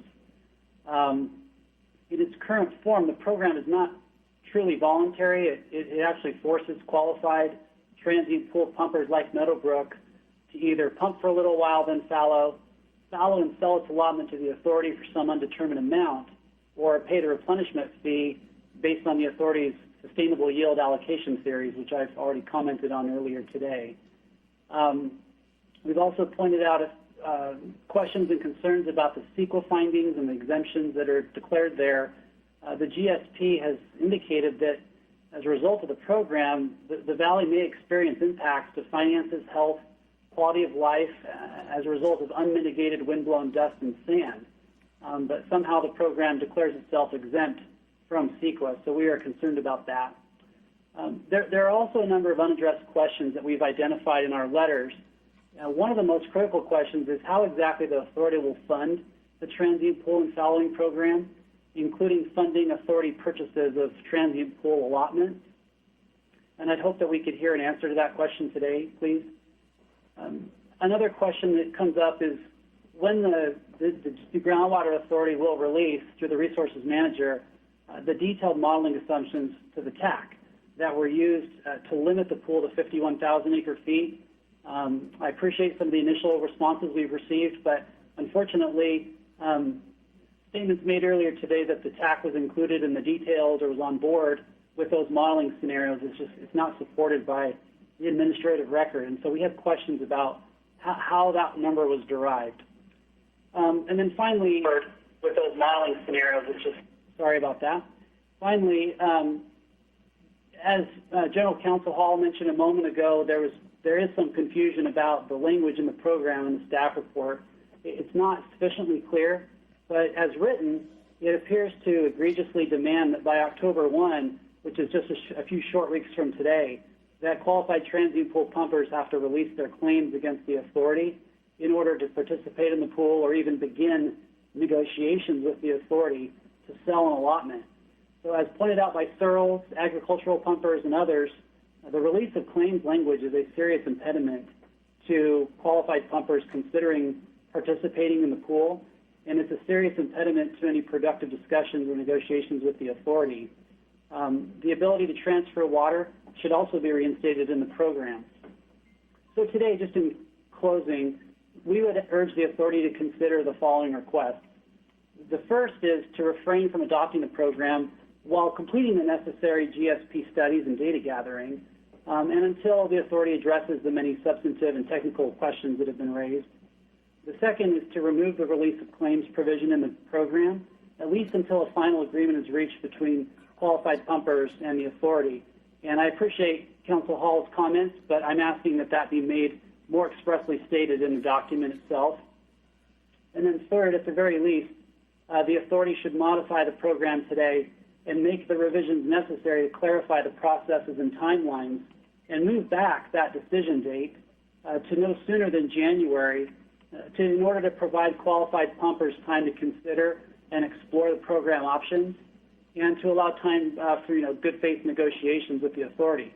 And then finally, the program should also provide for transferability to other pumpers. The board has already indicated that it's moving the effective date of the replenishment fee back, and we're asking that the timelines here also be commensurately moved to allow the opportunities that I've just described. So those are my comments, and I hope you'll consider them today, and thank you for your time. Thanks. Don't go anywhere because I want to make sure we hit those numbers, each of your questions, so please stay on the line. Okay, let's talk about that. I think you brought some good points. What are we doing with the transient pool? Steve, you have some thoughts about comments he made? Really only one, and that is that we did, the request was made for the details of how that transient pool number, how we developed it through the TAC. We did provide that, and I provided that myself, and I have not heard any comments back from anybody suggesting they didn't understand it or had more questions. So if you have a question on how it was done, if you got the material I sent, send me a question and I'll respond to it. But great. I did not realize it was a question. Thank you very much. Phil, I think most of the rest of the stuff went to you where there were legal issues. They're really more of a time frame issue, and I'll say I truly believe if you look at these dates and match them up with our replenishment dates, that you see it's baked into the cake. Your transient pool pumping begins February 1st of 2020.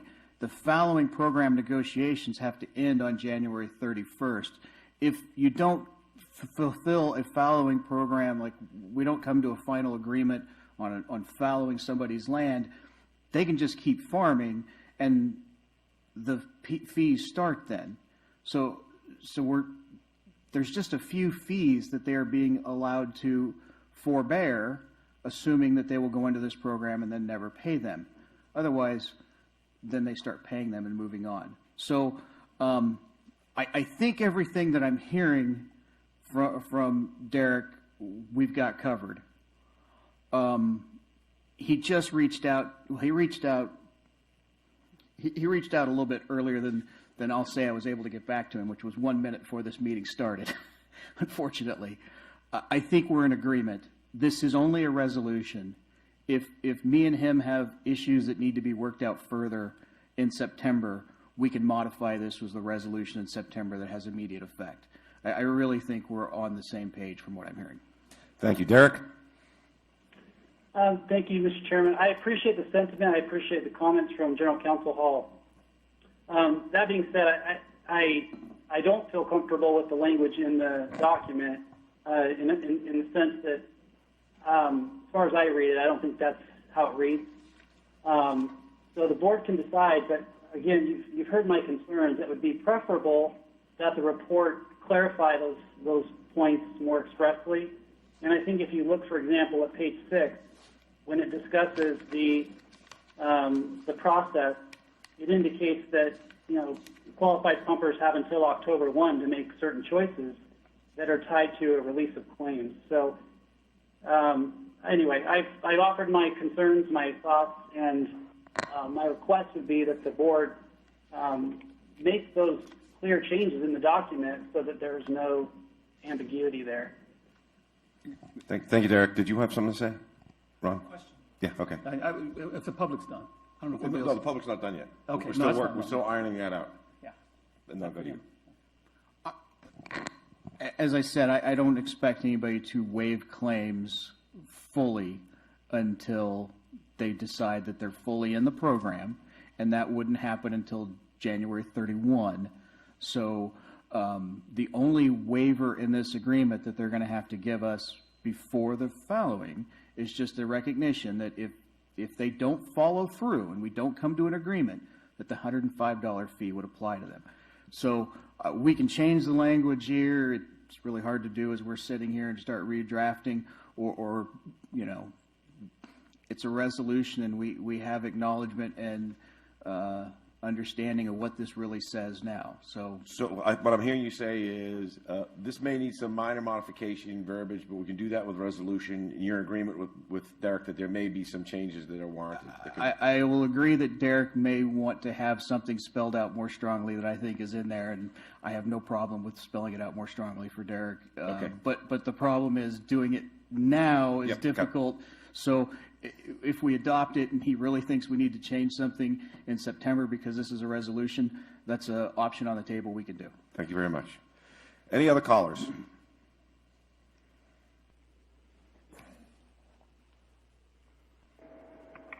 We have a caller? Yes, this is Renee West-Dulusk. I just need clarification. How are all the small all the agriculture being notified of these choices? Do they get letters in the mail? And then from what I understand, they have to notify their intent by October 1st, and if they fail to do that and they try to notify after that date, then they can no longer participate. Thank you, Renee. Okay. Thanks for that. It's a good question, and some of this, it gets into so many different types of possibilities out there. I don't think this board, if somebody came in November and said, I'd like to change my mind and joins a transient pool, that we would say no. But the problem we have is between September 1st and November, when they make that choice, they would be subject to the GSP fee.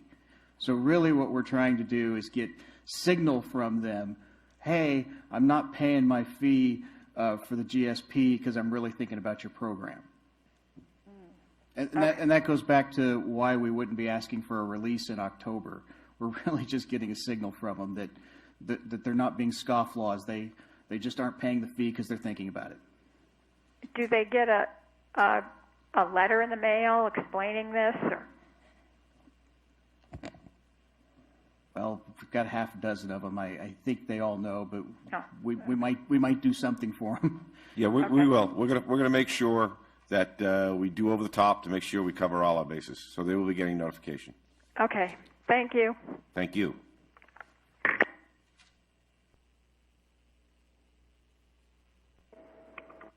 Hi, caller. You're up. Yes, good afternoon. This is Elizabeth Esposito, again, attorney for Mojave Pistachios, the Nugent Family Trust, and Sierra Shadows Ranch. Hi, Elizabeth. And would like to offer just a few comments on the program on behalf of my firm's clients, and again, would refer you to our comment letter on this item.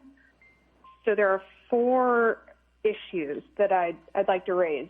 So the first is that we object to the entire structure of the transient pool vis-a-vis the Navy carryover allocations that have been granted to other water users, because we believe that the pool imposes water rights priority decisions that have no basis in common law.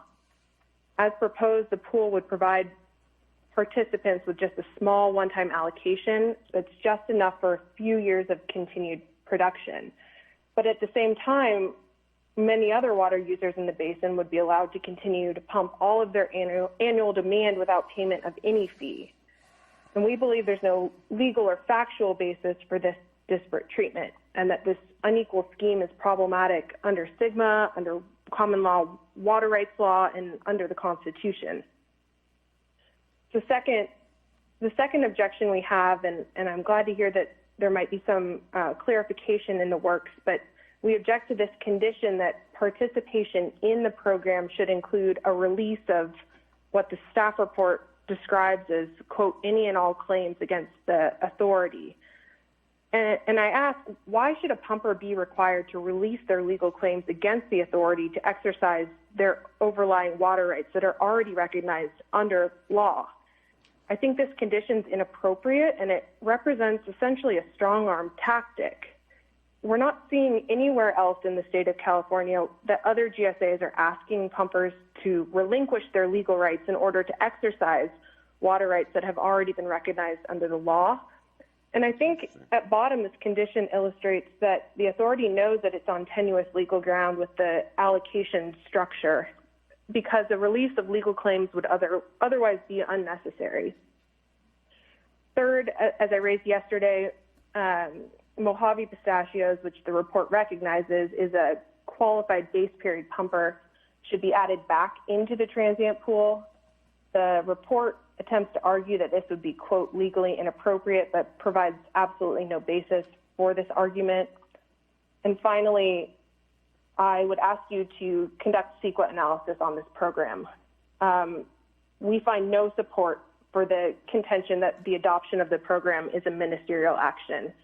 The authority's decision here is entirely discretionary. There's nothing in SGMA that requires the authority to develop a transient pool and fallowing program. And we also believe that this project is not covered by CEQA exemptions because, as Mr. Hoffman mentioned, there are numerous potentially significant environmental impacts that are associated with widespread fallowing of agricultural fields, which we detail in our comment letter. So in sum, we'd ask the board to address these comments and revise the program and defer adoption until the revisions are implemented. Thank you. Thank you, Elizabeth. Any other calls?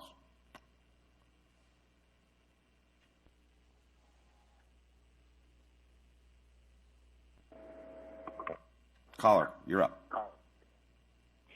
This is Joshua Nugent from Mojave Pistachios. Can you hear me? Yeah, Josh. Thank you. Mojave Pistachios objects to being left out of the transient pool and fallowing programs and asks the authority to reconsider its position.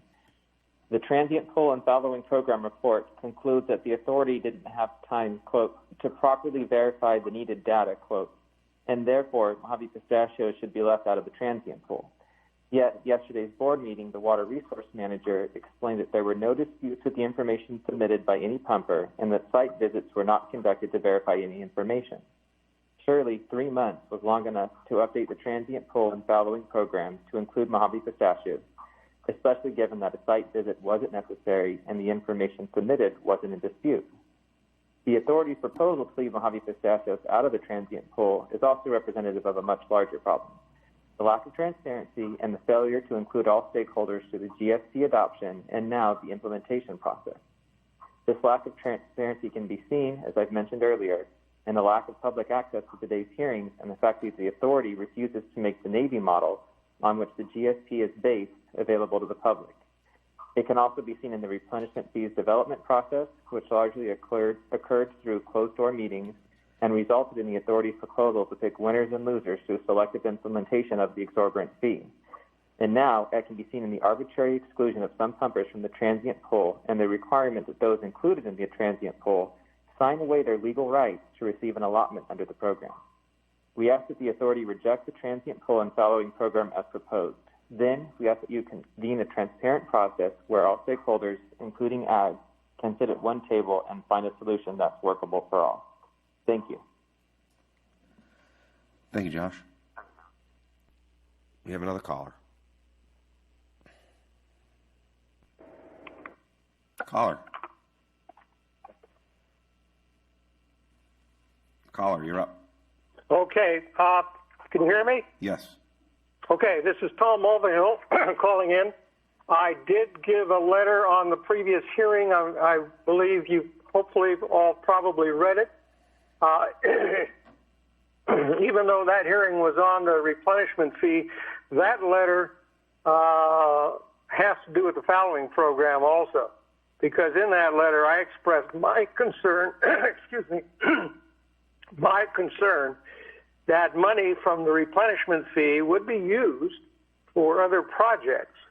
Now, we just went through the hearing and we just heard from all the experts, including Steve Johnson, about specifically how the replenishment fee is only for the augmentation project and the shallow well mitigation program. And I remember specifically that Steve Johnson's slide about the purpose of the funding of the replenishment fee on the augmentation side was specifically for the purchase of long-term imported water rights. There was no mention on Steve Johnson's slide or anywhere else during the prior hearing on the replenishment fee that any money from the replenishment fee would be used for the fallowing program. And so I'm now asking, under the topic of fallowing program, that you specifically clarify that you don't have a source of funding for this program at the moment, and it cannot come from the proposed replenishment fee. Thank you, Tom. And those are my comments. Appreciate it, Tom. We'll get you an answer. We have another caller.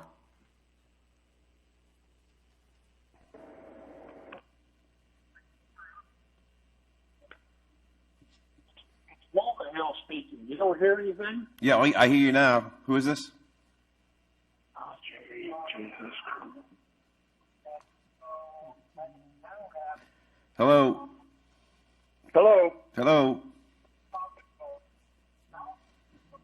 Can you turn your TV off? We can hear you.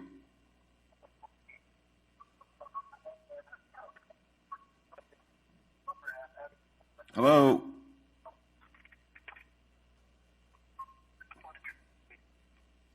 Hello.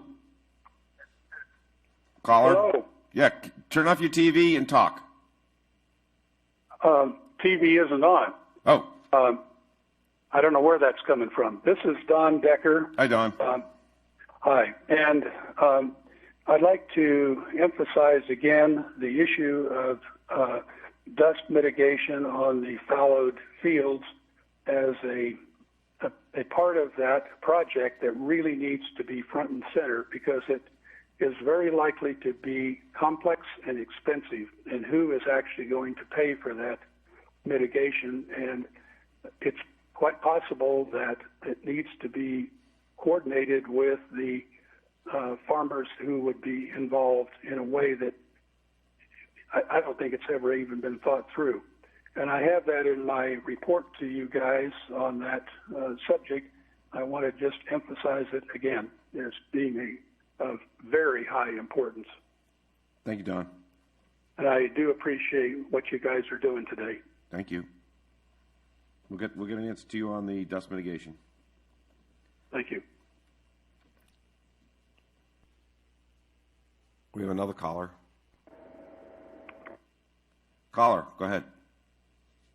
Hello, Nick. This is Judy Decker.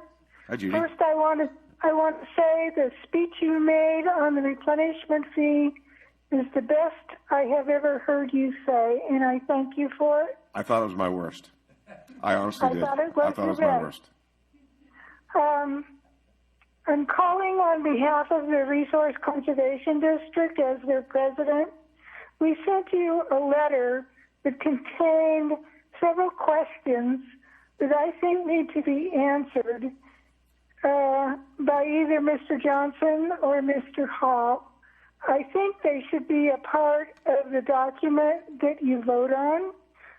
I also think there needs to be a real fallowing program, and you either explain it by it's going to happen through legal negotiations with the individual property owner with the GA, but there needs to be a legal accountability and responsibility. And I will point out to all of you the terrible situation that has existed in the Rancho Seco area north of Cantil, whereby about 25 years ago, a farmer simply walked away, and the county did not hold him responsible. This was before you were on the board, Nick. The dust in that area has covered houses literally to the tops of their roofs with sand. It is something that will never be solved. And with the large amounts of agriculture that we have, especially in the northern part of the valley, we cannot let that happen here. Thank you. Thank you, Judy. I know there's a lot of efforts underway to address that issue for dust mitigation. The REPI program, we got an air pollution control district that's been aware of this and is going to be more so aware. I'm on that board, so I'm going to help move that along. We've been briefed by the Navy on the REPI program, which is designed specifically for this kind of stuff. So we're going to talk more to Navy, our Navy counterparts, and see where we can work these issues. And in the final analysis, it's also a landowner issue. I mean, landowners need to be responsible for their issues, and we're going to hold them accountable for it. Tom Mulvihill had some interesting questions. Does anyone remember Tom's question? It was about using replenishment fee dollars for fallowing program. Could you address that, please? Yes, the engineer's report does provide for that. In essence, what you're doing with the fallowing program is purchasing water in the basin and keeping it here, which is a long-term benefit. So it is baked into the cake. That was my understanding also, that replenishment fee dollars can be used as part of the fallowing program. Okay, I think we got, did we answer Mojave Pistachio's questions? I think we did. CEQA, there was a discussion of CEQA. Is CEQA required, yes or no? We have categorical exemptions that we're calling out. Thank you. Any other questions? Any thoughts, gentlemen?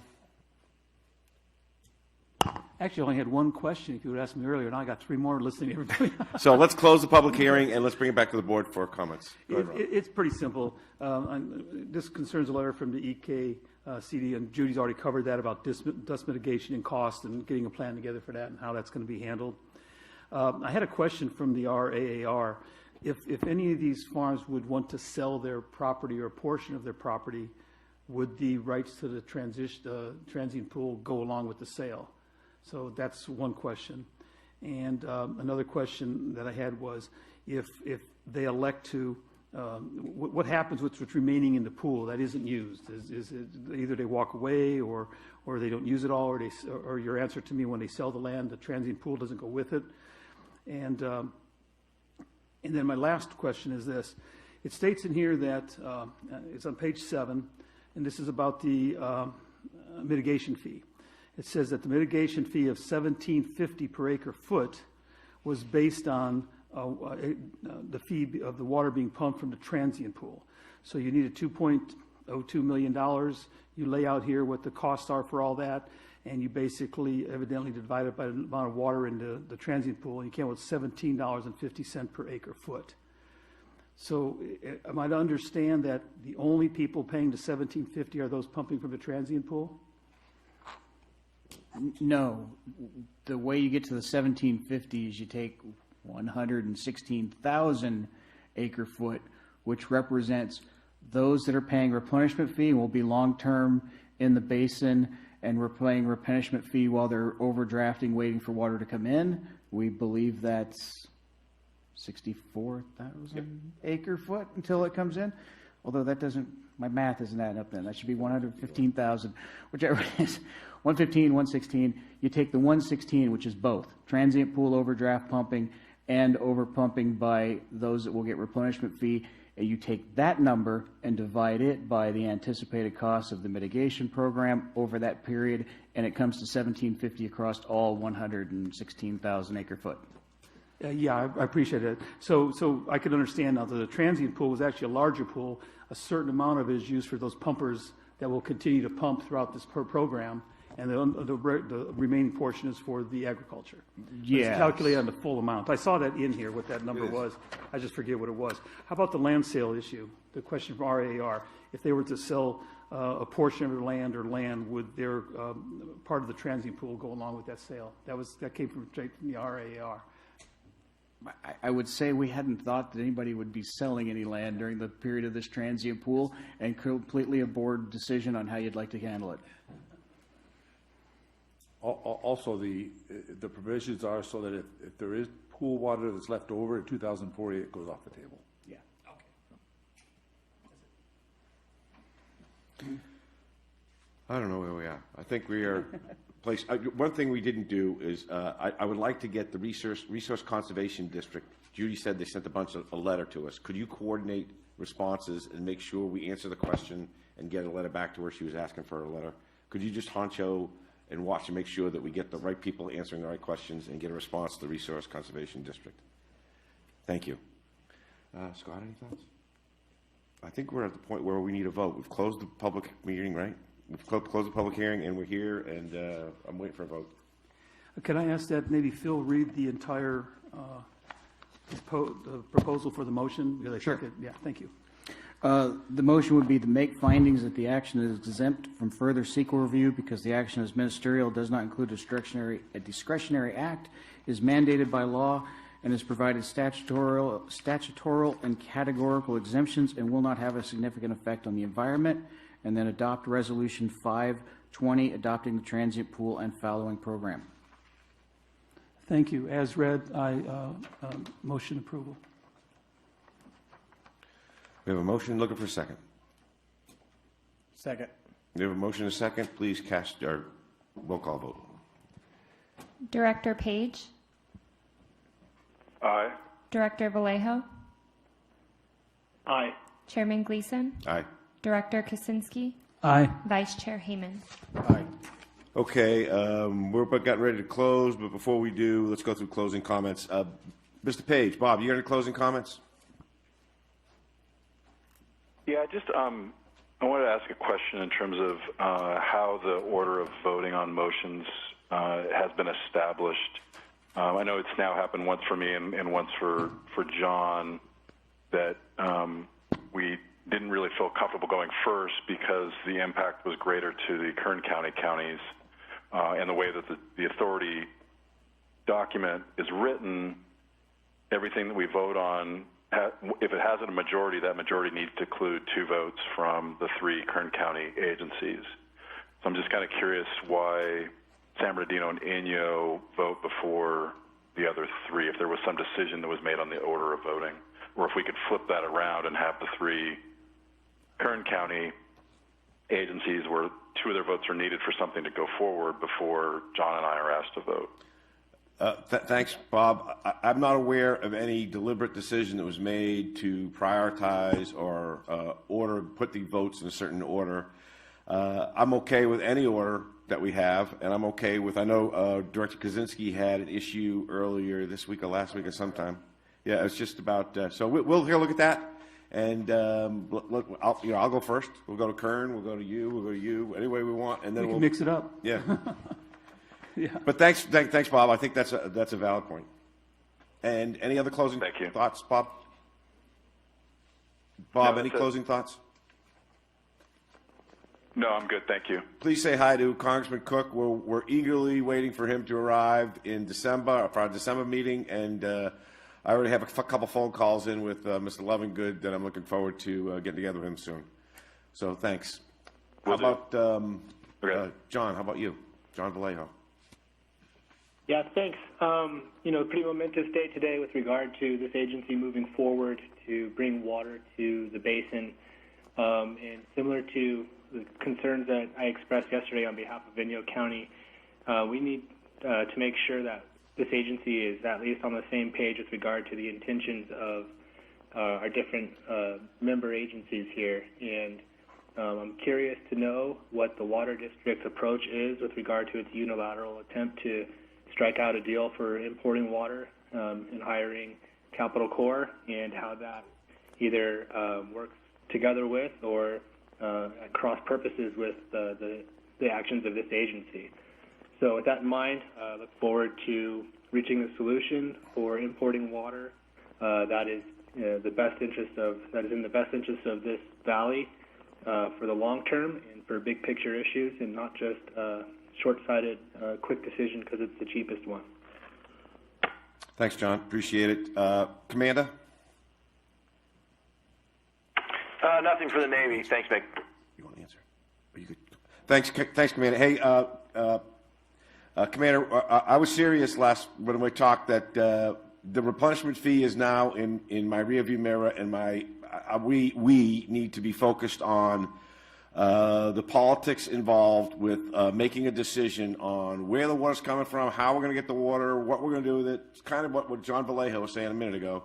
So we'll be calling soon and look forward to active engagement by the Navy. And thanks for being a part of our committee, our board.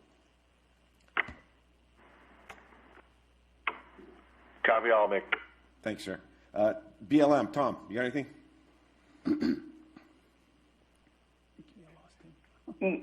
Well, today is a historic day for the board for moving forward. I just ask that, you heard a lot from the public today. That definitely their desires for lower costs. Maybe as an ongoing item, you could look at ways to finance and ramp up the amount of money needed to get the water rights as an ongoing matter.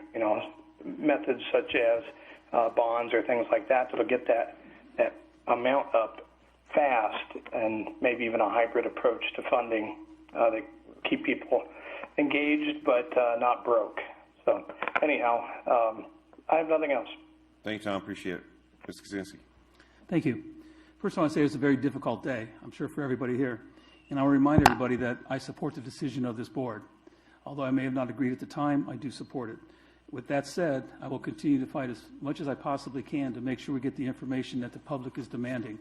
I'm sure I'll get full cooperation from the staff and the rest of the board that we produce the stuff and the numbers that the public would like to see as soon as possible. So I'll continue to push for that as whatever it takes. And finally, I'd like to say, John, I want to address you. If you're welcome to attend a Indian Valley Water District board meeting anytime you want. And if this is a subject that you'd like discussed, I'm sure that we can arrange for a discussion by the board on it. Thank you. Scott, closing thoughts? Save them for later. No more today. Okay. You look at me, I'm looking at it. Okay, I get it. Thank you all. Appreciate it. Very difficult couple days. There's no doubt in my mind that we are committed towards a course of success, and I'm committed to your concerns. I think they're valid, and I think they're righteous, and we're going to attack those and make sure that we gain and maintain the trust of the public. I'm committed to that, and I know we all are. Ladies and gentlemen, thank you very much. We're adjourned.